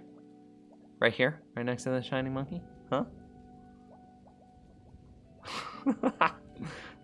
It's nice though. We gotta get you a proper chair. That's the thing. Do you have like a kitchen chair that you could steal? What's this? Oh, it's the Toy Story Pizza Planet mug. Nice, dude. Oh, look at this. You need to get a little bit of pink lighting in here. And if you combo this, like all of the blue, with a little bit of pink, you'll get that synthwave vibe. Like, you'll get this. And that would be clean, dude. And this is a rocket bean. Get a little, just a touch of pink, like a touch of pink or some purples. Ooh, buddy. Show the one. Oh, they warn us it's a mess. Is that a 3D printer that you've just got chilling, or some sort of like desktop CNC machine? Lit, dude. Somebody likes Hairbo? Hairbo? A little bit. A little bit. I like that he's got his Xbox right there too. That's pretty nice.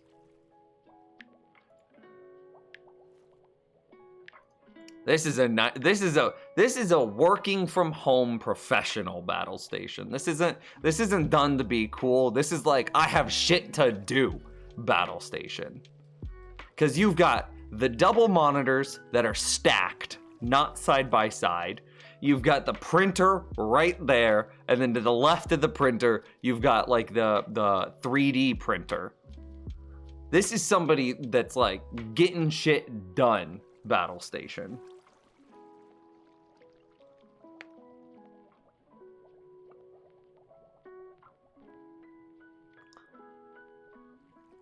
I thoroughly enjoyed this chat room. I thoroughly enjoyed that. What was the... Oh, I just break until I find. Oh, wow. That was actually way easier than I expected.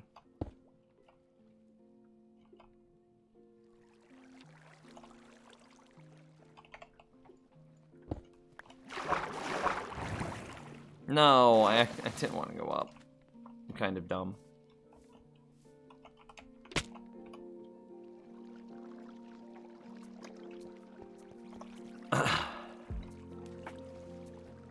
Oh, I just saw a bunch of pictures from potentially Eric. Ooh, I can tell that these are gonna be clean just from the thumbnail.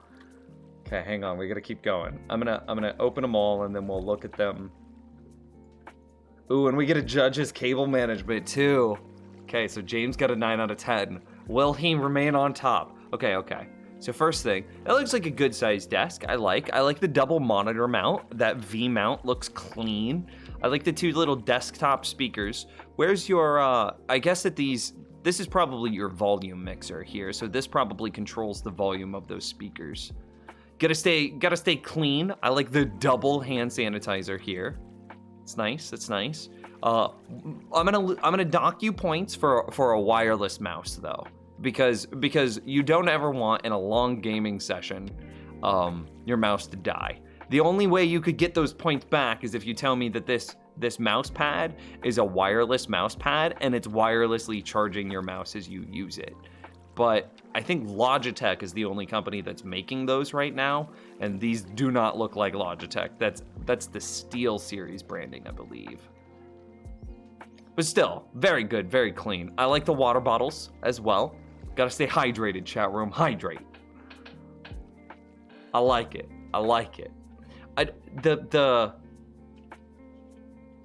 Yeah, it looks good. Have you ever considered turning one of your monitors vertically and then maybe bringing the other one a little closer to center? Because as you game here, I'm sure that you're looking either slightly left or slightly right. If you were to turn one of them vertical and then bring the other monitor a little more into square, you might have Uskal and Hexadin with the hydrates. Thanks, guys. It might remove a little bit of fatigue from your neck. Not a wireless charging mouse, but it is Logitech. My new mouse is on its way. Okay. So then you will redeem those points in a few days. Very cool, though. Very cool. I like how you put your headset down here. Didn't think I'd notice, would you? He's got, I don't know, are those slippers or shoes? No, those are home slippers. Right there. Dude knows what's up. He's all about that comfort life. Got the home slippers right next to, and presumably you've got an Xbox controller, so you've got an Xbox nearby. Does the Xbox plug into either of your monitors, or is it a TV that's off screen? Okay. We're gonna totally judge. Okay, so same thing. It's an AIO water cooler. Look, I don't see the wire coming out of his water cooling block. Castle, how's it going? The second monitor was salvaged from a laptop? Oh, I mean, smart. That's real smart. Okay, so the big power, I don't know what this one is called, the 24 pin is clean. You've even got the cable management, the Asus ROG cable management right there, nice. Presumably that came with your motherboard. The RGB RAM, so that way it goes 10% faster, because we all know that RGB makes stuff go faster. Everything looks like it's synced, like the color of your water block to the color on your RAM, to the color on your graphics card, to the color that is being emitted from your AIO cooler. All looks synced. That's a set bonus for an extra 5% speed. So now you've unlocked plus 15% speed. Very nice. Cables look like they go immediately under the graphics card. That's nice. I like how your graphics card has a top plate shield. That's really handy. Wires just immediately disappear under the shroud. I can't think of the word. The power supply shroud. There you go. What is this little thing? Why do you have like a, I don't know, like a 60mm fan here? What is that for? The heck?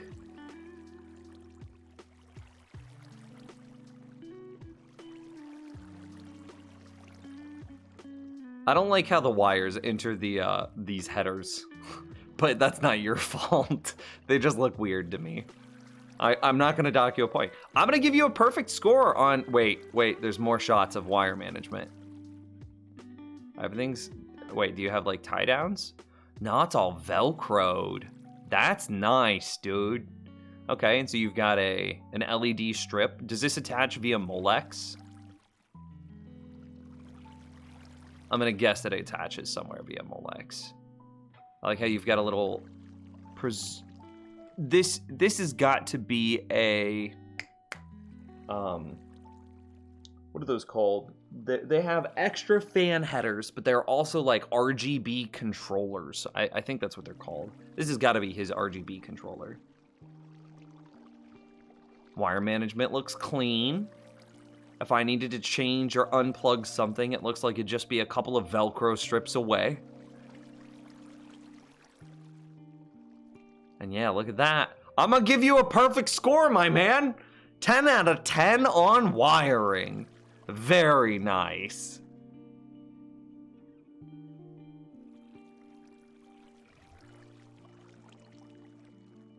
Everyone who's not posting pictures has terrible cable management. Yo, my cable management is not great.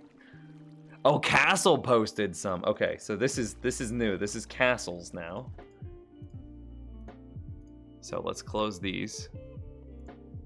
Okay. Oh, there's Castle's cable management. She is not getting a perfect score. But this is nice. I like this aesthetic. It's a very clean, like I like the pink vibe that you've going on with the RGB mouse pad, the RGB lighting on the back of the mouse, matching the RGB lighting on the keyboard. You've unlocked a 5% bonus because it's not inside your case, it's just peripherals, but there's a 5% bonus to processor speed.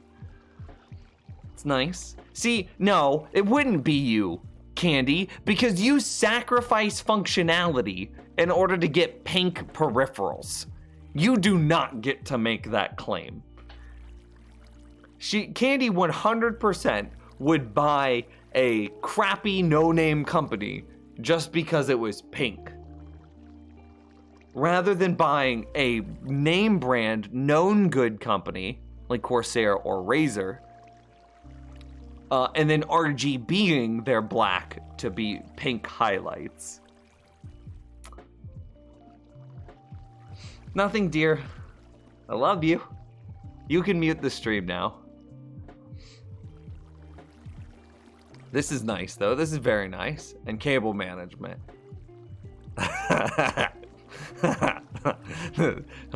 This is some rough cable management. Does your case not have a shroud for the power supply? Also, do you not have a cover on the side of your case?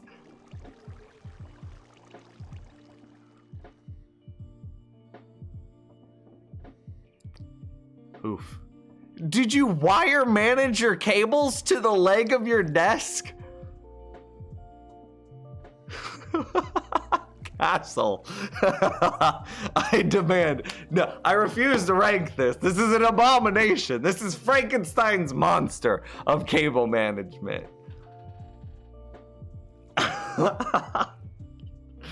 Oh, man. No one's stealing that computer. You don't need to lock it into your desk. You don't need like tie downs or anything. You just bolt the computer directly to your desk.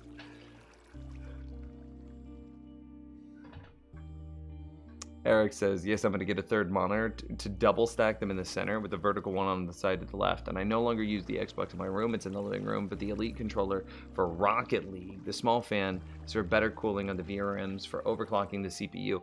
Yeah, I've seen those motherboards that have like little 60 or 80 millimeter fans. Or no, what is it? 40 or 60 millimeter fans. Excuse me, on the VRMs. I'm not a fan of those. Not a fan, because if that fan goes out, then your computer cooks itself very quickly. Oh, Candy Bacon sent theirs for cable management judgment. Castle, I give you... Okay. She says that the stuff up the leg is the cables for like charging her phone and whatnot. Okay, so we'll forgive these like foreground cables. But like, look at the cables behind. Look at them out of her computer. Oh my goodness, girl.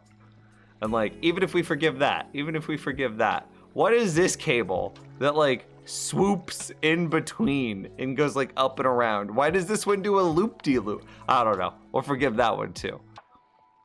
All right. So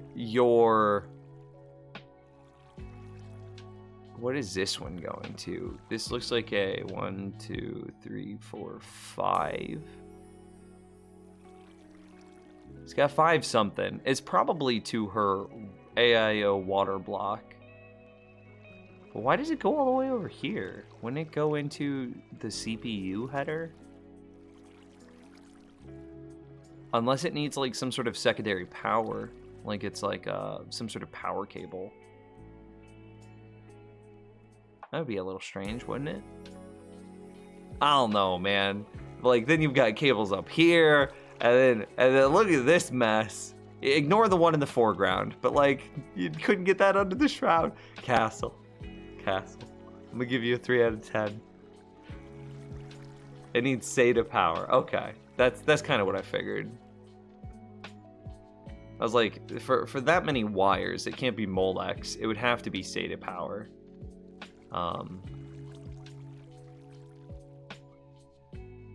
We couldn't have hid that going straight up.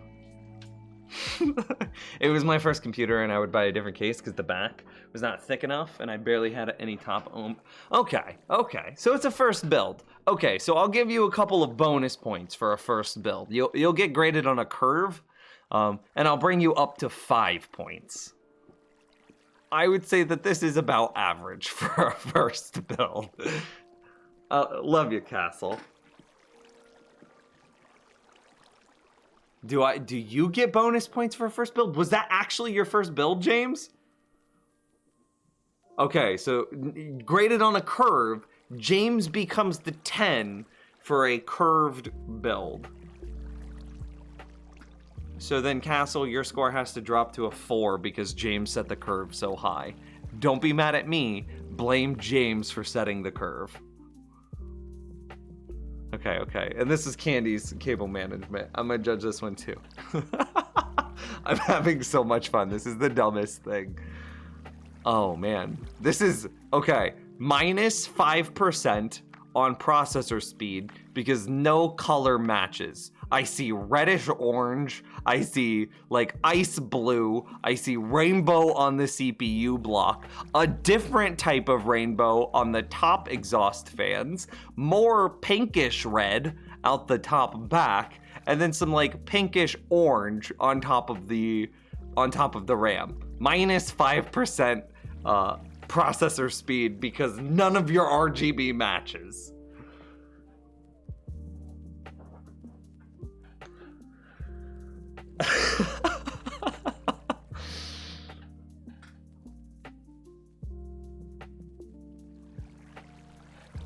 Okay. Cable management time. I understand that you needed to go diagonally up, but it breaks my heart that you didn't go up and then over behind, because I can see that your motherboard is sitting on some sort of platform here. And you probably could have taken this wiring straight up and then behind this lifted area. That's a minus points. Not a fan of your case, actually, because looking at the 24-pin power, it should come up and out. Is this custom cabling? My dude, do you actually have custom cabling?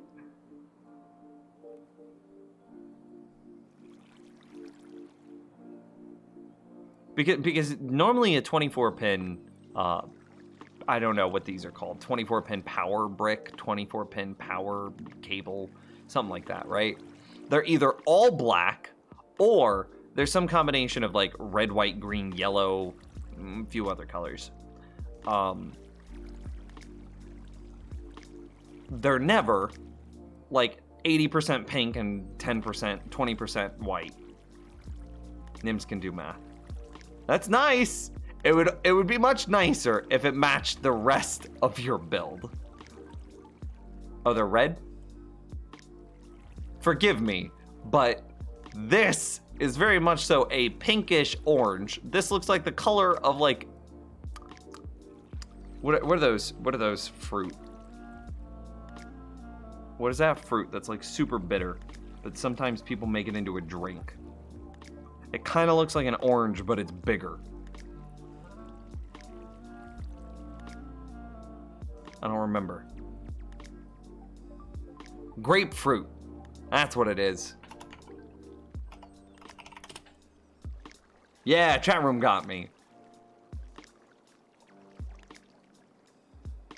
Tell me, like, is this red? Or is this like a pinkish orangish red? Because this looks like the same color as this. You have a grapefruit computer, my bud. Well, just in this two spots though. Then you've got like orange red, if this is the color that the gates to hell would be. This blue color is what the color to like an ice realm would be.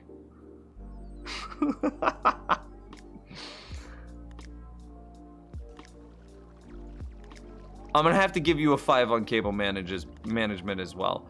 Your case doesn't seem like it's doing any favors for you though. I don't know if this is your fault or if it's just a bad case. Like, there's no CPU shroud, or excuse me, not a CPU, but a PSU shroud. And it doesn't look like there's in some of the earlier ones, you can see them really easily. Where, I'm trying to scroll up and look.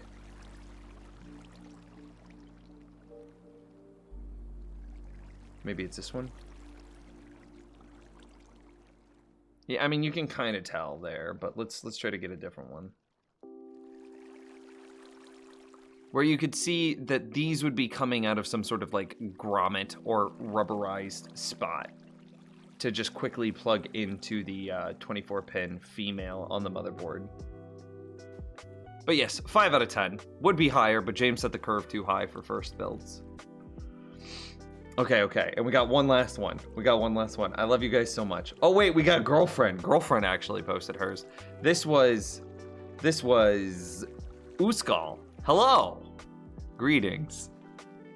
Oh, you and James would enjoy talking about this. You should message him about that. You're both fans.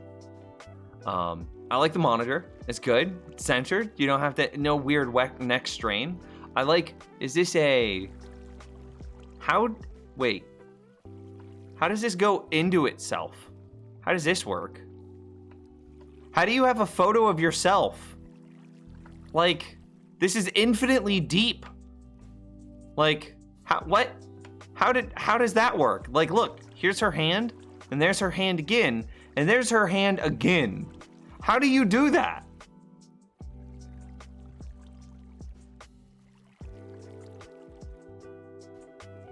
It's not, I didn't judge.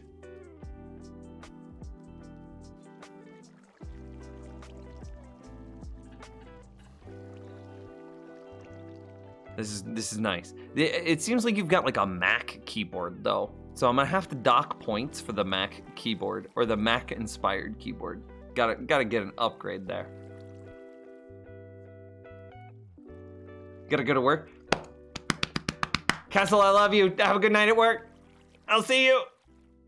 Y'all ready to roast mine extra hard? Blet. Actually, okay. Okay. Look at that cable management. It's garbage. Absolutely terrible cable management. Vintage Pikachu, plus a point. Pink case. I built her computer. And this case is way better than it had any right to be. It was like a discount case, like super cheap, and it was way better than it had any right to be.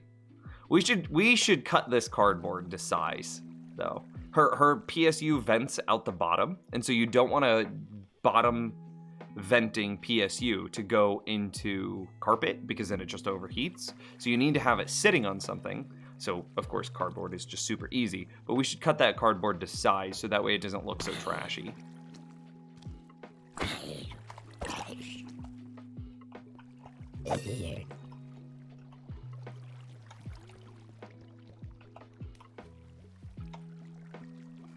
This mouse, she was so picky on.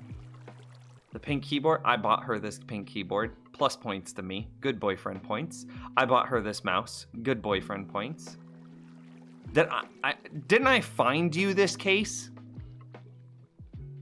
Either way, I built this computer for you. Good boyfriend points. This is my monitor. Good boyfriend points. And I built her this monitor mount. Good boyfriend points. Also, the speakers that she's using are my speakers. Good boyfriend points. Also, this Mac, disgusting. Minus infinity points. Disgusting. Oh, also, this pink water bottle I bought for her. Good boyfriend points.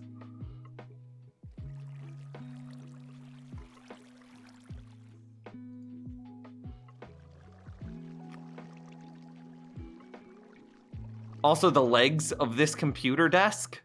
This is an IKEA desk. She was gonna go with legs that were like much shorter than this, and I was like, girlfriend, no, you are a tall person. She's like 6 foot, no jokes. Like what is that? Like 184 centimeters. And I was like, girlfriend, you're tall. You have crazy long legs. You need the legs that are way longer than that. And I convinced her. And then she got the longer legs, and then we measured it out, and I had her sit at a desk that would have been with the original short legs that she wanted, and she goes, I would have hated this. And so I convinced her to get the tall legs, so that way her tall legs would fit. Like her tall human legs would fit. So that's more good boyfriend points.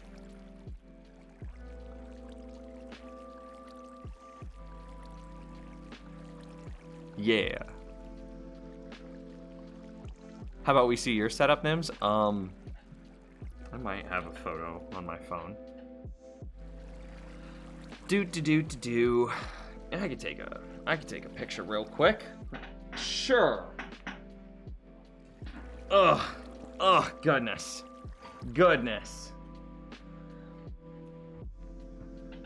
Blah, blah, blah, blah, blah. And see, my setup's actually gonna get upgraded in a day.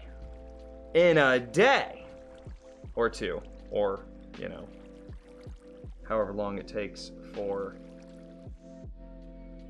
the, whatchamacallit to get here. The new desk to get here. It's a little dusty. Okay, let me see. I'm standing back. Phone, turn on. Thank you. Read my fingerprint, damn it. Meh.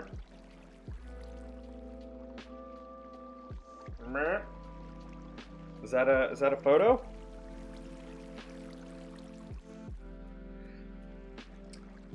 Yep. You can see where I've worn out my mouse pad from my hand sitting on it.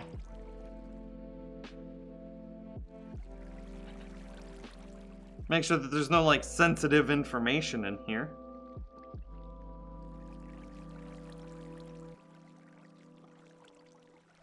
Alright, I think that looks good.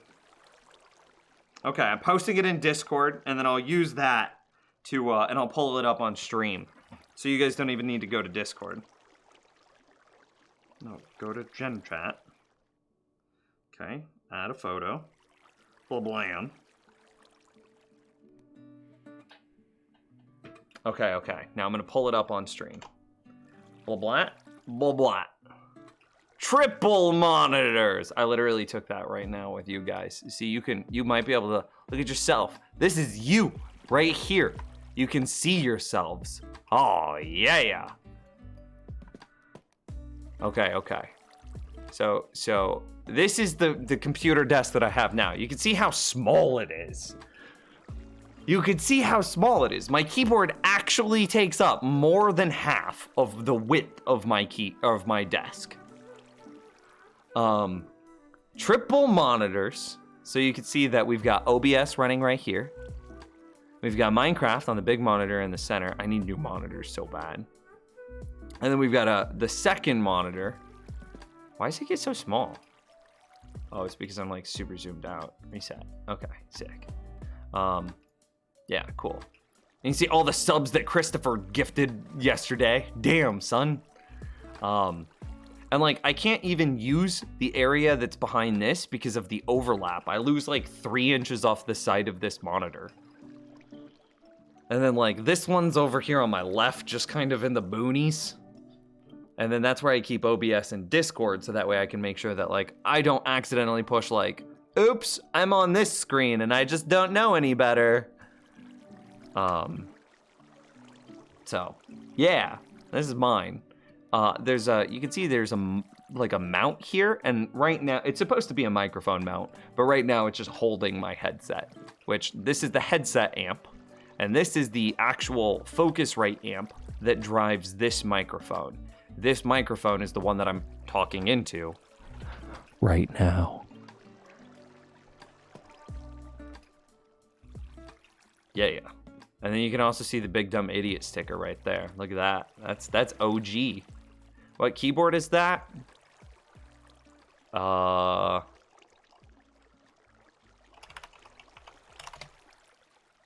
That's like the 95 Pro or something like that. Corsair K95 Platinum.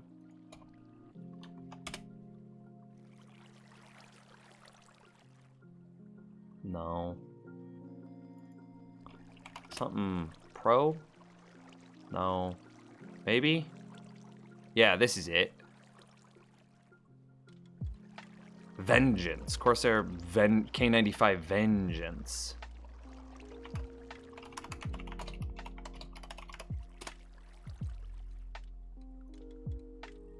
With 3 rows of mechanical keys, or of macro keys. And this is what I use as like my screen selectors. So they're bound to like, you know how you have F1, F2, F3, all the way up to F12? Well, Windows actually supports F all the way to 24. So F1 through F24. So most of those keys are dedicated to F13 through F24. Are you rating people's setups? I was. And then I had to post my own setup here. But this is my shitty desk. And you can see, like, look at this monitor. It's like angled because this like perforated aluminum doesn't hold its shape. Garbage. Minus points for that. No consistency between the monitors. Minus points for that. Little bit of, like, look at this. Look at this. This is where I used to have my mic set up. And I had it with like a little bit of adhesive. And I just can't get this adhesive off. I'm gonna need some sort of like industrial grade dissolving solvent to get it off. And I haven't been able to get it off. And I'm like, well, I'm just getting a new desk. So I think it's just gonna stay there, this little bit of adhesive. There's a drawing tablet that girlfriend gave me. This is my battery backup right here. So if the power goes out, the stream stays up. This little dial here is lighting. So I have like under desk lighting. So you can kind of see a strip that goes right here on the underside of that perforated aluminum. That's an LED lighting strip that I can then control the brightness of with that dial. Minus points for monitor. Monitors. Minus points for how small the desk is. And that one's mine. That's where I sit right now.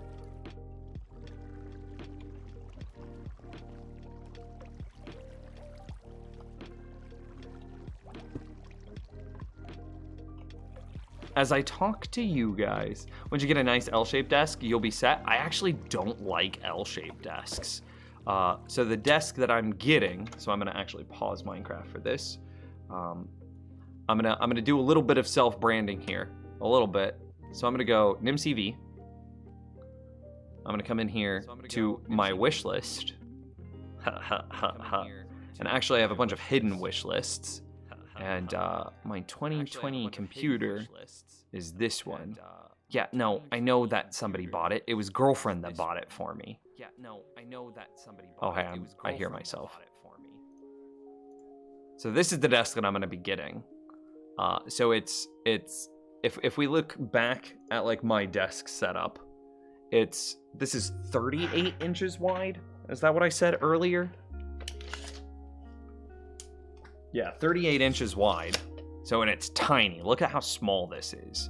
This desk is 55 inches wide. So again, going back to this, you see how I basically use like this printer stand as a extra desk space?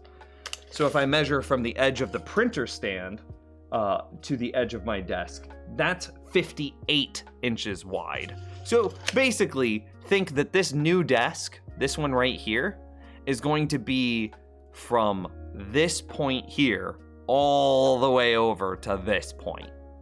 Yeah. And then she also got me, because she loves me very much. Go back. Why aren't you going back? Do I need to? Oh, it's an older tab.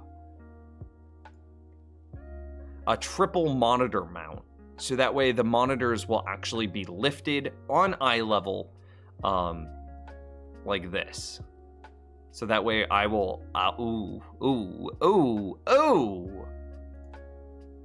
And so it'll look something like it'll look something like this by the time I'm done. So I'll have my computer here. I'll have probably my power supply on the floor below it. I don't know if my power supply likes going on its side. I'll probably research that. And if it doesn't mind being on its side, then I'll try to put it below that platform. And then, triple monitor, just like this. I gotta get some cleaner monitors. There are some monitors on my wish list. Wink, wink, nudge, nudge. My birthday's in a week. I don't know where they're at. I don't know where the monitors are. Right there, okay. Boom, monitors, nice. So that way we can get a nice clean setup with some uniform monitors. So this is what I'll probably have by the end of June, because it's going to take me a bit to get this set up. But this desk has been purchased. It's on its way. I'm excited. I'm very excited. So this will become this. Yeah. Okay. We can close this out now. Blah, blah, blah, blah, blah, blah. Back to game. Had to pause it because, you know, we're just kind of standing here, not dying.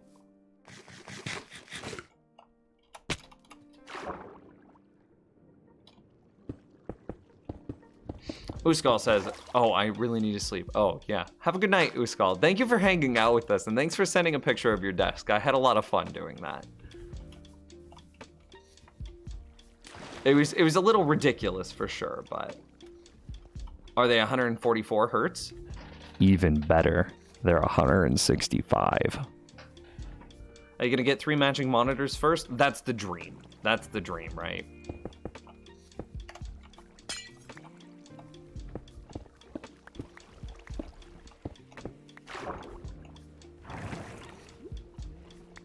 Wait, why?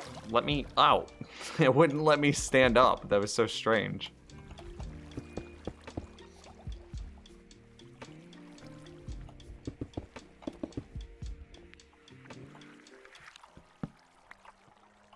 Do I really not have a slab on me? That feels bad. I mean, I kind of do, but not really, though. I don't think I need to do anything with this, right? This is just done.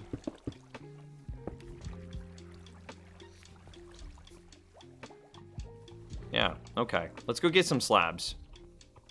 I am very close to getting this set up. And by the way, I'm not ending this stream until I finish the slime farm. Just FYI. So if you keep distracting me, then the stream gets to be longer.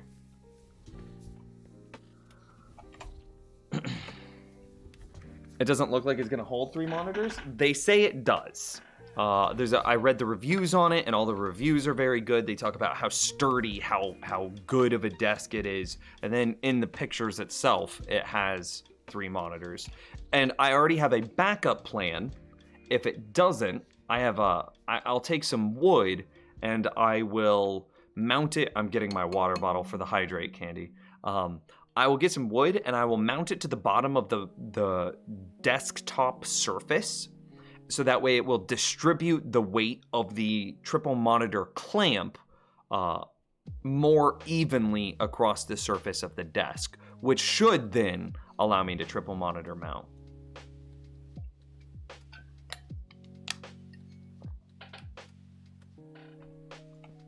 What are you making right now? I'm working on a 2x2 slime farm, actually.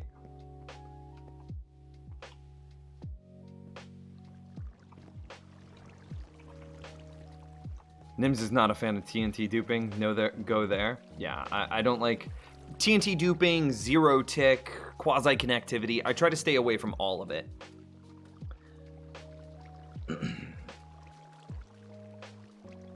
I missed his comment though.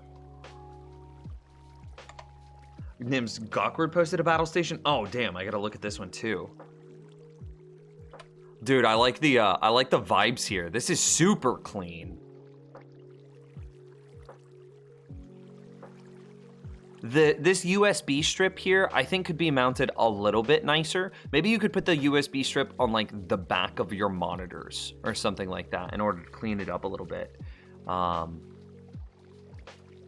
But this looks very nice, sir. Yeah, okay, minus points for the, what is this, Red Bull pyramid in the window? Dude, come on.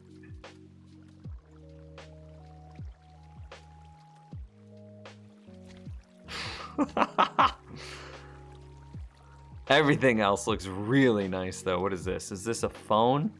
Or, I can't tell if that's like the underside of a hard drive.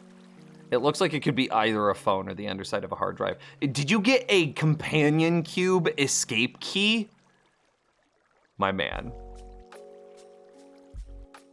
That's Euro Shopper's energy drink. So it's basically, it's discount Red Bull Pyramid. Minus even more points. You couldn't even go for the name brand stuff. Shame. It's nice though. It's nice though. Looks like your cable management could be a little bit better. You could get some strips, some like command hook strips on the wall, clean that up a little bit. It does look like you have a little bit of cable management going here. Look at like how these 3 cables are braided together. That's good.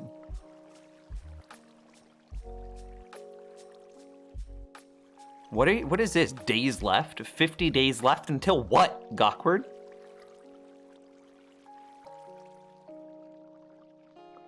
This is very nice though. Very nice. Are you using Ilmango's design for a 2x2? Nope, I'm just winging it. Just building my own thing. I'm a redstoner myself, and so like, you know, I typically don't use anybody else's designs. It's only in very specific circumstances that I'll use somebody else's things. Yeah, 50 days left until what? Like, in a moment, I'll show you my base, and like, you'll understand. Yeah, I make my own designs.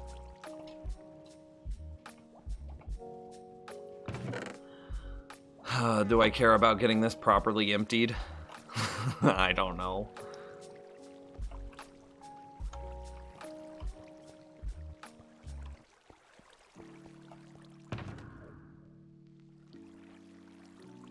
Oh yeah, that's right. I came down here because I wanted some slabs.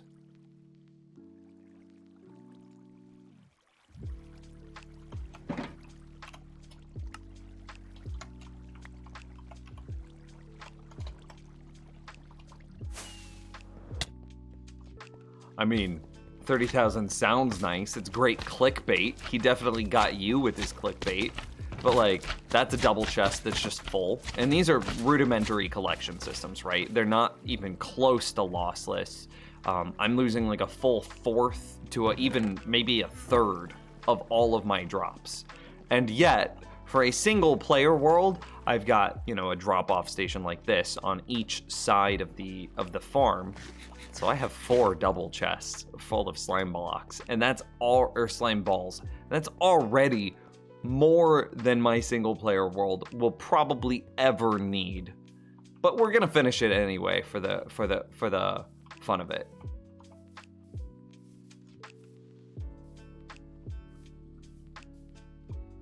Base tour time? It might be a base tour time.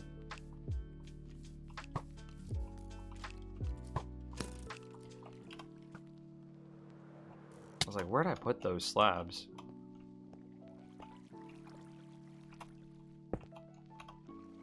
Oh, I don't have water. Ah, that's fine.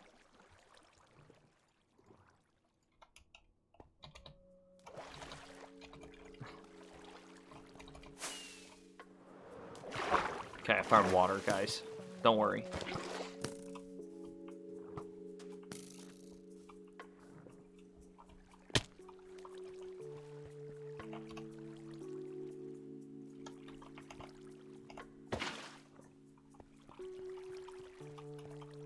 That should work. And then...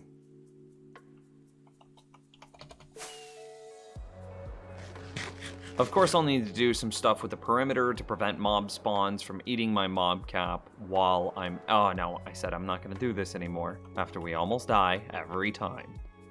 So I've got to do some stuff with the perimeter to prevent mobs from spawning outside of it, so that way we could keep our slime spawning all the time. But... it works. It works.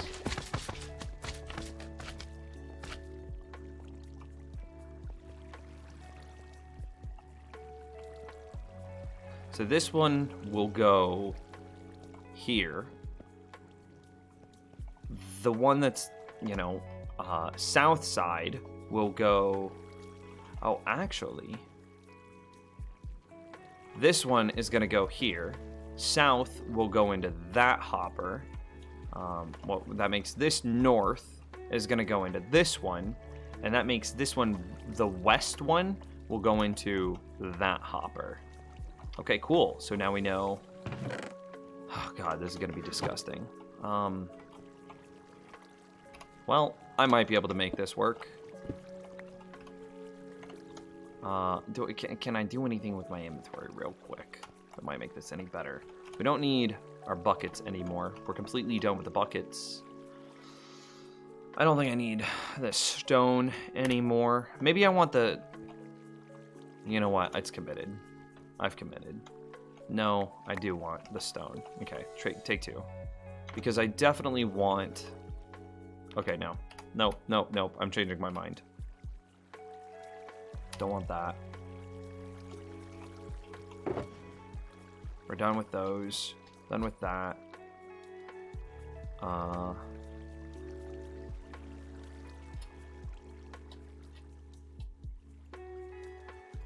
You know, in the grand scheme of things, we're probably going to come back and we're probably going to use some more blocks of redstone, but that not yet, so it's okay. But the reason I need to clear my inventory is because I was going to do this.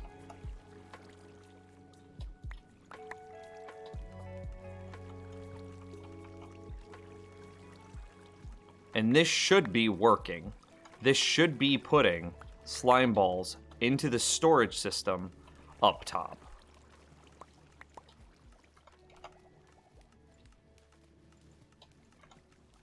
You know, I'm just going for it, and I don't even care.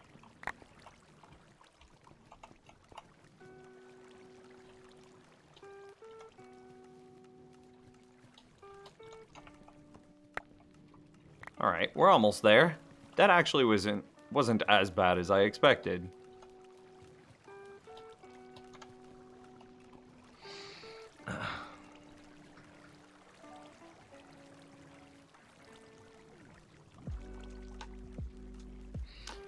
Captain Emery's. Take care, man. Have a good night. Is this lo-fi you're listening to? Hell yeah, it is. Okay, so we should be able to destroy that. Yep, of course the hopper minecart stops. We need to fly, to crouch, to just move you slightly. To destroy that. To take this rail. To move that here. Yeah, should have kind of planned that one a little bit better, but it's alright. I wish we would have kept some of those stone. Not all of it, Nims. Not all of it.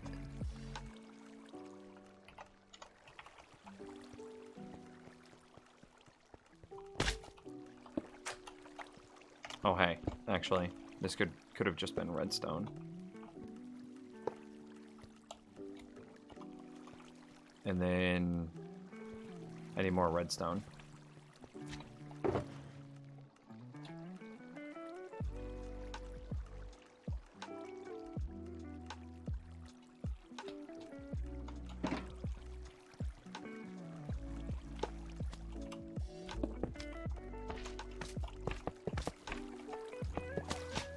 So I said that it's going here. You think there's enough? Maybe.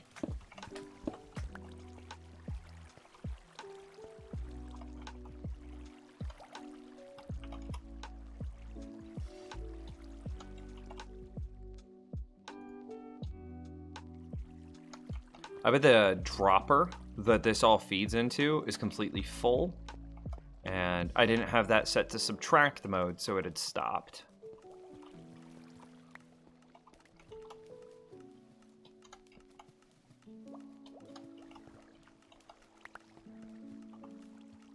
Oh, hey. I messed up.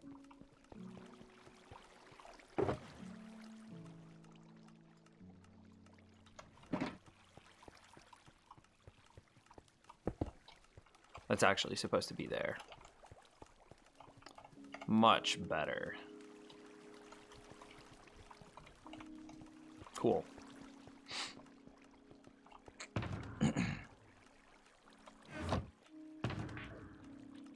No, I don't think we need anything else out of that.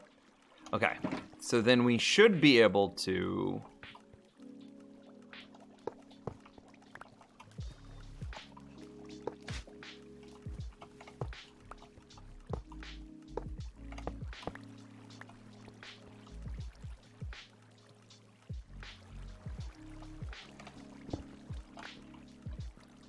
I just want to make sure that it gets there.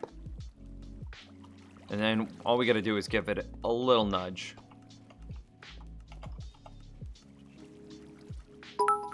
Hey!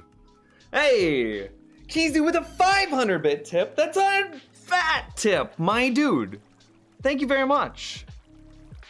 You're a freaking legend, man. And look at that. It's immediately unloading. I wonder if I'm ever going to bottleneck on the fact that I'm only using a single smart dispenser. Like, is this just going to be completely full and, like, running all the time? Oh. It's very possible. New battle station in Discord? Dude, another? I'm hyped. Oh, this is DAWs.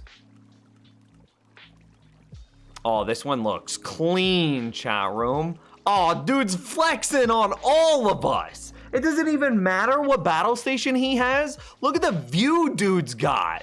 Like, look at this fancy pool. Look at this, like, sunroom that he sits in. Look at all the nature that he's got outside. I'm sitting in a gross, dark, dingy basement, and dude's got, like, he living in a sunroom. And he says the desk is custom made as well.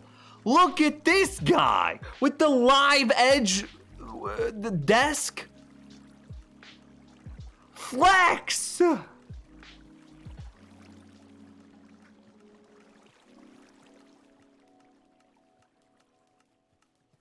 Okay, minus points for the Blue Yeti, the snowball, the blue snowball mic. Minus points for that.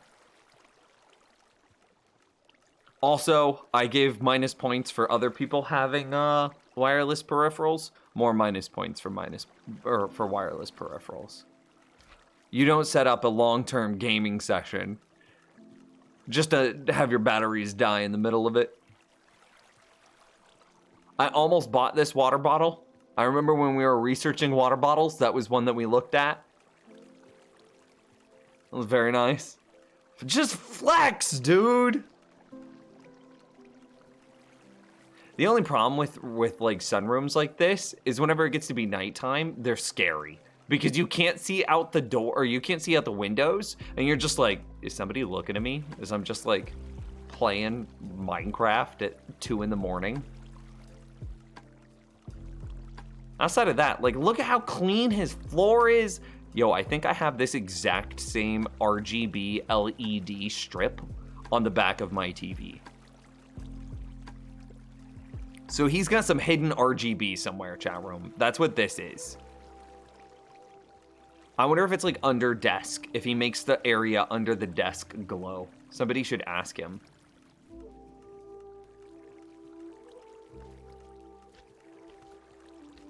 This is nice, though. This is real nice.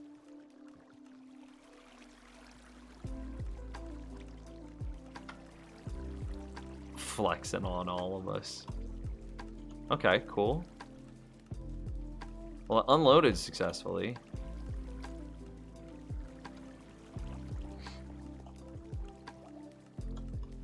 Are we still dumping?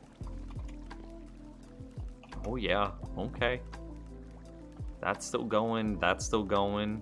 That's not even getting touched yet. That's still going. That's still going. Where is it coming from?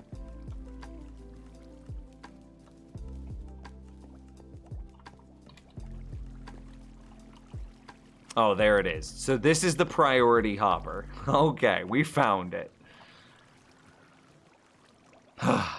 All right. So this needs to go out a block wider. Okay, I'm back. Welcome back. Same thing here. Okay, we're gonna swap to fortune for this. Oh, I shouldn't have done fortune because now I have cobblestone. Blat. That's fine. Actually, I do want cobblestone and not the smooth stone. It kind of works.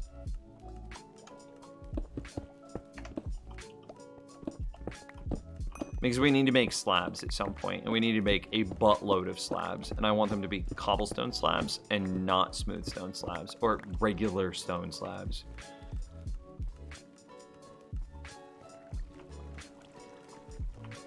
Okay. So all of this will need to come out. Or at least these two sides will. Because here's the thing.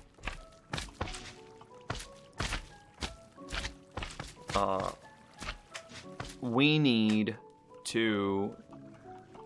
Okay, so this goes there. And we're curving. And then this is just going to be intermittent powered rail. Do I have to be way more selective with my powered rail than this?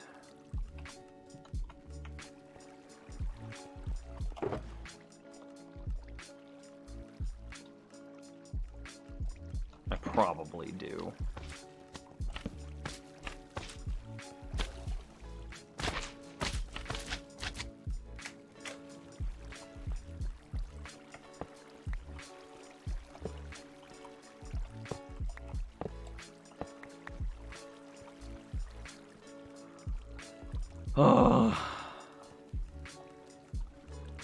Well, we have one of our 4 collection systems hooked up. One. And so the second one, how did we decide that we were going to do this? It was...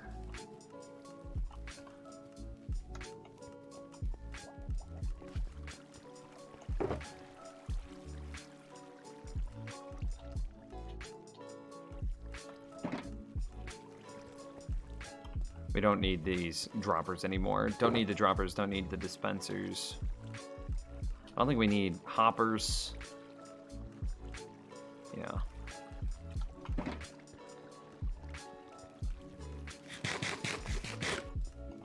So we might have a problem.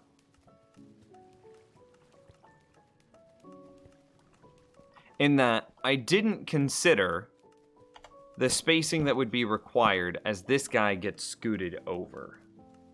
Does that make sense? So like to have a drop-off station, you need a comparator out, but you can see very easily that the wherever this points is going to power this.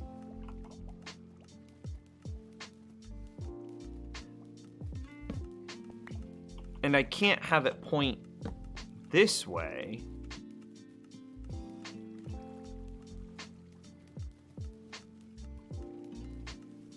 I could have it point this way. Okay. It would just get really awkward. But I think that's what we got to do.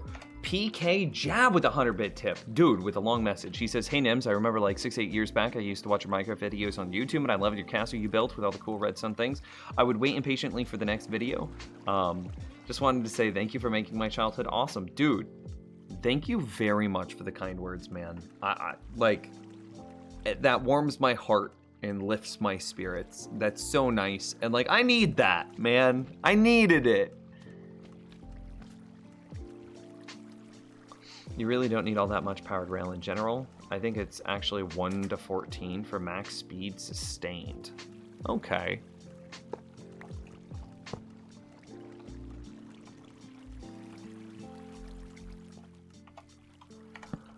So I'll try to implement that. Oh.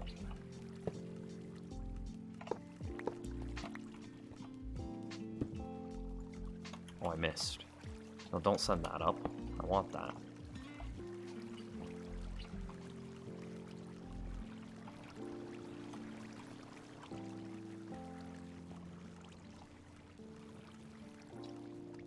So you're saying that I could like come through here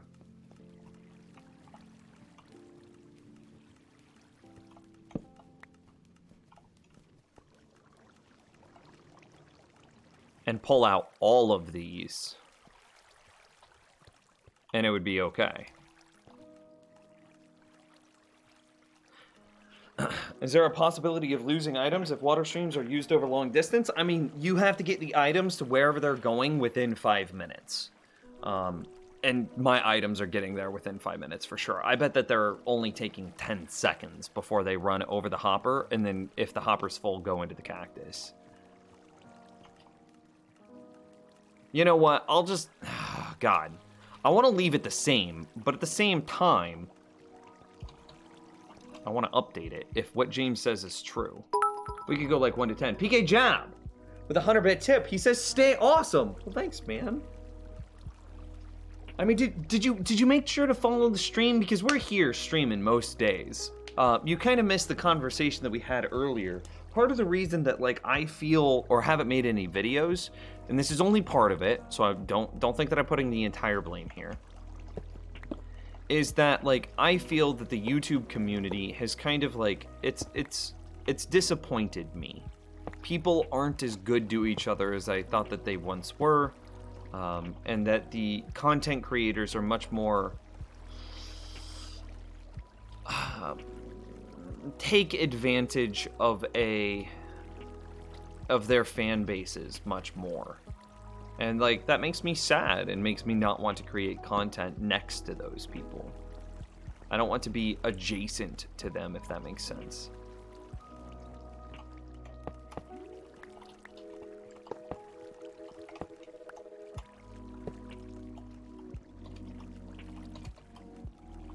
I've always been following, I just don't have time to watch. Okay. Well, I mean, thank you again for the kind words, man.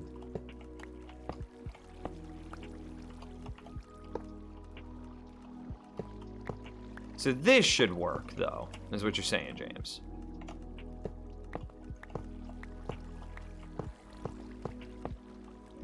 And now I've just saved, I don't know, a whole bunch? Is that fair? A whole bunch? And then all we need to do is put that torch back and everything should just fire back up. Yeah? No, P-Man, keep up the good... I mean, again, thank you. I do plan on getting back into making content. Like, Girlfriend and I talk about it all the time, and I slowly feel myself getting happier and happier with the idea. The big thing is, like, whenever I make my villager breeder, which, you know, as... I'm gonna be honest, chat room. I think that we went through like the top 10 villager breeders in you know what were my search results, because remember that it's algorithmic and my search results are gonna be different than your search results. But we went through the top 10 villager breeders in my search results, and they were all bad. Like most of them bad, all of them bad for one reason, most of them bad for second reasons as well. And like, I'm not saying bad is like a trying to be an insult, but just they are. Anyway, we get it. I'm not gonna loop back around on that conversation. So if I were to make my villager breeder, I would want to do it in a way that's very transparent. Specifically, mine doesn't get 12 per hour, but look, nobody's villager breeder gets 12 per hour. So if somebody's gonna sit there, and you know how Chris, you made the statement of, Rayworks' slime farm gets 30,000 slime blocks per hour. I actually believe Rayworks because he has so much integrity and knows what he's talking about. He doesn't frequently I've never found him to make a claim that wasn't verifiably true. But the villager breeder made by somebody that wasn't Rayworks, it's wrong. It's not true. I don't want to call it a lie, because a lie requires a certain type of motivation. And we don't know the motivation. We might be able to infer, but we don't know objectively.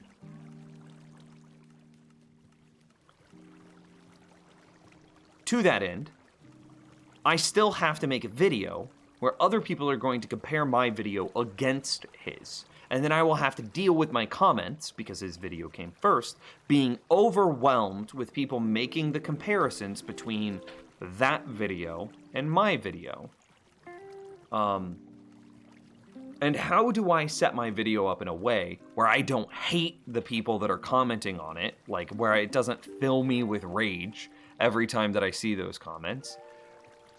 How do I set up that video in a way that makes the viewer the most informed as possible, so the next time that they go to make a villager breeder, they have a fun, easy experience, because that's the whole reason that we all watch these things. Again, look at Chris and how excited and happy he was that he built a really good slime farm. We all want that endorphin rush.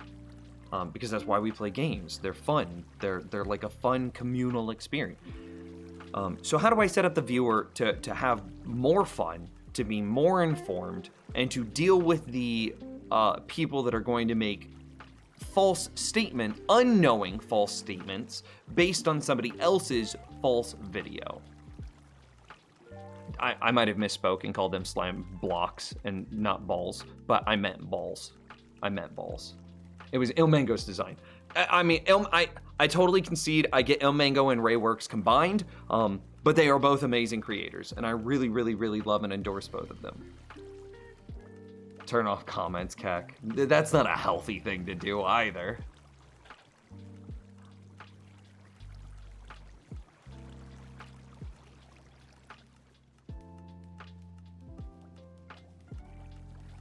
Yep, they are both on the Prototech server. That's very true. I think they're both members of like Psycraft or something like that as well.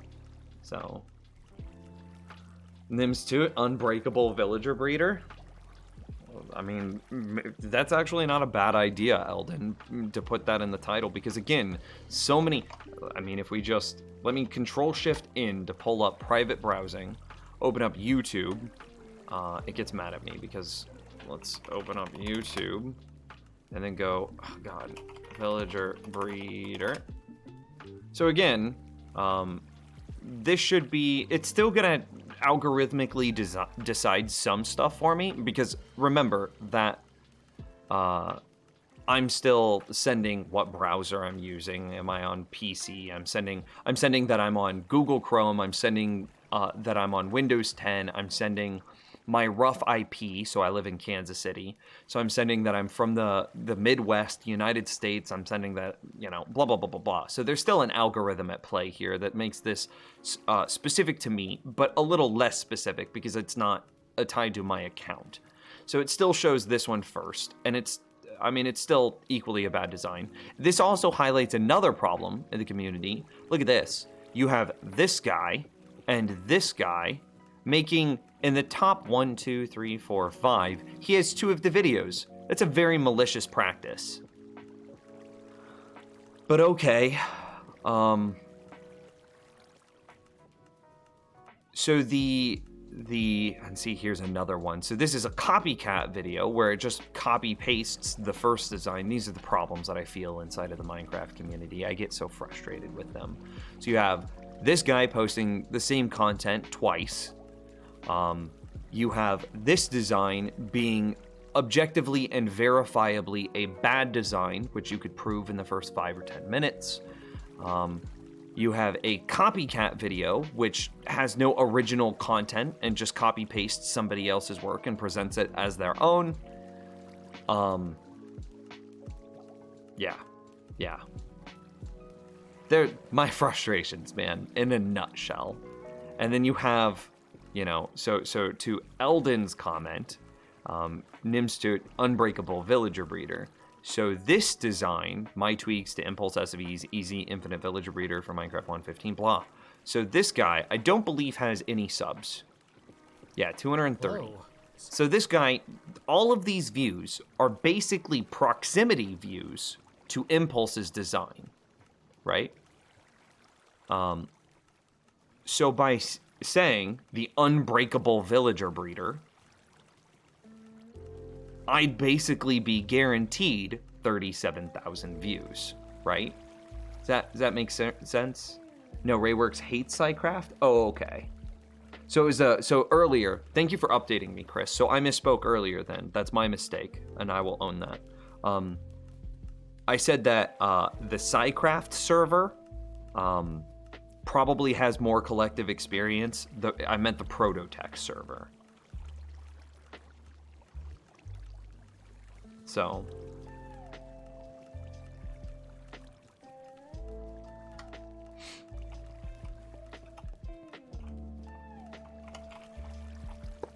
I don't think we need that. And then you're saying 1 every 14 blocks. So we probably want a little bit sooner. We probably want the first one to be like right here, yeah. And then probably another one there with a torch to power it here. I think that's nice. And so then we would want like 14 blocks away from this, yeah?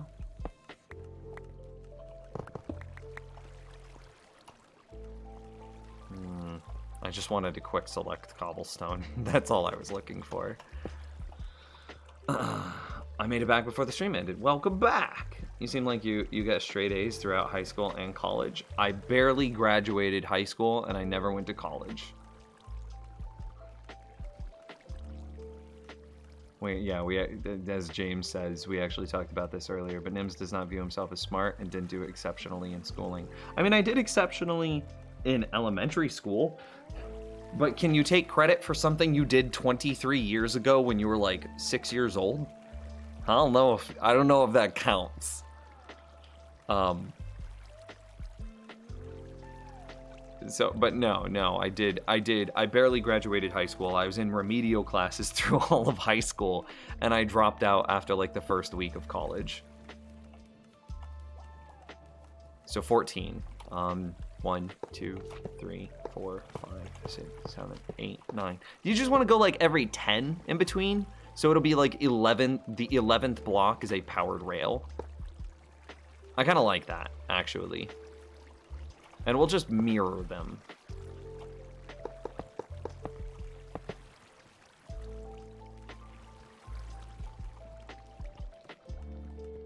One, two, 3, 4, 5, 6.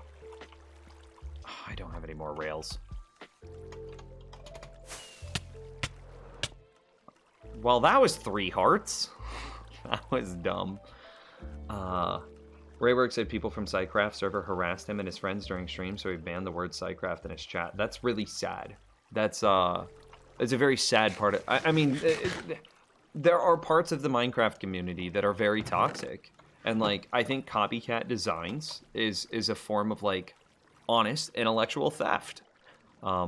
If I drew a painting, or if I painted a painting, if I drew a painting, Nims, you're an idiot. If I painted a painting, if I drew a picture, and then you come up behind me and you like stencil copy my, like you copy my design, you like stencil over it, and then present the thing that you, air quotes here, drew as your own thing, that's theft, dude. But that happens all the time. People block to block copy people's designs in the Minecraft community. And that's really crappy because it kills new content creators. Like, yeah, I'm okay if somebody copies my design. Like, largely. I have an established community. I have blah, blah, blah, blah, blah. I'm okay. But I'm talking to this guy in Discord right now. He sent me a couple of messages over the last, like, week or so. And he's trying to start his channel. He's got, like, 4,000 subscribers. Very, very small content creator. Right? If he comes up with a good design and a video that does well, and then somebody like me copies his design block for block, presents it as my own, I crush his channel. And no one will ever find him when his original idea was actually the thing that was like the important thing for the community. So whenever people block to block steal people's designs, you're killing small content creators like that. And, like, it breaks my heart.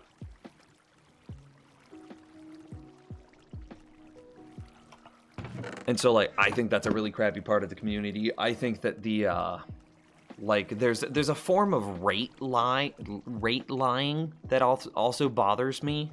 Where, like, people will, this is less of an issue, but it's the clickbait problem.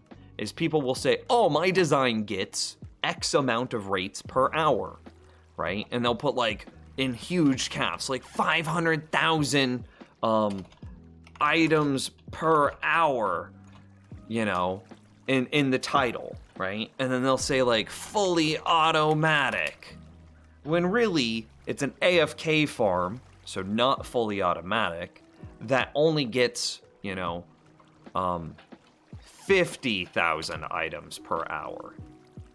But that's a less, you know...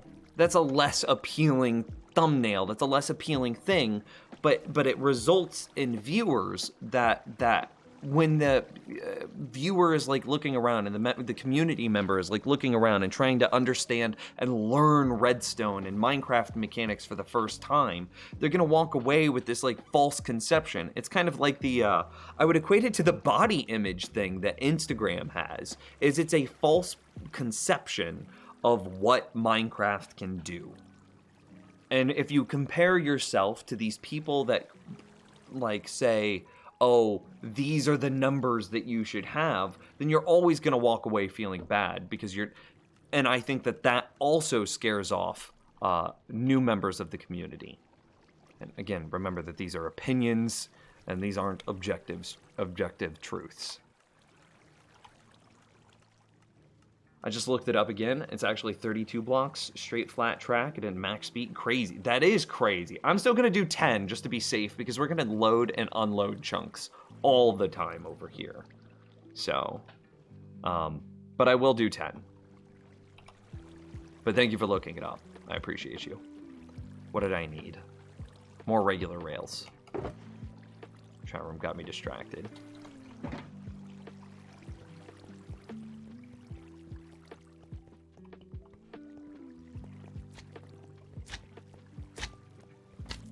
I haven't built a gold farm yet because, you know, you built a gold farm in the Nether, and I plan on deleting and resetting my Nether once 1.16 comes out, so that way we can upgrade to that and explore that together on stream. So if I built a gold farm, I would spend multiple streams building, clearing, setting it up. Just to delete it? Nah, I'm good. I'll wait till 1.16. 1, 2, 3, 4, 5, 6, 7, 8, 9, 10, 11. And so we'll go here. And of course, because this one's going around the edge, maybe here and, you know, at a comparable point.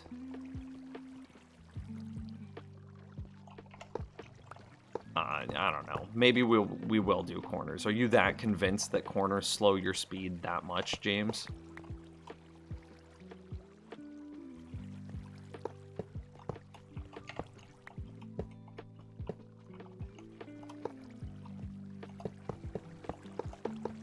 Okay.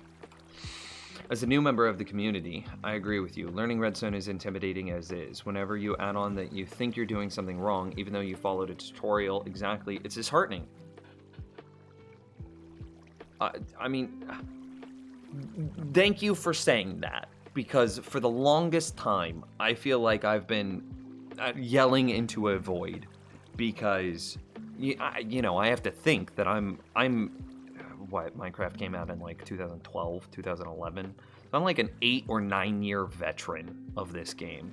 So I have to temper my expectations. The things that I believe are it's kind of like a privileged viewpoint that I have, right? You know, quasi-connectivity seems very easy to me to understand, but to somebody that's coming new to the game, quasi-connectivity is overwhelming. And like, redstone is, I said this earlier in stream, redstone is a combination of binary meets electrical engineering. And like, those are already very complicated concepts.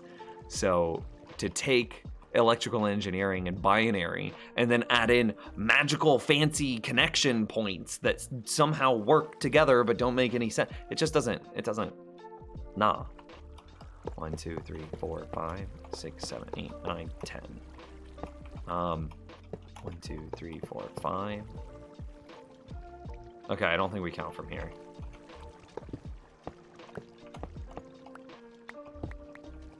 So, yeah, for me, it's hard because, you know, I'm an 8-year veteran, and of course I facilitate a community of veterans as well.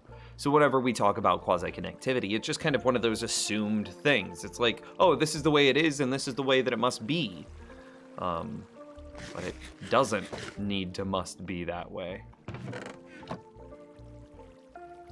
I'm just gonna go for it. I don't even care, man.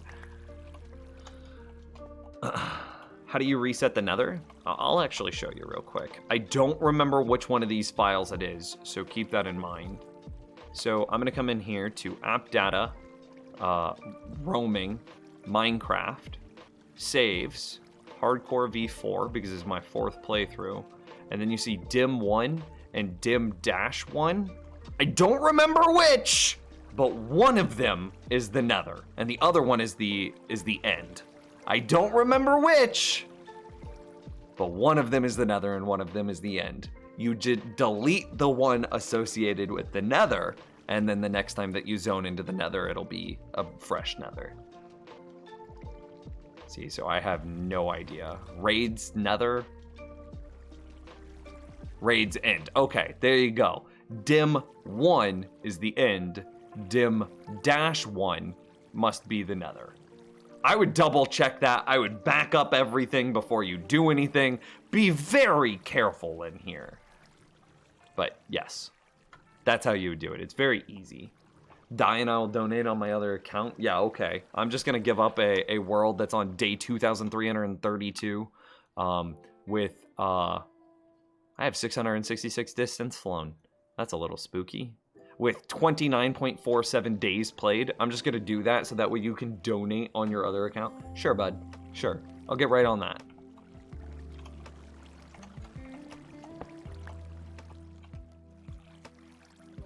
Oh god, don't tell me that the hopper is lost.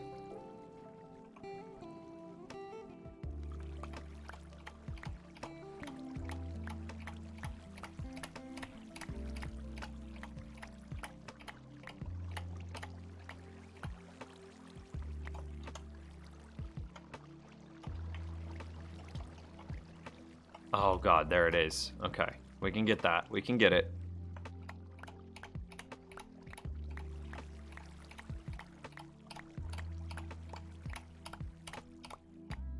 I believe. We will rescue this hop. There it is. What up, baby? Oh no. Oh no, what have we done? Okay, fixed. No, we did it twice. Come on.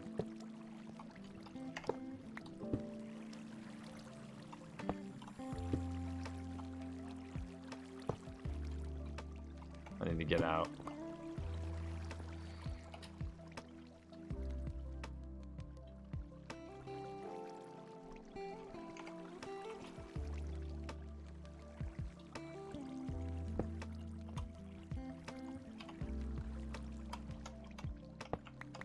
Let me catch up on chat real quick. I've been playing for a really long time, but I've always played in creative or peaceful mode. I've only been recently brave enough to start playing survival because of honest streamers / creators like you. Again, careful, because now you're inflating my ego and you're creating an echo chamber of positive, of reinforcement. Whether that's reinforcement is positive or negative, who knows? Delete equals rename in case something goes bad. That's a fair point.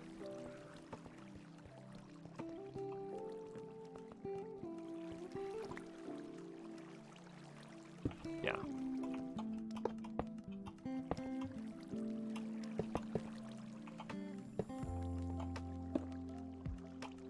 Jeez. Okay, so from this point we go 1, 2, 3, 4, 5, 6, 7, 8. It would be 9, 10, and so this would be the block, so we're gonna put it here instead.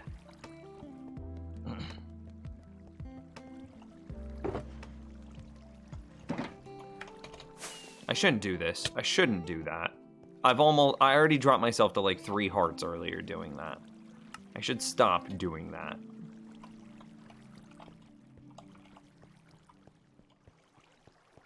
I think Nether is dim -1. I think that's what we found too, but again, who knows? Okay, give it a boost. And we've got a... I mean, what do we just go through here and just put levers on the side of all of these? It's probably that's probably the best way of doing it.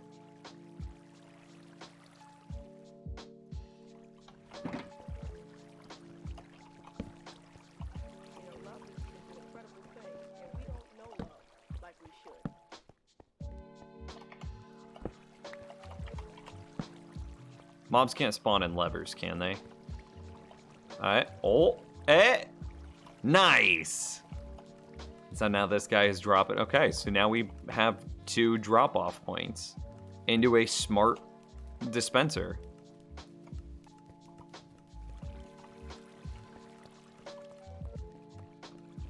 Can we see your nether? I literally have nothing built in my nether.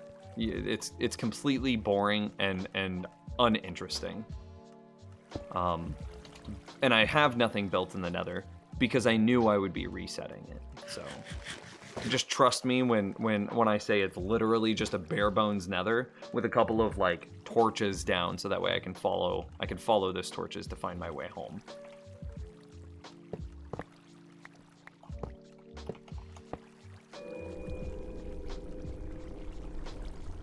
Would you consider it cheating to mine out your nether knowing you're resetting it?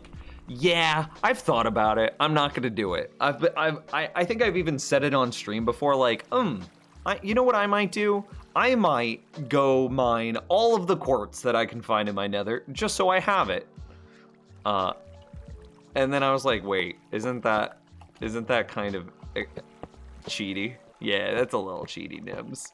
I'm not gonna do that.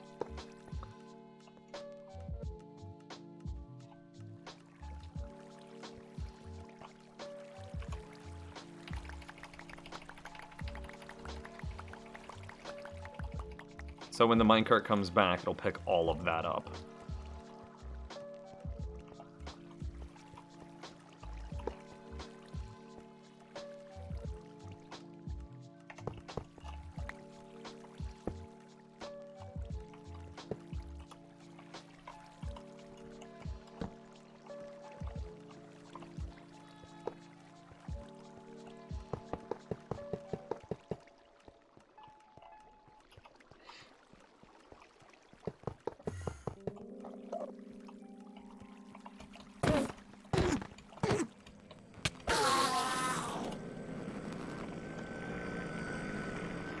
And there it goes. And it's already full, I guarantee it. It definitely slows down around the corners. You see that? So it's real good. That was good. That was a good tip, James, to put them right around the corners like this. I appreciate that. The little dot dot dot in this song reminds me of the Ascent by the Dew. Dude, Ascent by the Dew is amazing. Ascent by the Dew. The Dew is one of the few, like specifically his music videos. He does a lot of like gaming videos, and they're just like mildly cringy as like a bunch of Midwestern white guys make a bunch of like super cringe jokes. And it's like, I'm good on these, but the videos where he like gets out the guitar, I'm like, oh yeah, give it to me, please. I don't know if you saw my other chat earlier, but I looked through all my old MC Worlds. I found loads of your farm designs, and I was like, dude, I know these. So it turns out I have known about your channel for ages, Zach. That's really kind. Yeah, that's really cool, dude. I would love to, if just some highlight screenshots, if you want to send them to me at some point. Maybe we make a channel in Discord that's like just pictures only, right? I don't know. I would be eyebrows. James, what are your thoughts on that? Because like a picture of like selfies or like because we end up sharing a lot of pictures, like all these battle stations that we posted, or when Castle and Space Lamp bought some of the merch and then they wanted to share pictures of that, or like we were talking about pets the other day and sharing pictures of your pets would be fun and cool, but like. But then it's a Pix channel, and like a Pix channel gets really dangerous real quick, doesn't it?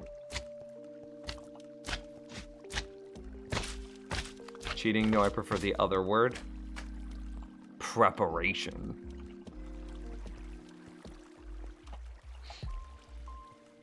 Well, this is going well. Oh, that's my bad.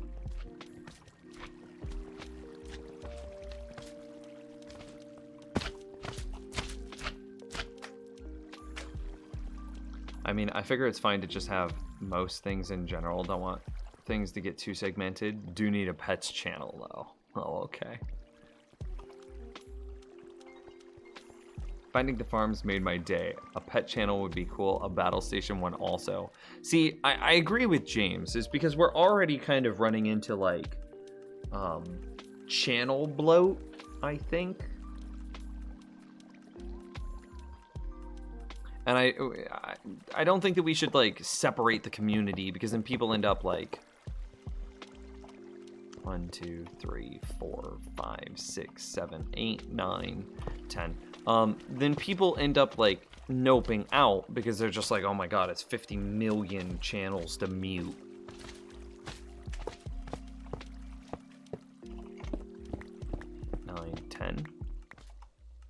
Okay, cool. We'll get it in right as we go around the corner. So this and this.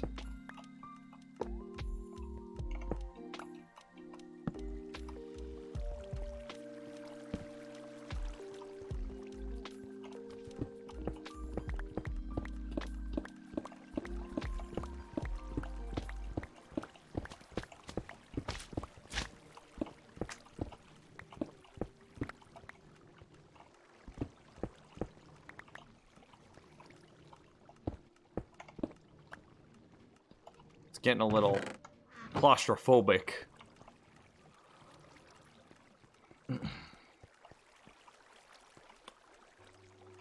gonna head to bed. See you later, Zach. Have a good night, man. So I don't know, figuring out a way that we can have those channels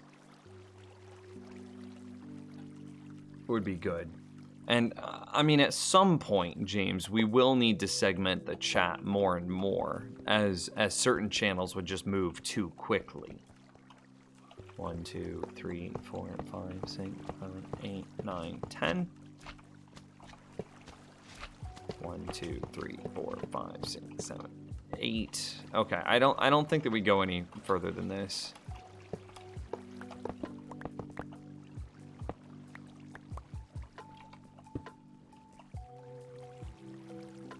So we need to do the thing again.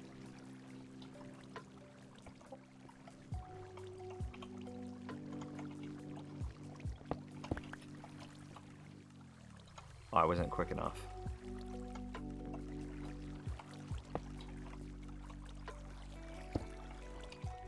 I can't do this. I can't do that. That should at least get it started again. It's got to be powered, that last block. That's fine. Do that. I'll do that.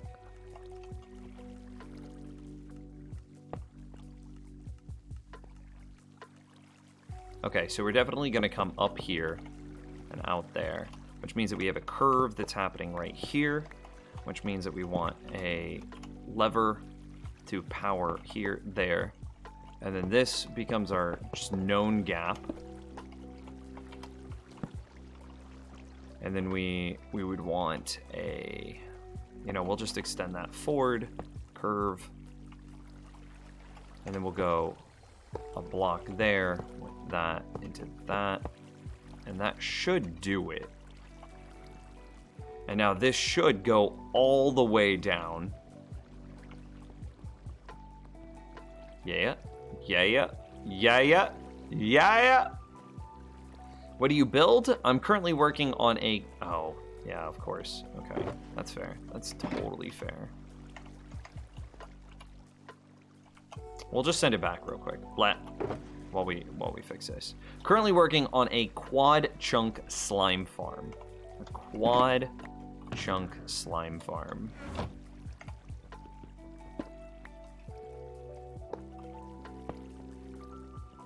Okay, so now he should be coming back. I don't think that we've got him hooked up here either.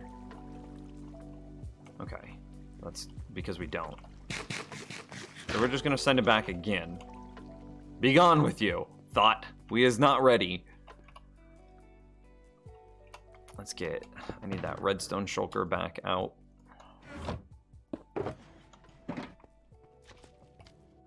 I need jack-o'-lanterns.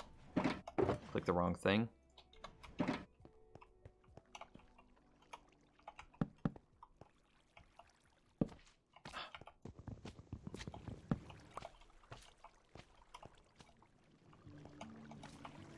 Yes, I'm not ready. Into...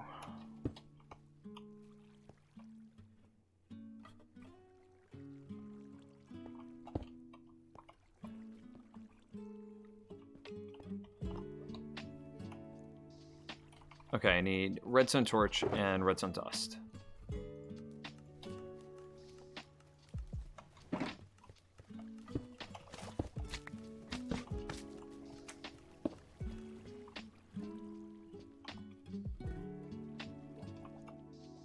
So I need to come around this. So this room needs to get one wider.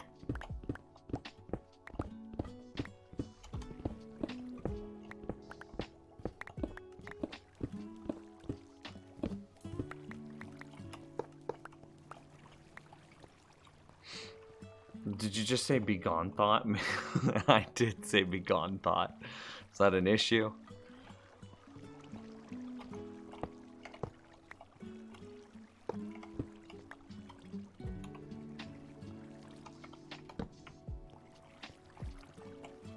Oh wait, I shouldn't move that yet.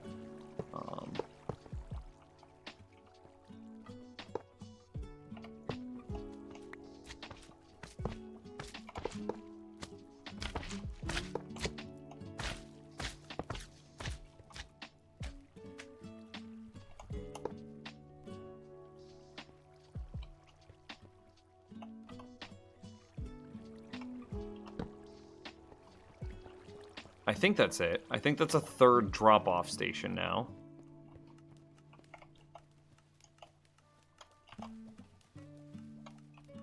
Seems good.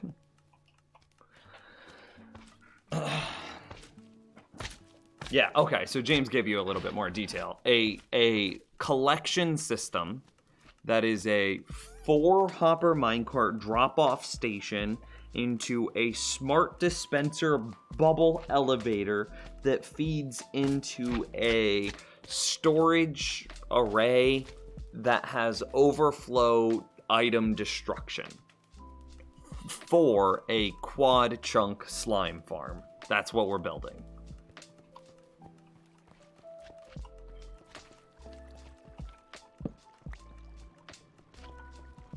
Is that a fair, is that a good representation?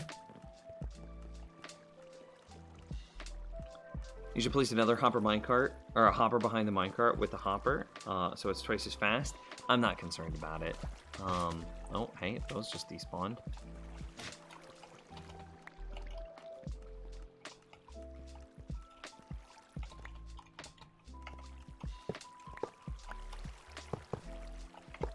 I am pretty sure that, like, so that won't affect rates at all, actually, but it will affect world lag, and I don't think that I need to.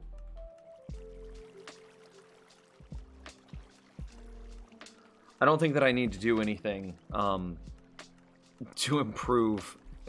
I mean, it would just, yeah, in the grand scheme of things, I don't think it affects anything, actually. Because it will never take longer to do its drop-off and then collect. It will never take longer than 5 minutes. Which means that that it being slow impairs no loss. And then, so if it were faster, it wouldn't change anything. The only thing that it would change would be how quickly it unloaded, but ultimately every slime is still getting where every slime needs to go, in which case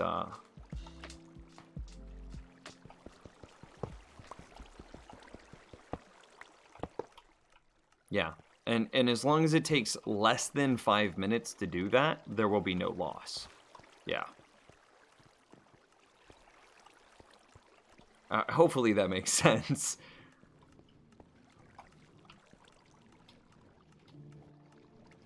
I kind of want to reroute the direction of this one because it's going to come up and then it...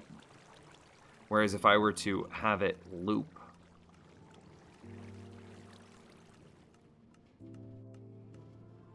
I don't care that much.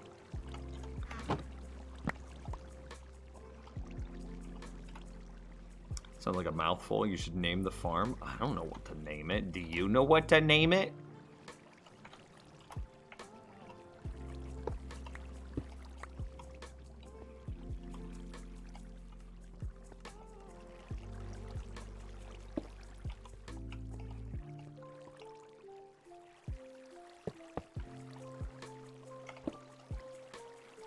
I don't have redstone blocks anymore.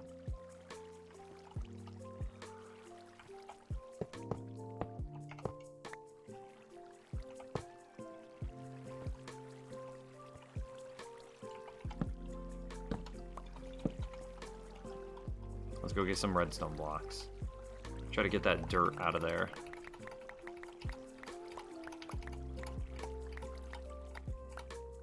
Oh, I just dropped something that wasn't slime. What was it? Oh god, now I have to find out. Slime, slime, slime, slime, slime, slime, slime, slime, slime, slime, slime, slime, slime. Should be the last thing. It was kelp. Okay. I want that dirt. Yeah, there we go.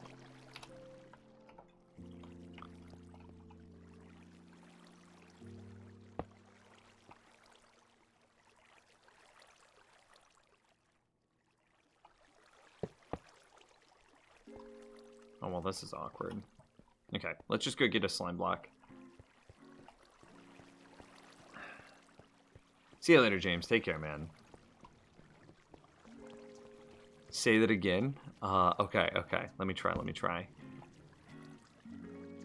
My computer just made, like, an angry noise. I've heard that noise before. It kind of spooked me, honestly.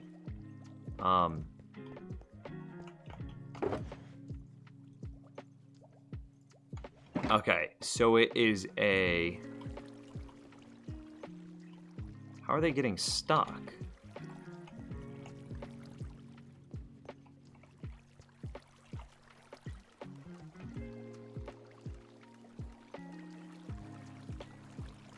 I think your streams ended at 7. I said that I was going to end the stream after we got the quad. Okay, so I'm supposed to say it again. It is a... I don't even remember what I said.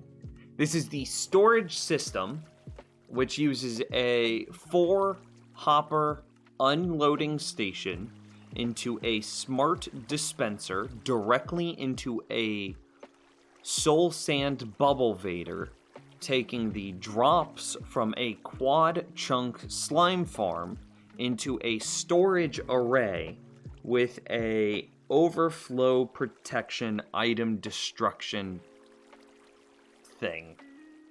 Yeah.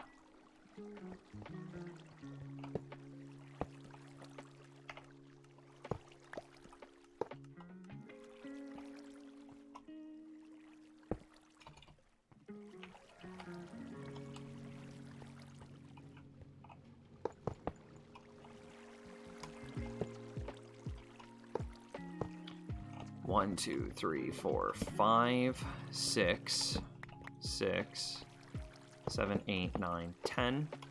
1, 2, 3, 4, 5, 6, 7, 8, 9. Doesn't matter. 1, 2, 3, 4, 5, 6, 7, 8, 9, 10.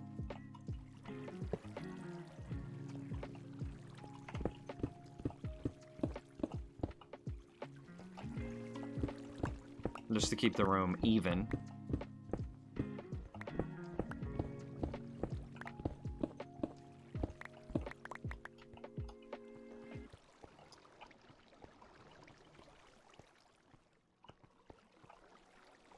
A normal name like Steve.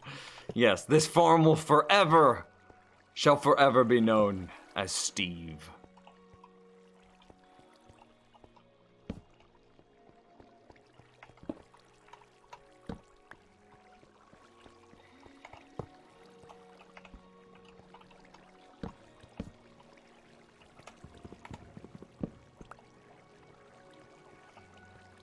And then we got to do the same thing, is we need to make a drop-off detector.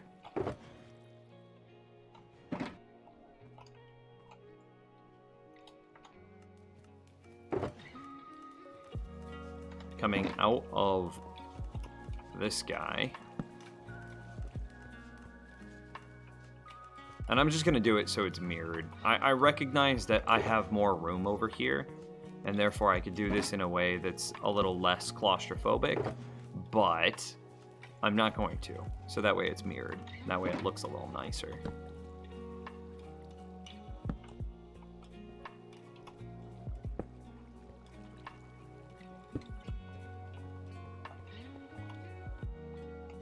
Okay, so it would be a block there, into a powered rail here. 1, 2, 3. Into a powered rail that goes there and there, with that there, with a lever there, and then presumably this is just out.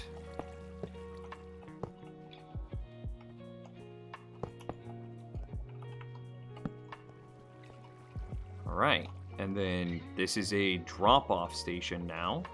So we should be able to bring that minecart over here and see what it can do.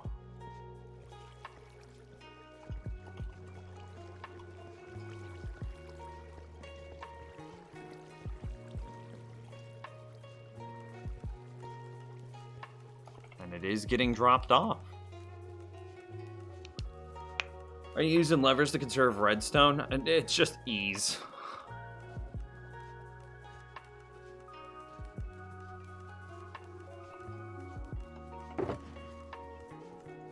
Simplicity.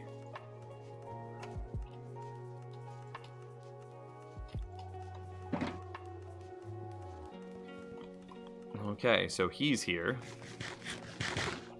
Let's make sure this one comes. We're gonna give it a watch and make sure all of them show up. And see, that's kind of a scary thing for me, that there are extras in the smart dispenser.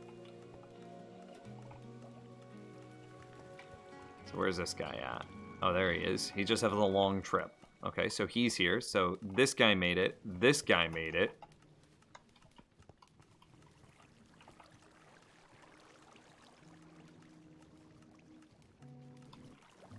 That guy clearly made it. So what about this? Oh, hey, and there he goes. Okay, so they all were just here. We just had all of them at, you know, one point or another. Oh, hey, I did that backwards. We just had all of them at one point or another come to the drop-off station. So what we've got to do now... Technically, I need to come through and slab this all, because there's several slime spawning chunks in that area. But... Let's see if our items are actually making it into the storage tower. That's kind of the question, right? We haven't checked it at all.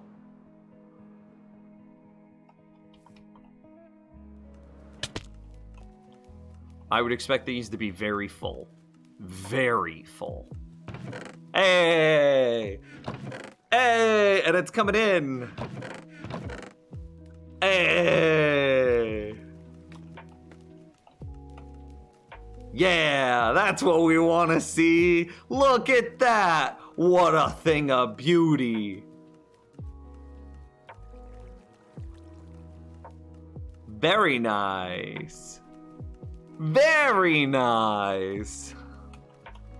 And then we should be able to just chill here and just watch this continue to climb.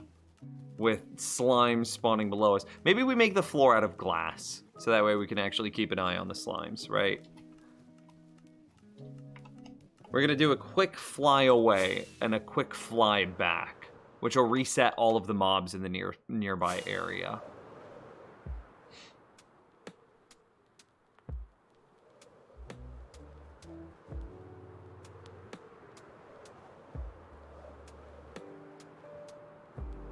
So, I promised a raid farm thing to someone. Who did I promise that to? And is that person still here? Also, this is my base. This is the quad drop-off into Smart Dropper. Don't worry about that. That was our beta test. But this is my base. It's got tons of farms built into it. Like, literally, like, 30 farms in this tiny area. Your base looks so good from the sky. Thanks, man. I feel like I have a really nice screenshot point from, like, right here. Like, I know that this doesn't look good, but wait. It's the FOV. I learned this trick from a friend. Just, there's something about it flattening out your image that makes it look so nice. I was like, that's the screenshot. That's what you use Maybe we go out just a hair further so we can pull it. Yeah. That's the thing you use for the YouTube thumbnail.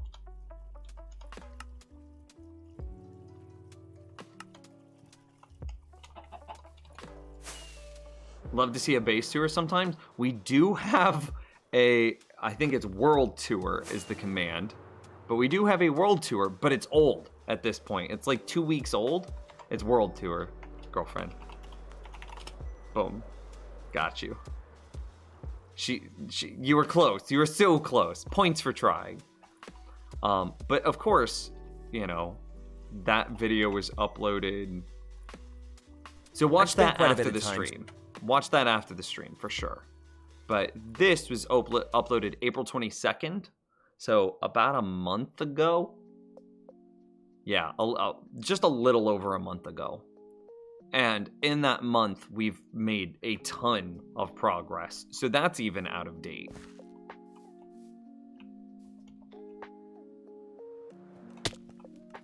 Okay. Well, I definitely want this floor to be glass. I think that's something that definitely happens. So that way we can watch the slime spawn below it. Yeah, and see, we just had some that spawned immediately below us, which is exactly what we wanted to see. And like, look at how quickly that slime is jumping towards the iron golem. And I mean, just flawless. Exactly what we want.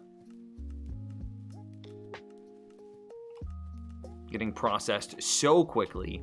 And then again, we should just see just slime balls. Just at the speed of our smart dispenser. So it should be like ball, ball, ball, ball, ball, ball, ball, ball. Maybe a little slower than that. Ball, ball, ball, ball, ball, ball, ball, ball. We should see him coming in at about that speed.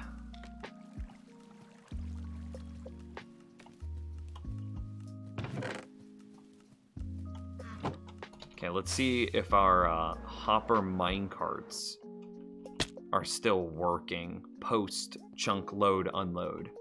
When did you start this world? Exclamation mark YouTube 2. Here, I got the command. YouTube 2 has the start of this world, and you can actually go back through and you can watch it as if it were a sort by date added oldest. January 27th is when I started this world. This is the first ever stream. So stream is starting, stream is starting. And you can see right here. It's super hardcore version 4. It's really just hardcore V4. Yeah. Okay, game mode. Hardcore, more world options, structures on, type default.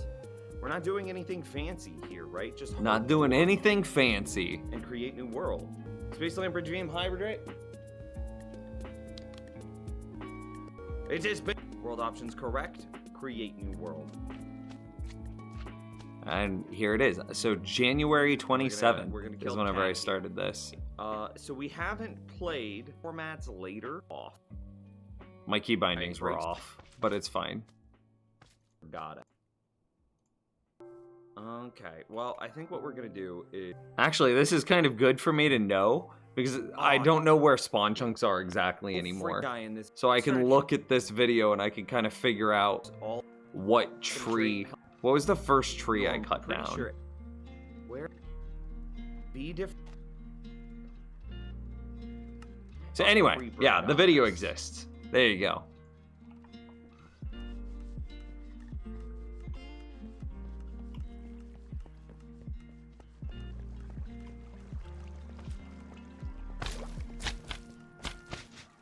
That was a lot of progress. Yeah, man. Oh, did I bump you? Oh, I love seeing them go whizzing past each other and then both of them parking simultaneously. That's sick. So I saw 3 going. And there's the 4th. Oh, I don't know what it is, man. It's like little busy bees. This makes me so happy. And it looks like it's totally caught up. Good for it.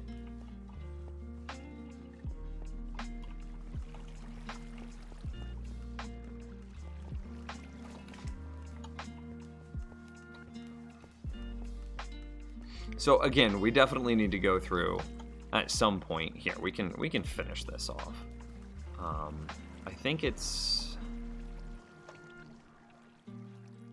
looking for Chunk. Hey, Echo Company with 200 bits. Thanks, man. Well, wait, why Rip? Chunk 214. I don't remember the chunks that spawn slimes in them. I know that it's definitely this chunk is a slime chunk, so we need to... I mean, that must happen, that must happen, that must happen.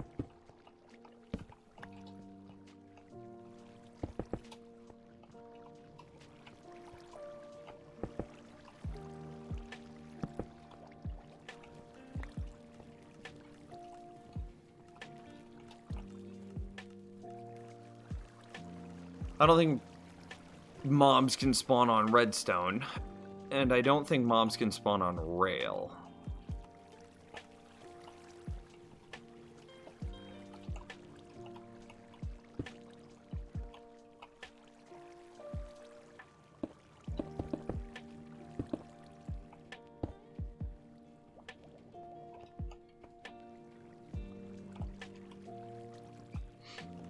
And then, so same sort of thing, that needs to be that needs to be that. And it looks like I'm right at the edge of the chunk here. And then the edge of this chunk is, yeah. So they could technically spawn there and there as well. Is that it? Are we good?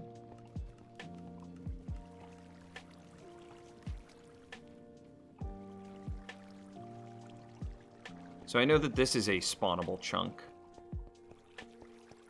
Where was the other? Okay, was it all the way down here?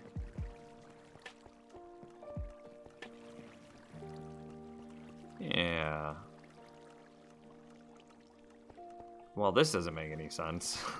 Why did I slab multiple areas here? Well, let's just go ahead and slab this off. I don't actually know where that chunk ended.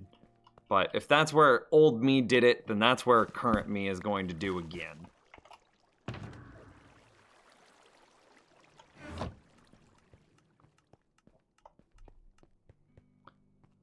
I have risen from the dead, get it? No, because I said I'm back? I was like, no, you're dead. Don't be dead. Be alive. Ow.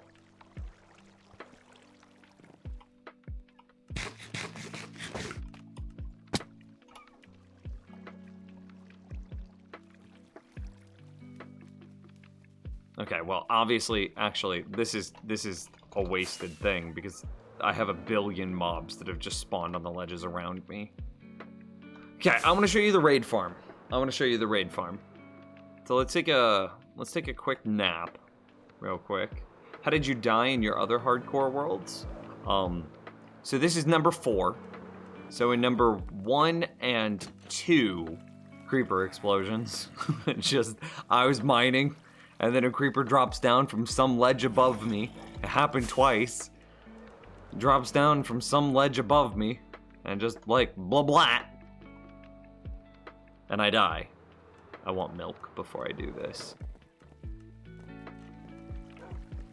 Nothing special, nothing fancy, no great fight, no nothing. I'll leave that in there. I'll just get milk on the way. I just saw that I had the buckets. No grand adventure. It's just a little bit of iron gear, just trying to get up some starting resources, and then blah blah. Creeper explosion. In the third world, I was doing pretty well. It was like an ocean world, and I was sailing around, and I was clearing all this stuff, and I was doing all of these things, and I set up a good fishing farm, and I had a little bit of base going, and then I found a really good village that I was next to, and so I was like, okay, I'm gonna set up my fishing, I'm gonna move my fishing farm from my starter island, because again, it's like an ocean world. So I'm gonna move my village, or my fishing farm, from the starter island to this village that I found. And then And then I'm gonna take over this village, and then I'm gonna set up a villager breeder, iron golem farm, villager trading hall, the works, right? Produce farm, carrot potato farm. And so I'm like, okay. So I was AFKing there overnight inside of a pure cobblestone house, and somehow I died.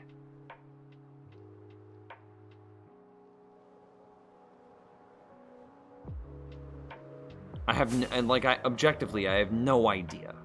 Maybe I had dirt as my door, like I had solid dirt blocks as my door, and maybe an Enderman pulled one of those dirt blocks, and maybe an Enderman pulled one of those dirt blocks, and then a mob saw me, and then because a mob saw me, they were able to shoot me, or like clearly in the death screen, there I was standing in like a creeper hole, so clearly a creeper had gotten in and blown up on top of me. So I'm honestly not sure what happened to that one. I maybe it was like a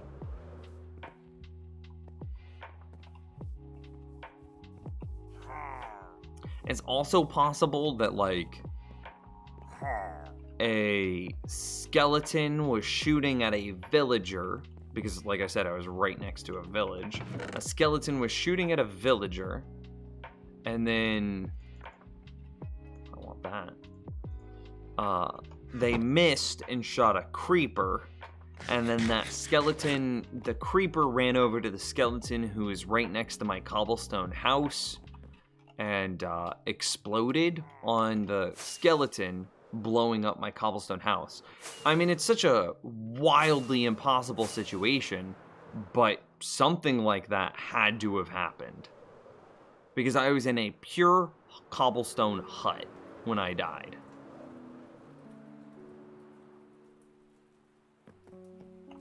Okay, so the first thing that we're gonna do to run the villager farm is I need to kill a villager captain, or a pillager captain. I'm gonna try to blah blah this guy. Cool. And then that gives me the bad omen effect, which you then take a bad omen into a village to start a raid. So now I'm gonna fly over to my raid farm, which has, I'll just show you as I move through it. What's your opinion on the pillagers and village raids? I think they're awesome. I think raid farms are a little strong, but overall very good. It's a swarm mechanic, right? We have 2 boss fights, well, 3 boss fights. We've got the Ender Dragon, the Wither boss, and then the Elder Guardian. Not gonna make it, so I'm just gonna pearl. But with pillager raids, we have a 4th sort of boss mechanic. And I think that that's awesome. And those 3 are very much so like boss mechanics. Like, you're just fighting a single dude. A dragon, a wither boss, an elder guardian. With the pillager, it's a bunch of strong little guys, which I think is very interesting. It's a different type of boss fight. And I think that that's awesome.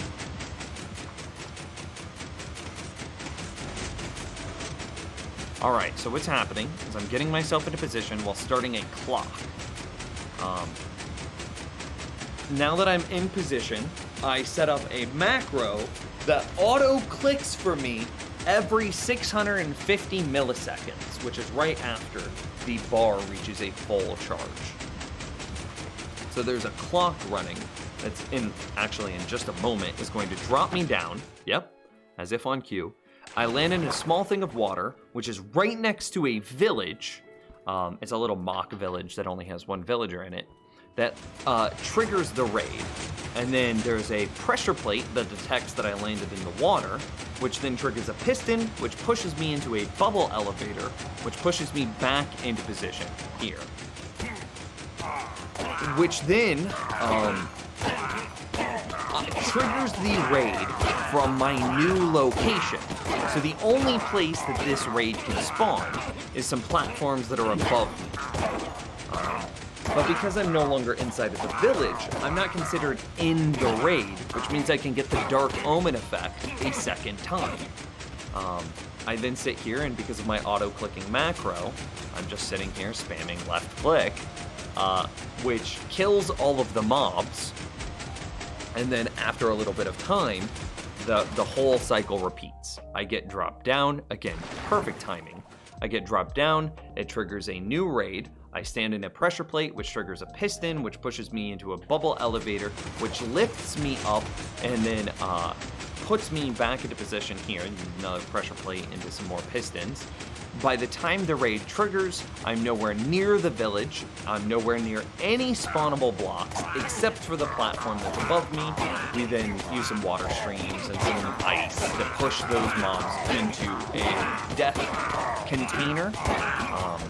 They then fall, taking most of their health and damage, and then the player, spamming left click, kills them, getting the Dark Omen effect because he's no longer in the village, getting all of the rare drops, getting all of the everything. And then there's a timer running that triggers this again to repeat in a short amount of time. Let's see, I can show you. Here's the wide shot. And yeah, there's nothing I can really show you here without moving my mouse. And like I said, it's a very precise angle here. I have to look through this tiny crack above the block, but under the chest, against the fence gate. And see, there's the ominous horn blares. There it is. Raid farms are kind of complicated to make, though, aren't they? I wouldn't say that this is a very complicated farm, to be honest. It's definitely a late game farm, but not because it's complicated, just it's tall. Which means that you really have to have several hundred blocks of scaffolding. You need an elytra.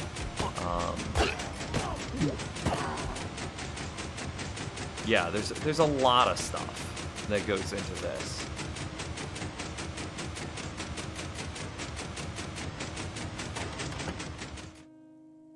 But do you have a tutorial for this? It's not my design. I think this was Rayworks' design.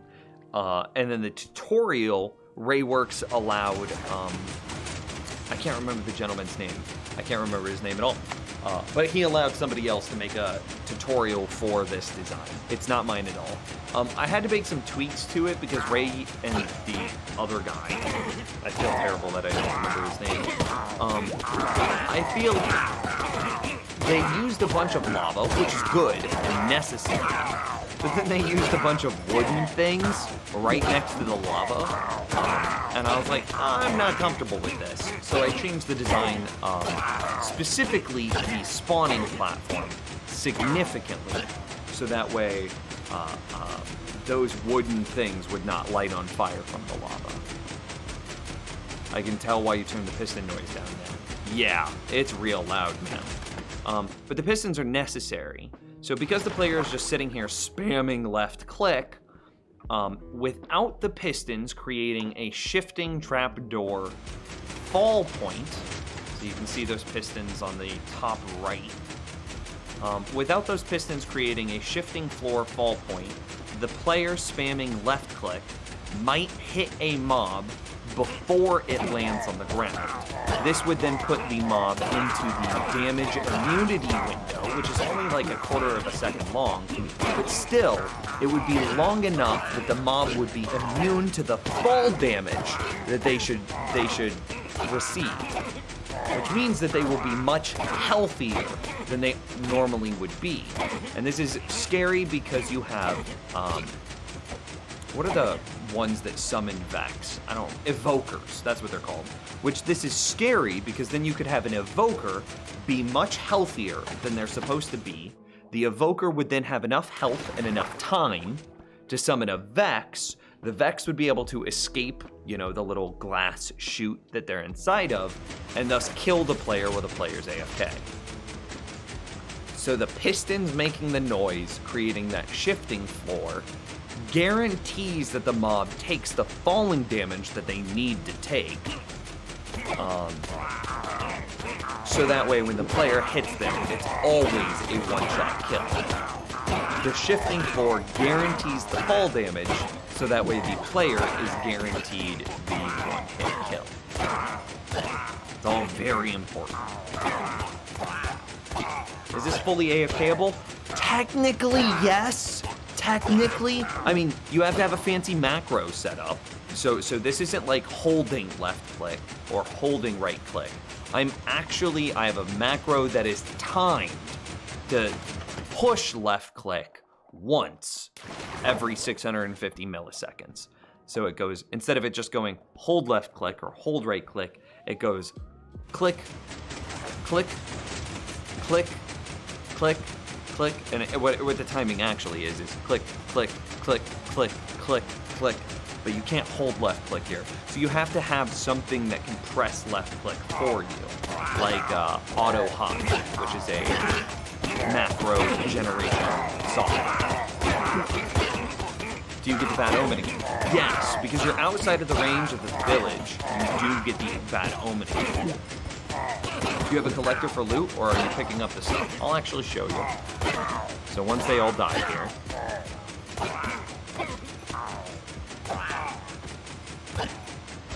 Okay, I think that's all of them. So I'm gonna step out. I'm gonna turn off the timer. Sadly, I can't shut this off. This is something that I would personally change about the design. But it's not my design, so thus it sits. If I had to rebuild this again, I would do this much cleaner. But, you know.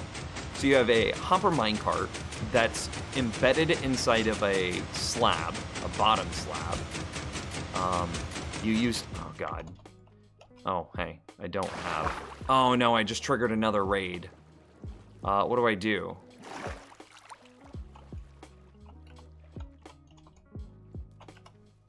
I didn't mean to fall.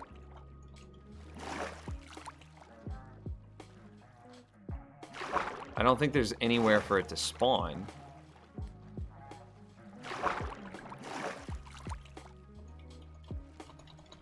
Raid victory? Okay, so did all the mobs despawn? But I don't get hero of the village. Okay.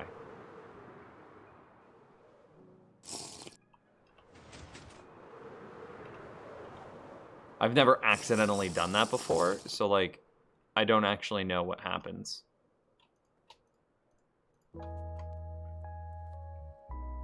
Well, it doesn't seem like anything bad is happening.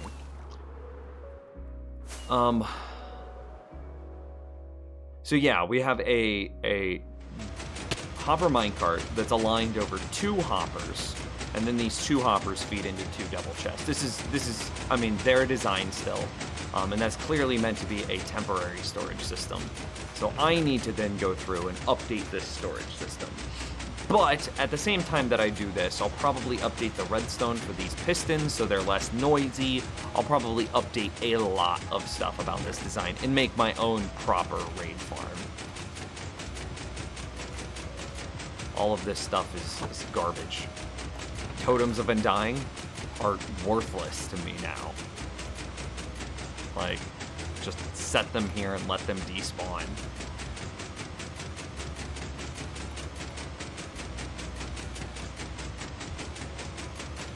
Which is such a wild statement in my mind.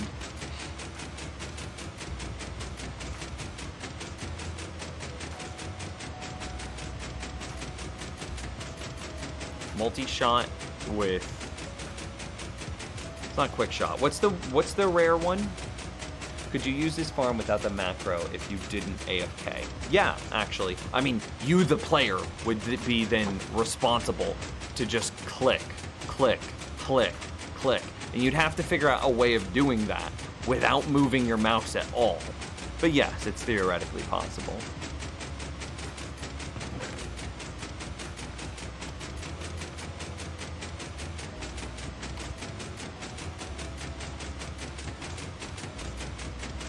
I don't need like any of this stuff. I don't remember what it is. It's like multi-shot plus piercing. What is the name of the crossbow piercing effect?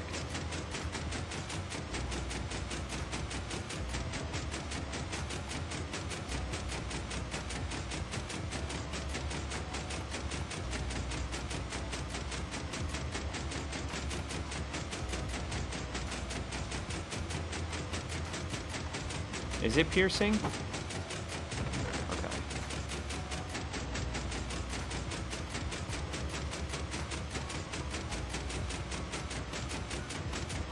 Like, look at all these totems of undying.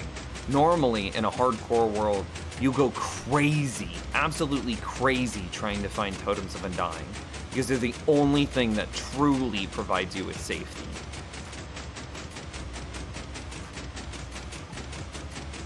But like, just throw them on the ground, let them despawn, I don't care.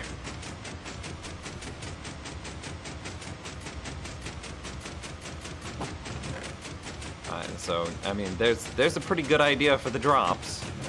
And then along with all of those crossbows. Along with all of these crossbows and all of the iron axes. Which you could kind of turn this into an iron farm if you're being honest. Like, you could run those axes. You could use the crossbows as fuel in a furnace. And then you could smelt the crossbows and the sticks, actually. The crossbows and the sticks as fuel in a furnace. Then you run the axes into the furnace and you'll smelt them down and make iron nuggets. So technically, you could make this a iron nugget farm as well. Yeah, piercing and multi-shot, thank you. Piercing and multi-shot are mutually exclusive, if I remember correctly. Exactly, so that's what it is. There's a tiny, tiny, tiny chance, like 1 in 200,000, that a pillager will drop that. Some absurdly rare likelihood. So the death chamber here. Oh, I didn't break my momentum. There we go. Okay, so this is where they would spawn. It's just this little 5x5 packed ice platform. The Ravagers spawning basically instantly push all of the other mobs off. So you don't need any sort of fancy, like piston worm, flying piston machine. You don't need water streams, none of it. The Ravagers, when the Ravagers spawn, just push all the other mobs off the edge. And then it's just your standard water streams into water streams until they're in a 1x1 hole, right? Easy stuff there. So then this specific layout of lava is important because it kills the Ravagers while keeping them inside the design, so that way they can continue to body bump things to push them off of the edge of this ice and thus into water streams. So you can see how it's like floating lava. It's an important trick that you have to do.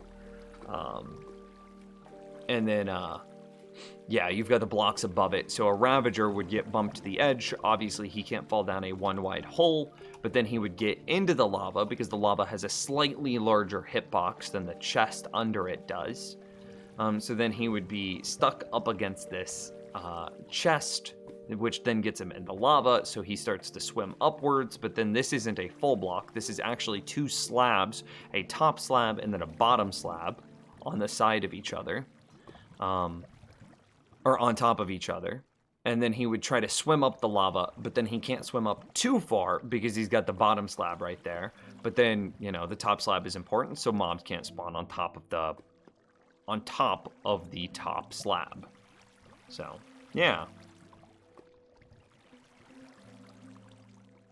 Was I watching you or someone else who thought water lagging makes lily pads mostly useless? Yeah, I said that last stream. Finally set up a Patreon and subscribe. Well, thanks, dude. Wait, did you do that just now? Why didn't I get an email or like any sort of alert?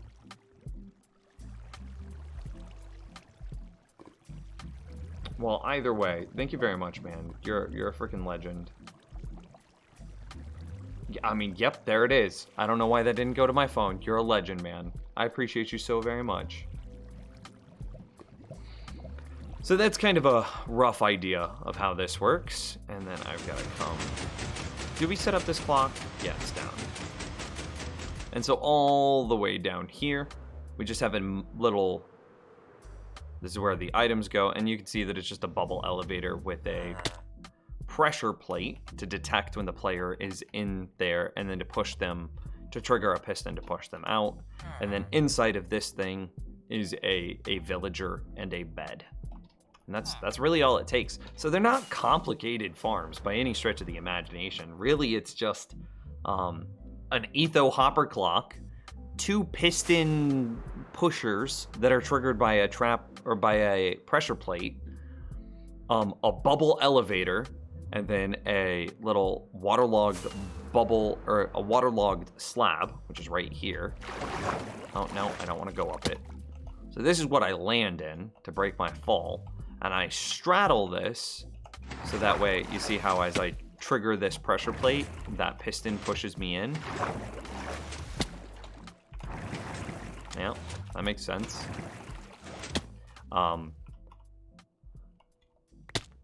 And so it's a very simple build, like in the grand scheme of things. The difficulty lies in how tall the damn thing is. I mean, this is like 200 blocks tall. Getting your spawn chamber set up correctly is also really difficult. If your timings, or you accidentally build something wrong, because, you know, that's possible. You could build something wrong. If you build anything wrong with this, you probably die. It's like, so that makes it very dangerous. So the build itself isn't hard. See, this is just a hopper clock with bottom slabs on it. So the build itself isn't hard. But the thing that makes it most challenging is if you mess it up, you die. Maybe I shouldn't have thrown that. Maybe I should have just thrown it right here in front of me. Okay. So that's the thing that actually provides the difficulty, is the double checking, the triple checking, the quadruple checking, to make sure you didn't mess it up, because if you did, you die. There we go. I think I'm heading the right direction.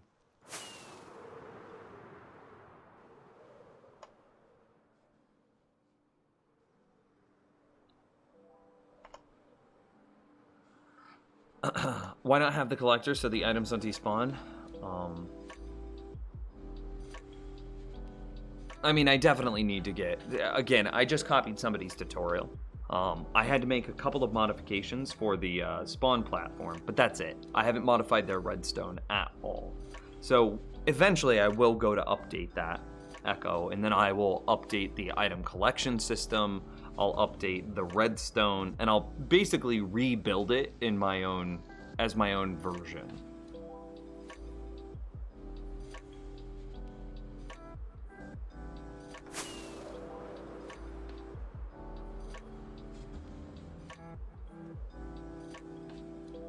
Does anybody know why your character, like, clips in and out like this, by the way?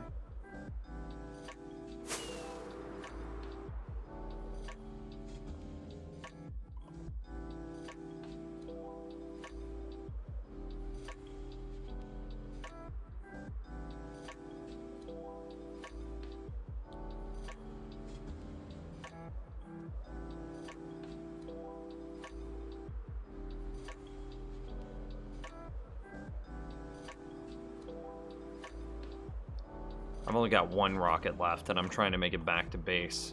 I do have a shulker inside my ender chest that has rockets in it, but again, I'm trying to make it back to base. Did I miss base? There shouldn't be a jungle between me and base. I might be lost.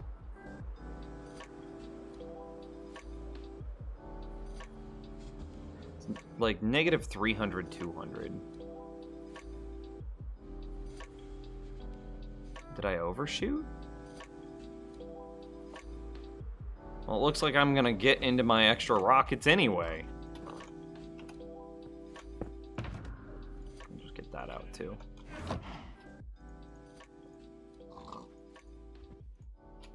I have no idea where I'm at.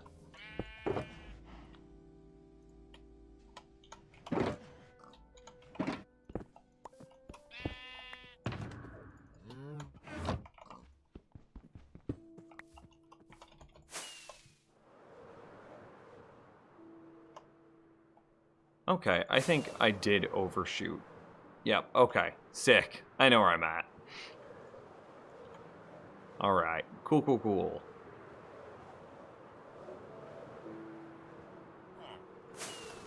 My Elytra, a little low on durability. We're fine, though.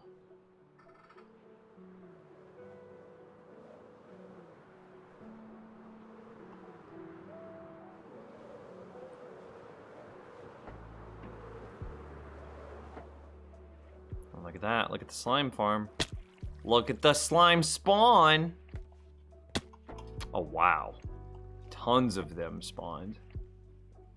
Sick, dude. So cool. All right, chat room. Well, this is going to be where we end it. This is going to be where we call it a stream.